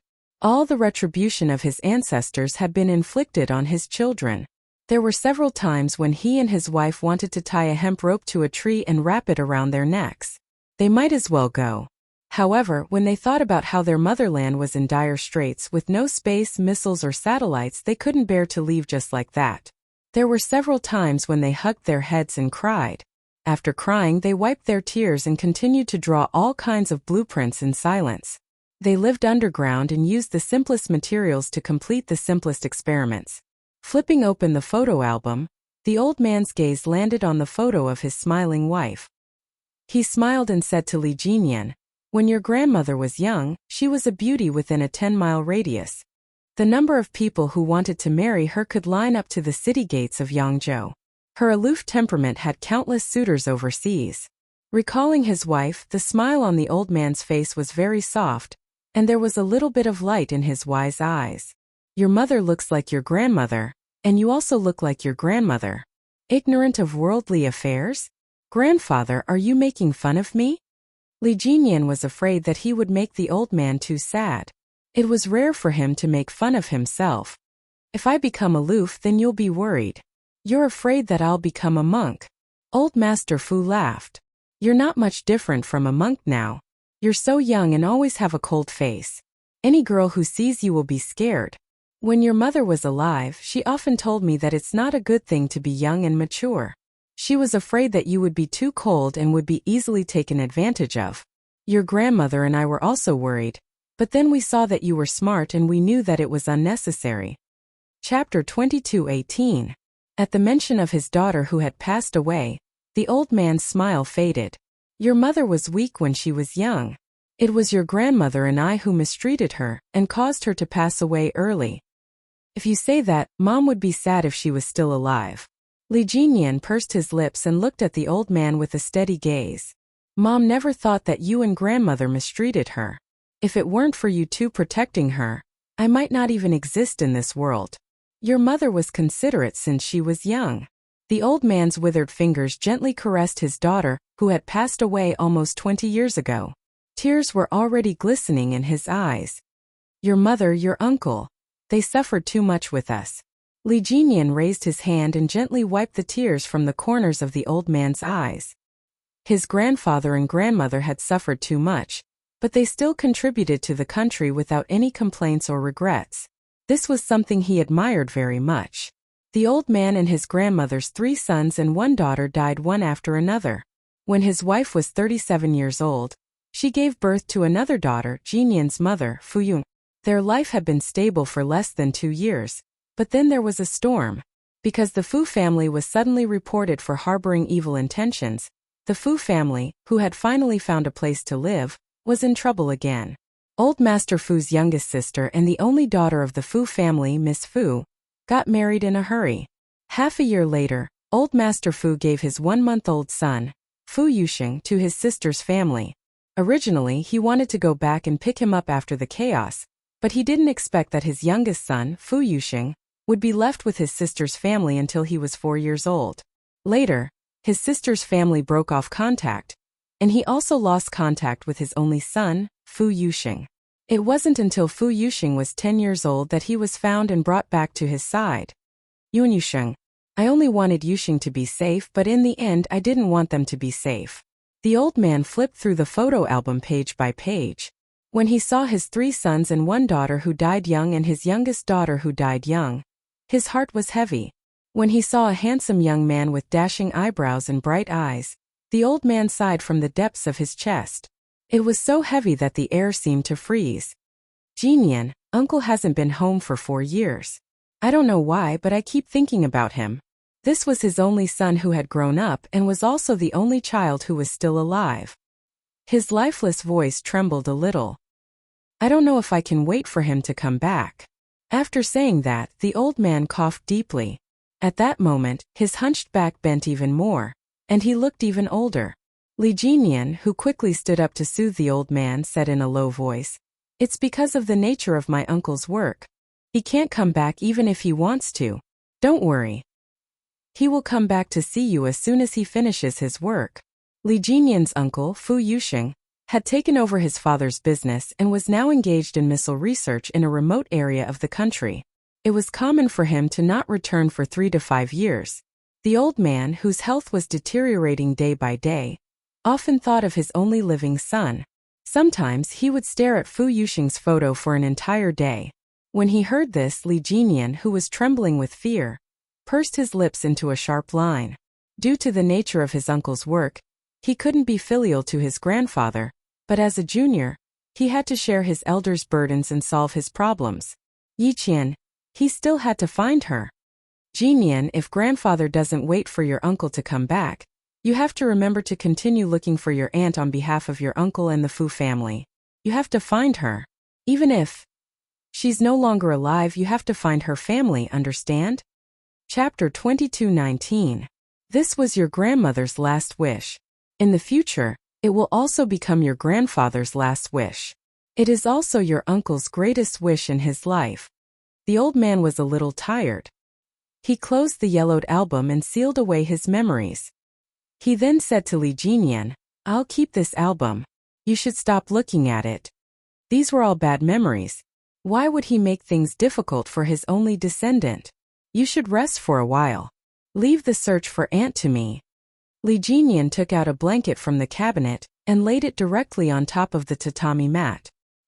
He placed the buckwheat pillow in place and carefully helped the old man lie down to rest. "You should sleep. I'll come back to see you later."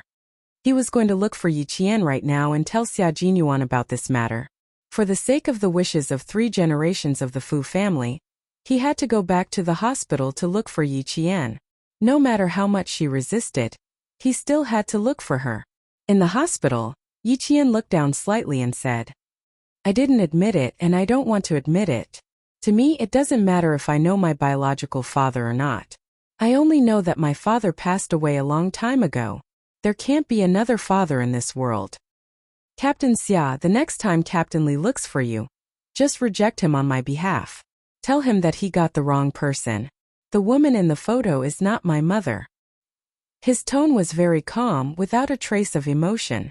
This was not good. It meant that Yiqian had been suppressing his emotions. To Xia Jinyuan, Yiqian might be Li Jinian's cousin. The sudden news really shocked him. "No, don't talk about it. Let's just talk about old Master Fu." This old man was not an ordinary person. Even old Master Fu had to salute him when he saw him. This old man was one of the founders of our country's missiles, atomic bombs, and space satellites. He was one of the main indicators of a country's strategic nuclear power and the development of military science and technology, strategic missiles. Yiqian probably didn't know about all this. If Yi Qian was really old Master Fu's granddaughter, Xia Jinyuan couldn't help but sit up straight. His handsome face instantly became serious. Yi Qian, do you know who Li Jinyan's grandfather is? Even if it was Xia Jinyuan who asked this question, Yi Qian still resisted it from the bottom of her heart. However, because of his serious expression, when he mentioned who Li Jinyan's grandfather was even more respectful, Yi Qian shook her head. He didn't mention it, I'm not sure. Fu Yiwei is old Master Fu. He is Li Jinyan's maternal grandfather. He is a legendary old man. Xia Jinyuan looked into her eyes and said slowly, You are familiar with him, right?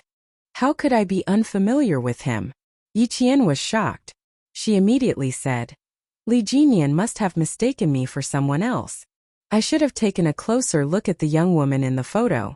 I'm starting to suspect that my eyes were playing tricks on me. That's right.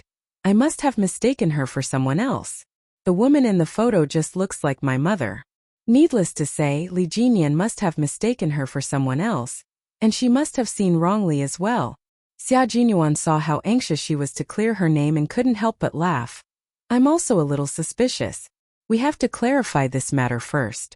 I'll call him and ask him to come over again. I'll call him. Yi Qian regretted being so impulsive earlier. Li Jinyan, who was rushing to the hospital, received a call from Yi Qian.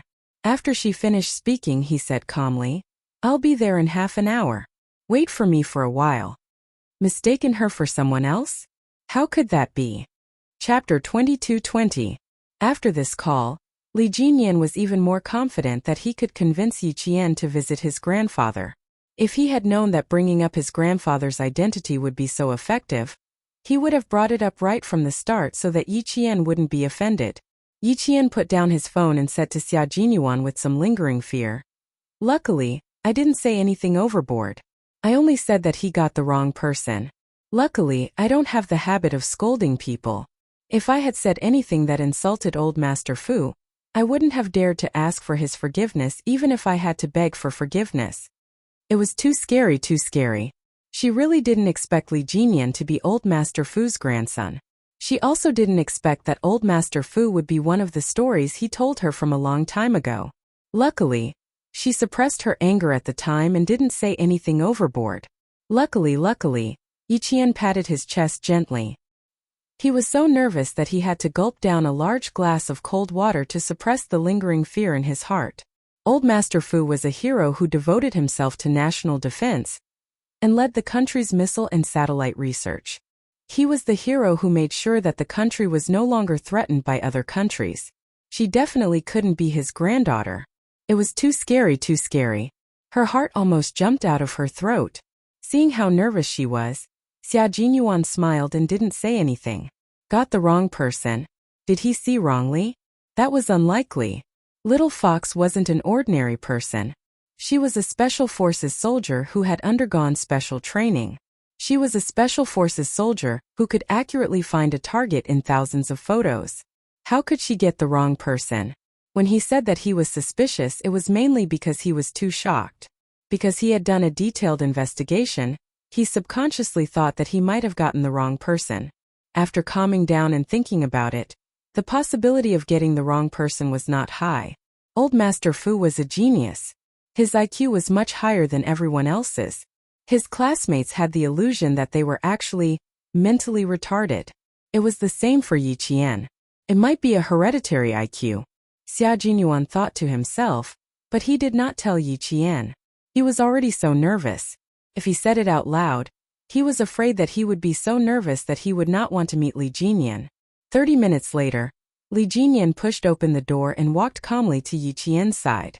Before he could say anything, Yi Qian said, Demon King, show me the photo again.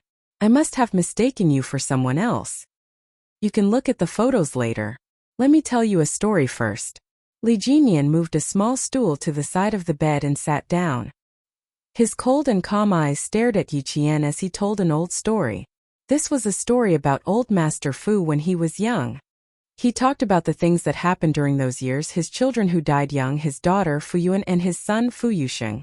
These things and these people made Yi Qian's heart ache as he listened quietly.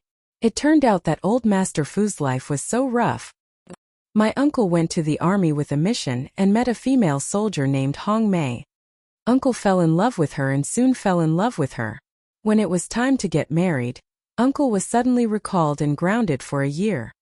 This story made Yi Qian's pupil's contract. Suddenly recalled and locked up for a year. In her mother's diary, it was mentioned that the man she loved had suddenly disappeared without leaving a word behind. Could it be? Could it be that he was right? Mother really? For a moment, Yi Qian's heart was in a mess. His brain could not think straight. Chapter 22-21.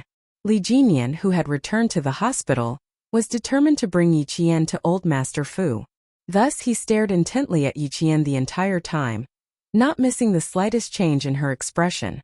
Seeing that Yi Qian's expression had changed drastically because of what he said, he felt that he might have found a breakthrough. His voice, as cold as the snow on Mount Tianshan, slowly recounted the past that had been sealed away for a long time, but had always been remembered by everyone in the Fu family.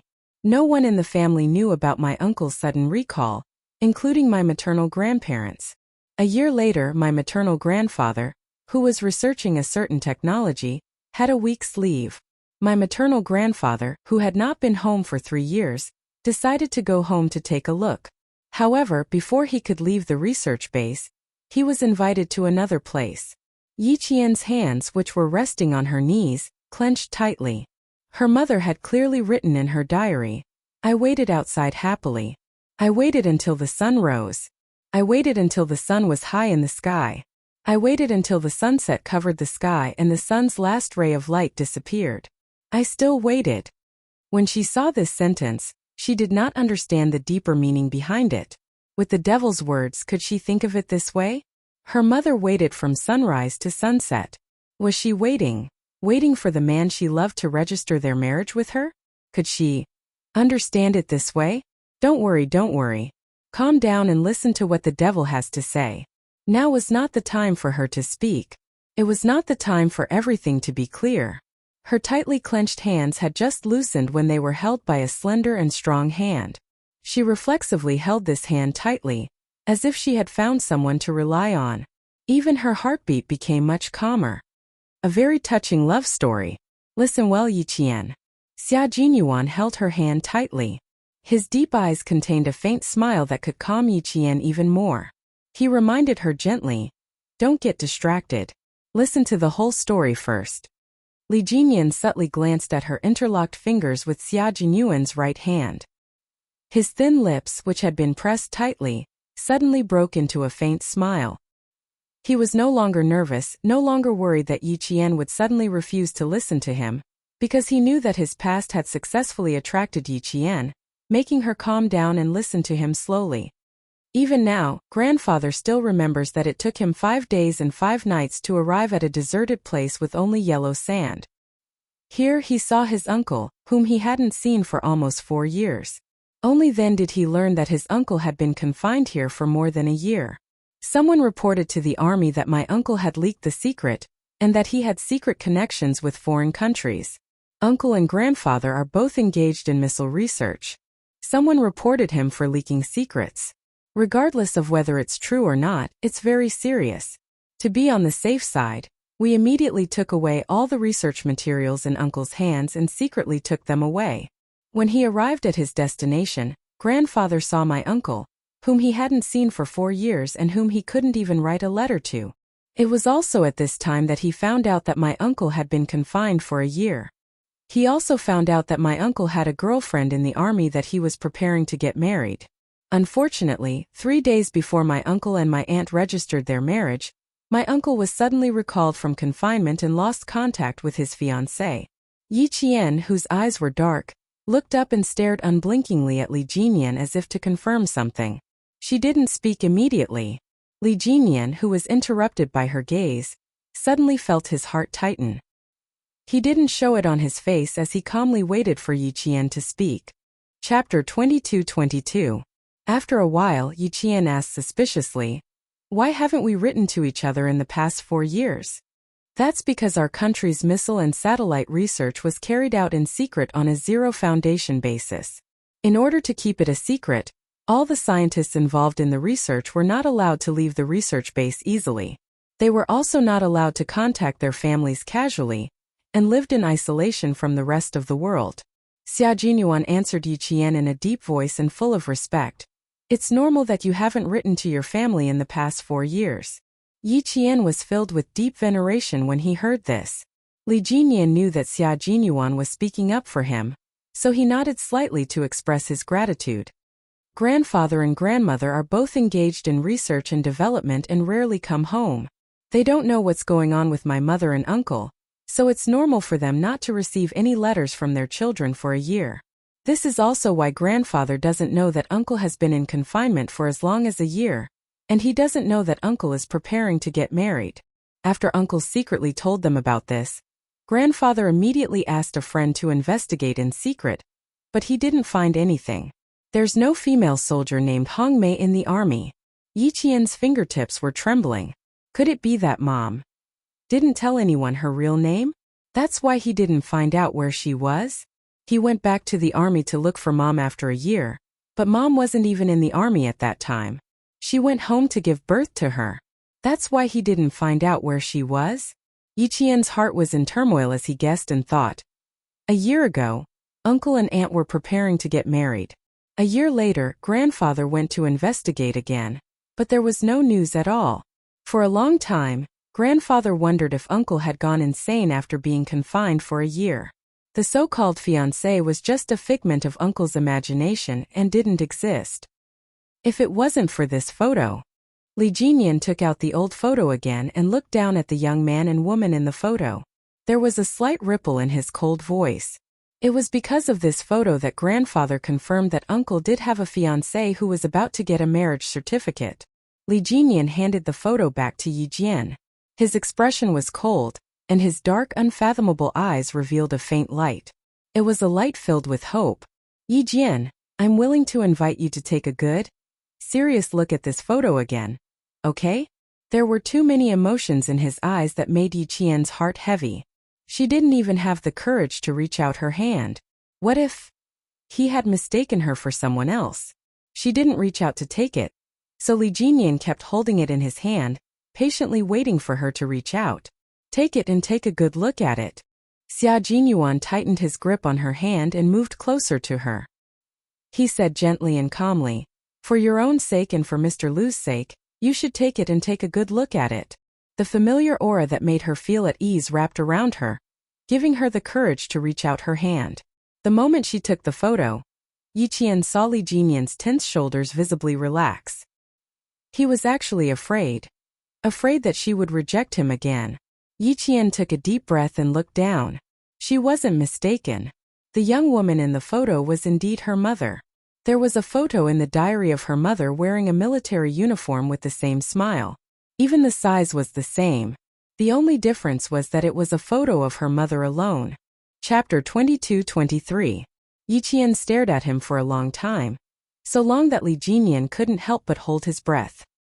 His expression was tense as he stared at Yi Qian. It felt like a century had passed before Yi Qian finally spoke in a low voice. Hong Mei is not my mother's name. It's just her code name. My mother was part of the first batch of female special forces soldiers in our country with a code name. Hong Mei is not her name. Sir, you returned to the military a year later to find out about my mother's whereabouts. At that time my mother had just given birth to me. She was at home and didn't return to the military. Li Jinyan was very close to his maternal grandfather's family. His relationship with his uncle was more like that of a father and son. When he heard Yi Qian's words, even someone as calm as him became excited. No wonder grandfather didn't find out about my aunt's whereabouts. It turns out that Hong Mei isn't my aunt's real name. Li Jinyan's voice trembled because of his excitement. His gaze fell on the photo and he suddenly looked up at Yi Qian. So, Yi Qian, you admit that my aunt is your mother and my uncle is your father. You admit it, right? Yi Qian didn't look up. She kept staring at the young man and woman in the photo as if she wanted to carve their faces into her heart. I don't know if your uncle is my father. I only know that the young woman in the photo is my mother. In her previous life, she didn't know that her father was someone else. In this life, not only did she know, but she also saw his photo. She wasn't surprised, only panicked. She didn't know how to face the panic. As long as she admitted that her aunt was her mother, everything would be fine. Li Jinyan, whose gaze never left her, said in a hoarse voice, "If you want to know if my uncle is your father, Yi Qian, it's not difficult. As long as you want to know, we'll know immediately." "Did your uncle look for my mother after that? Did he look for her himself? Or did he ask someone else to do it?" Yi Qian did not answer him. Instead, he seemed to want to verify something. His voice suddenly became very cold. "Demon King, please answer me seriously."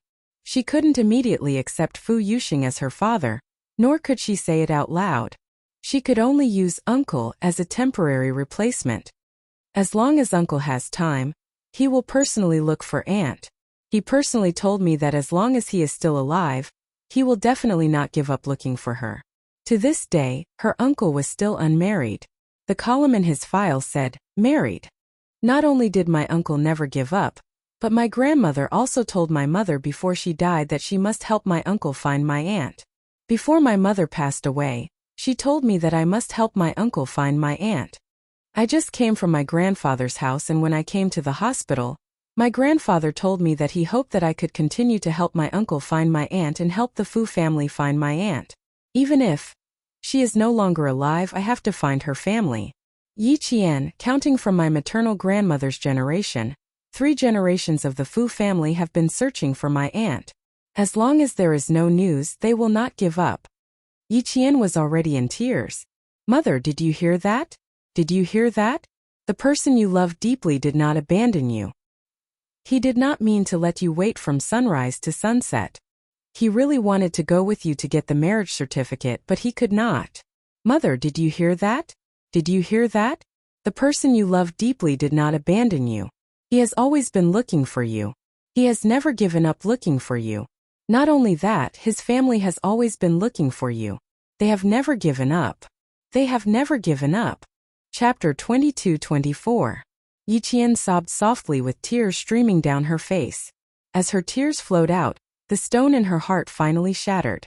Even though her mother did not manage to wait for her lover to marry her, in the eyes of the man she loved deeply, her mother was his wife. Even if they did not have a marriage certificate, her mother was his wife. At this moment, Yi Qian's tears flowed like a broken dam. She was so happy that she could no longer control her emotions. In front of the 2 men, she could not stop crying. Xia Jinyuan's eyes darkened. He did not try to persuade her to stop crying. Instead, he raised his hand and gently stroked her back. "Cry, cry. Let your tears wash away all the sadness in your heart."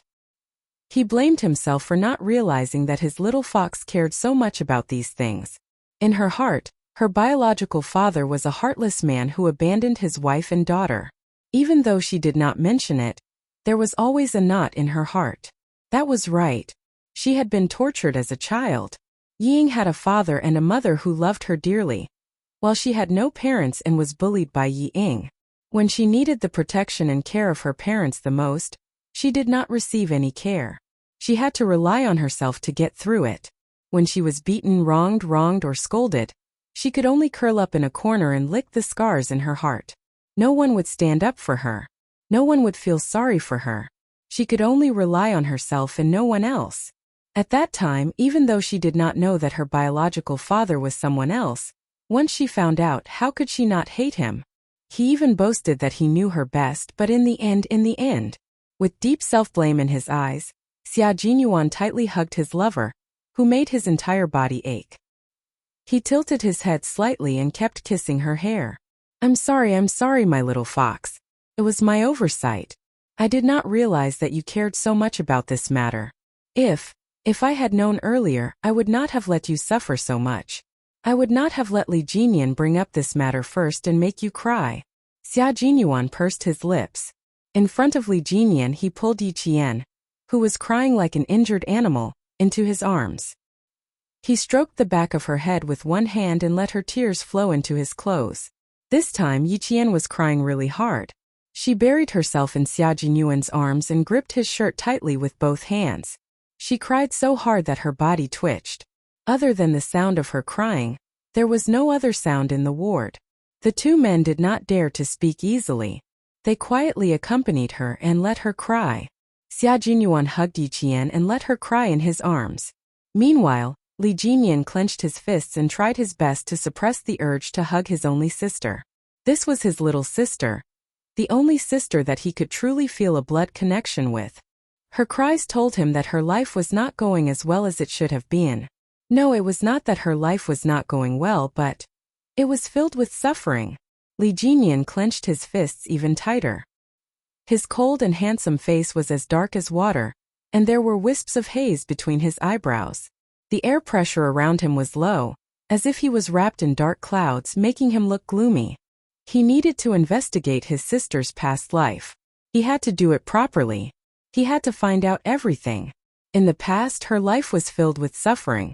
In the future, he had to make sure that her life was filled with love. He did not ask to make up for her past suffering. He only hoped that her life would be bright and sunny in the future. Chapter 22-25.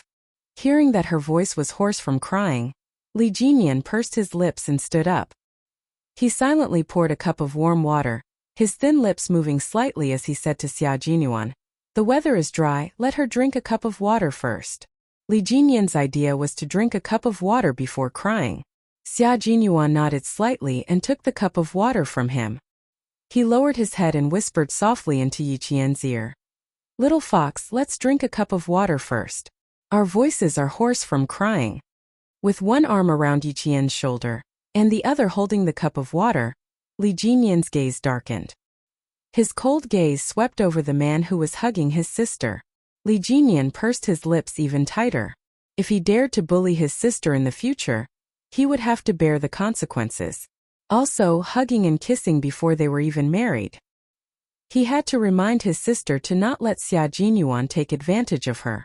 Li Jinyan, who had yet to receive Yi Qian's acknowledgement, was now calling himself her brother. Xia Jinyuan, who was lowering his head to persuade Yi Qian to drink water, suddenly felt a razor-sharp gaze sweep over him. He looked up and saw Li Jinyan, who was sitting by the hospital bed, staring at him unblinkingly.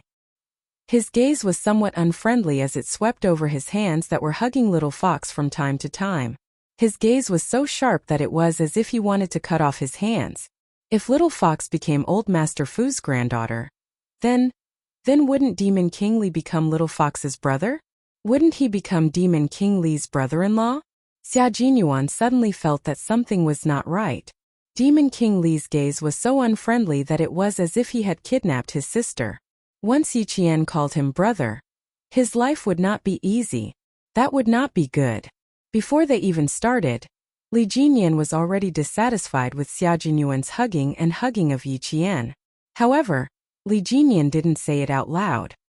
He knew very well that he didn't have the right, nor did he have the right to disagree. From Yi Qian's expression, he could tell that she trusted Xia Jinyuan a lot. She was willing to tell Xia Jinyuan everything that was on her mind. As a brother who had yet to be acknowledged, his position in Yi Qian's heart was far inferior to Xia Jinyuan's. Li Jinyan was well aware of his own limitations, so he only glanced at her once before looking away. Fortunately, Yi Qian did not continue crying. She had been crying for about 10 minutes, and after venting all the negative emotions in her heart, she gradually stopped crying. Hearing Xia Jinyuan advising her to drink a glass of water, she took a deep breath to calm herself down and waited until her breathing calmed down before she lifted her head from his arms. "Sorry, I cried a little too much." Yi Qian took the glass of water. Her eyes were as red as a little rabbit's. She looked apologetic. "When I thought of some things, I couldn't hold back my tears. I just wanted to cry to my heart's content." This was probably the first time in her life that she had cried so miserably. Even when she was beaten by Captain Xia and had to be hospitalized, she did not shed a single tear. She knew that her biological father did not abandon his wife and daughter on purpose. She did not know why, but she could not suppress the grievance in her heart. She just wanted to cry. "You never need to apologize in front of me." Li Jinyan pulled out a tissue and handed it to Yi Qian. His usually cold voice was unbelievably gentle. "Wipe your tears. Your eyes are like a rabbit's." Her eyes and nose were red from crying. She really looked like a little white rabbit. Li Jinyan couldn't help but curve his lips slightly. Chapter 22-26. At that moment, Xia Jinyuan felt a sense of crisis. What Li Jinyan was doing now was exactly what he should be doing as a boyfriend. It wasn't just any kind of trouble, it was quite troublesome. The devil, whose face was so cold that even male soldiers were afraid of him, could very well be a guy who spoiled his sister to the point of having no principles. It was really hard to get used to such a devil. Yi Qian, who took the tissue to wipe her tears, didn't know that Xia Jinyuan's heart was in turmoil. She said thank you, a little embarrassedly, and avoided Li Jinyan's caring gaze. Xia Jinyuan wasn't the only one who wasn't used to it. Yi Qian wasn't used to it either. The devil Li Jinyan had a strong reputation. In training and in daily life, he was always expressionless, and his eyes were as cold as the snow that never melted. Even if he just glanced around, it would give people the illusion that their hearts were being pierced by thousands of arrows. She had experienced this illusion before. But now he was handing her water and tissue, and even said something emotional. Yi Qian hid her discomfort by drinking water. Li Jinyan wasn't anxious when he knew that she was avoiding him. He knew that before today he was just Yi Qian's comrade and there was nothing special about him. But now that his status had suddenly changed, he could understand that she couldn't accept it for the time being and chose to avoid him. There was still a long way to go. He would let her know that he was a very qualified brother, so he wasn't in a hurry. He wasn't in a hurry, but his grandfather was a little anxious. Seeing that her emotions had stabilized and there was no longer any sadness on her face, Li Jinyan asked carefully, "Can you come with me to visit my grandfather today? The old man's condition is getting worse by the day. The housekeeper told me that my grandfather hasn't slept for the past few nights and has been sitting alone until dawn. I'm very worried. Can you come with me to visit the old man?" Yi Qian, who wasn't mentally prepared, wanted to reject him, but she swallowed her words. Xia Jinyuan gently squeezed her hand to stop her from blurting out the words that were about to escape her mouth. "Let's go and visit the old man. Not for anything else but for all that he has done for the country. Yi Qian, as a soldier you should also visit him. His little fox had suffered too much and suffered too much. Now that she had found her family, he still hoped that she could return to the Fu family, a home where her family was waiting for her, even if she was about to have a brother who might take away his job as a boyfriend." Xia Jinyuan looked at her with a smile, giving her the courage to take the next step forward. "I'll accompany you. Let's go visit the old man together." Yi Jian was silent. She knew that she was timid. She had never thought that she would still have relatives in this world. Suddenly she had a father, grandfather, and brother. She was not prepared to face them at all. What if it's not true? What if there was a mistake? "With me by your side, little fox, will you still be afraid?" Xia Jinyuan didn't give her a chance to back away. He placed his hands on her shoulders and made her face him. His deep eyes looked at her gently and firmly, encouraging her. "No matter what happens, you will always have me by your side." After remaining silent for a long time, Yi Qian looked at Xia Jinyuan, who was encouraging her to take the next step. She then looked at Demon King Li, who was holding his breath and waiting for her answer. After a long while, her cold voice sounded in the quiet ward. "Okay,